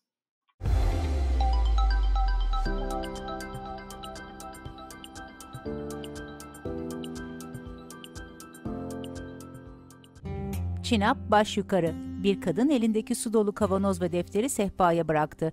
Defterin sayfasını çevirirken Mo Film, Many Voices Presents yazdı. O gezegende 7.6 milyar insan var. Bir fırça alıyor. Bir şeyi ilginç yapan onun farklı olmasıdır. Fırçayı mor boyaya sürdü. Fakat biz kadınların belirli kalıplar içinde kalmaları bekleniyor. Kavanozdaki suya daldırdı. Toplum biz genç kızlara nasıl görünmemiz ve nasıl davranmamız gerektiğini öğretir. Acaba ben bu kalıba sığacak mıyım? Kumral perçemli kadının mavi gözleri sarkık. Kadının kendini sol profilden çizdiği mor saçlı resminin yanında chin up baş yukarı yazdı. Karanlık. Benim adım Joanne ve 1984'te İskoçya'nın Perth şehrinde doğdum. Bir doktor çizimi şaşkın. Doğduğumda doğumhanedeki herkes çok şaşırmıştı. Görmeyi bekledikleri şey ben değil. Bebek Joanne çizimi. Nasıl gidiyor? Doktorlar el salladı. Teacher Collins sendromu adında nadir görülen kalıtsal bir mutasyonla doğdum. Bu, yüzümdeki kemiklerin yeterince gelişmediği, gözlerimin sarktığı ve çenemin çok küçük olduğu anlamına geliyor. Aynı zamanda nefes alırken zorlanıyorum ve kulaklarım küçük. Bebeklik fotoğrafları gösterildi. Okul bahçesinde diğer çocukları görene dek farklı olduğumun farkında değildim. Bazen oldukça kaba davranıyorlardı. Joanne'in çizimi hüzünlü. Kimi zaman sorunun bende olduğunu düşünüyordum. Joanne'in yırttığı yüzündeki karanlığın içine girildi. Joanne silgiyle karanlığı silerek temizledi. Her şey üzerime geldiğinde Joanne elinde çiçekle belirdi. Rahatlamak ve uzaklaşmak için çizim Dalgalarda yapardım. bir deniz kızı çizimi. Hayal gücümün sınırı yoktu. Bir dinozor besliyor. Bu bazen kabul görmek istemediğim anlamına gelmiyor. Pembe gözlük takmış. Baş parmağımı ağzıma sokup üflesem kulakları fil kulağı gibi büyüdü. Kulaklarım ve çenem dışarı fırlayacak sanırdım. 7 yaşındayken İsveç'e taşındığımızda bu farklı olma hissi beni daha da fazla etkiledi. Kelimeler olmadan artık sadece görünüşümle yargılanıyordum. Göz çizimleri Joanne'i süzdü, karanlık. Toplumun yıkıcı idealleri, biz genç kızlara kim olduğumuzdan çok nasıl göründüğümüze değer verildiğini öğretir. Kadın fotoğrafları ekranda dönüyor. Ona benzesem hayat olduğundan daha kolay diye düşünüyorum bazen. Joanne çiziminin siyah gözlük camına yakınlaşıldı. Okulu bıraktığımda animasyonla uğraşmak istediğimi biliyordum. Ama 25 yıl boyunca dışlanmış hissettiğimden özgüvenim çok Joanne düşüktü. paspas yapıyor. Ve sonunda kendimi hastanede temizlik yaparken buldum. Her tür vücut sıvısını temizlemek için uzun saatler boyunca çalıştım. Siyah bir sıvı yayıldı. Hayatta yapmayı hayal ettiğim şey bu değildi. Bir kapı aralandı. Tuhaf şeyler gördüm. Joanne şaşırdı. Bir gün ara verdiğimde bir dergide bir animatörle yapılmış bir röportaja denk Joanne geldim. dergiye resmedilmiş. Affedersin. Siyah sıvı dergiye döküldü. Bunu okurken kendimi düşündüm. Bak ne diyeceğim. Joanne'in gözleri ışıldadı. Ben bu işin peşinden gideceğim. Olabildiğince çok kursa başvurabilmek için hemen eve koştum. Joanne koşarken Sonra bir resmedildi. gün kapıma küçük bir mektup geldi. İngiltere'deki bir animasyon kursundandı. Kabul edilmiştim.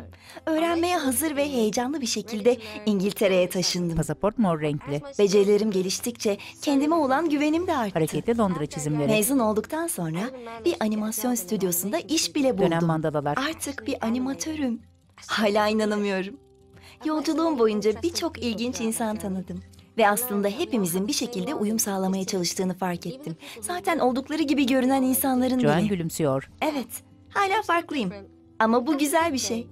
Diğerlerinden farklı olmasaydım belki çocukken bu kadar çizim yapmayacaktım. Çizimlerimin de ötesinde bu harika maceranın içinde olmayacaktım. Dünya çizimi uzayda. Kadınlara yakıştırılanların, bu beklentilerin, yıkılmayı bekleyen bir kurgu olduğuna inanıyorum. Kıtalar gazete kağıdından. Neyse ki şimdi her şey değişiyor. Joanne kendini çiziyor. Ben kendi yolumu bulmayı başardım. Bunu başkalarının da yapabileceğinin farkındayım. Hayat beni nereye sürüklerse sürüklesin, başımı hep dik tutacağımı biliyorum. Joanne gururla gülümsüyor. Jenerik Joanne'in karikatür çizimleri arasında akmaya başladı. Bu filmin sesli betimleme ve ayrıntılı altyazısı Engelsiz Filmler Festivali tarafından Sesli Betimleme Derneği'ne yaptırılmıştır. www.sebeder.org. Directed by Joanne Salmon. Produced by Georgina Hercamp. Mofilm Producer Sophie Robertson. Mofilm Executive Creative Directors Animation Team Sonny Clark, Joe Simpson, Dale Molly, Joanne Salmon. Music and Sound Design Tom Angel. Production Company Love Love Films.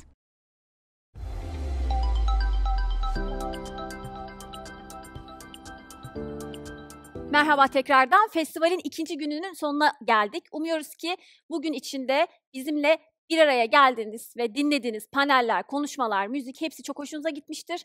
Evlerde olduğumuz bu günlerde hepinize biraz iyi geldiğini umuyoruz. Bir de bildiğiniz üzere 8 Mart yaklaşıyor. Dünya Emekçi Kadınlar Günü. Bu vesileyle ben aslında başta Türkiye'de olmak üzere dünyanın her yanında haklarını savunan kadınlara bir selam göndermek istiyorum. Bugün festival ikinci günüydü. Yarın ne yazık ki son günü olacak.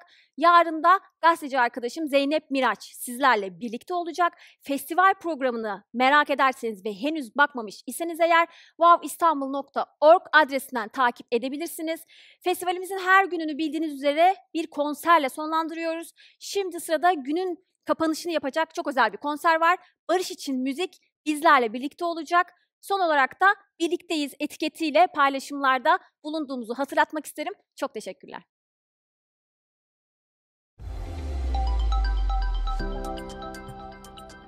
İsmim Hazal, Barış için Müzik Vakfı'nın program koordinatörlüğünü yürütüyorum. Üzerimde çizgili bir gömlek var ve 26 yaşındayım. Şu anda da Tekfur Sarayı'nda taş merdivenlerde oturuyorum. Barış için Müzik Vakfı'nda ben 4. senem olacak bu sene. Ve program koordinatörlüğü görevini üstleniyorum şu anda. Veliler, öğrenciler, ekip ve projelerle ilgili aslında koordinasyonu yürütüyorum diyebiliriz.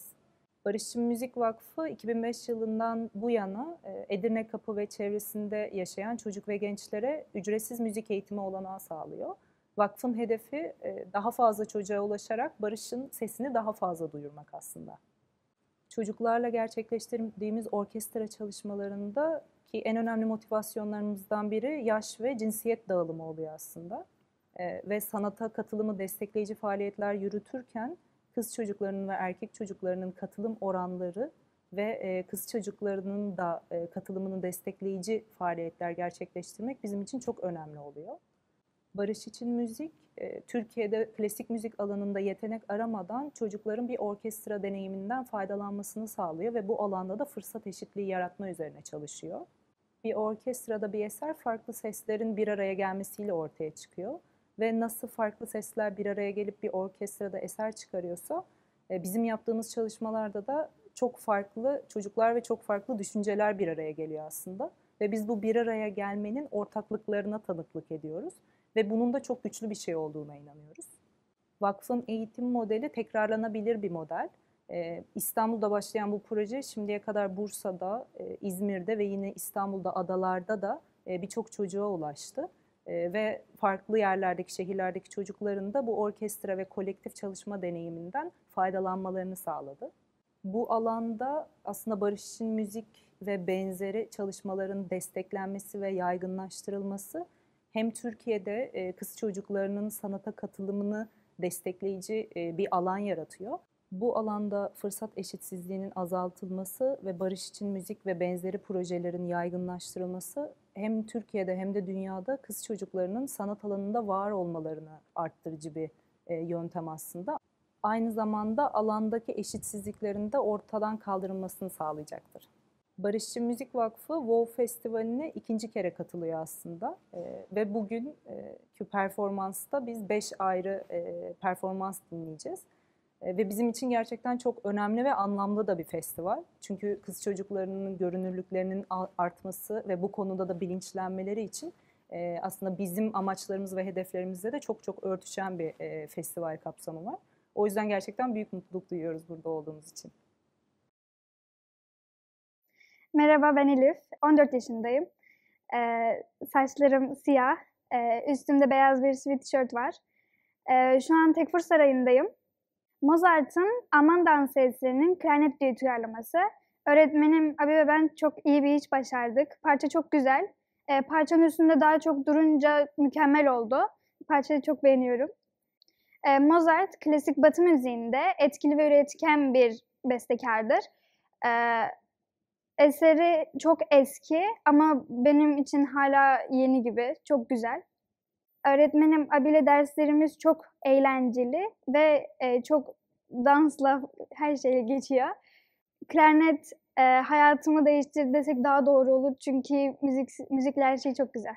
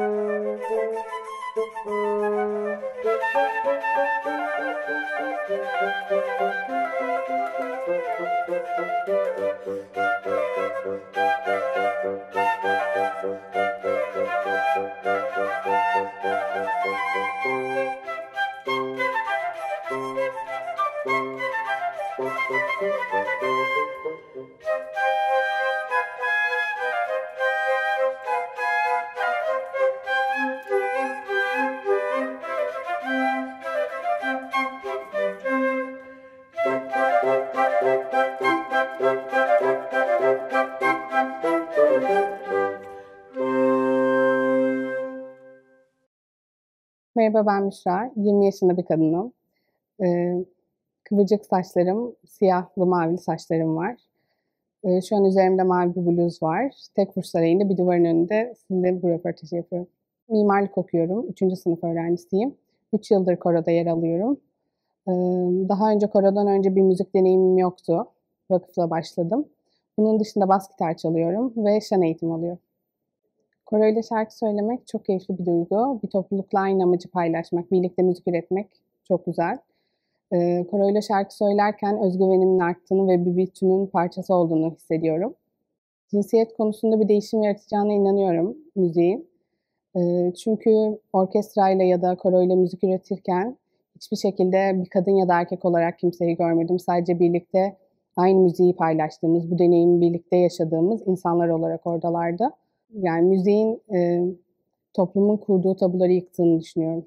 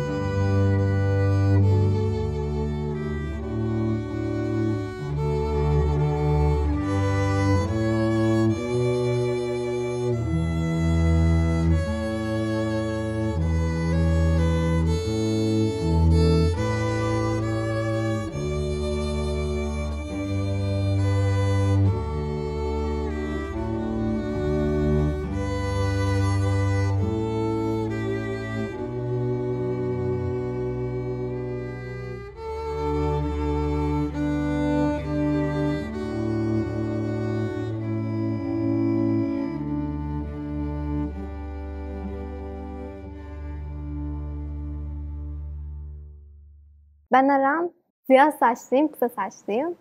Üzerimde krem rengi bir kazak var. Şu an Tekfur Müzesi'nin bir duvarın önündeyim. Vakıfla aslında Suriye'den Türkiye'ye geldiğimizde hem okuldan sadece eve gittiğimiz için biraz asosyal bir çocuktum. Ve bunu fark eden babam ve hem müziğe yatkın olduğumu da bildiği için bir aslında özel eğitim veya bir kurs arayışında bulundu. Babamın arkadaşı da Barışçı Müzik Vakfı'nı tanıdığında onu önerdi ve biz de öylece kaydolduk.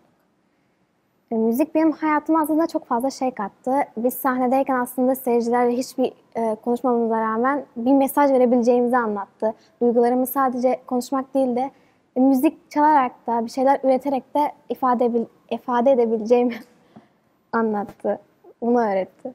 Barışçı Müzik Vakfı'nda 4 yıldır cello eğitimi alıyorum. Şu an Barışçı Müziğin Gençlik Orkestrası'ndayım.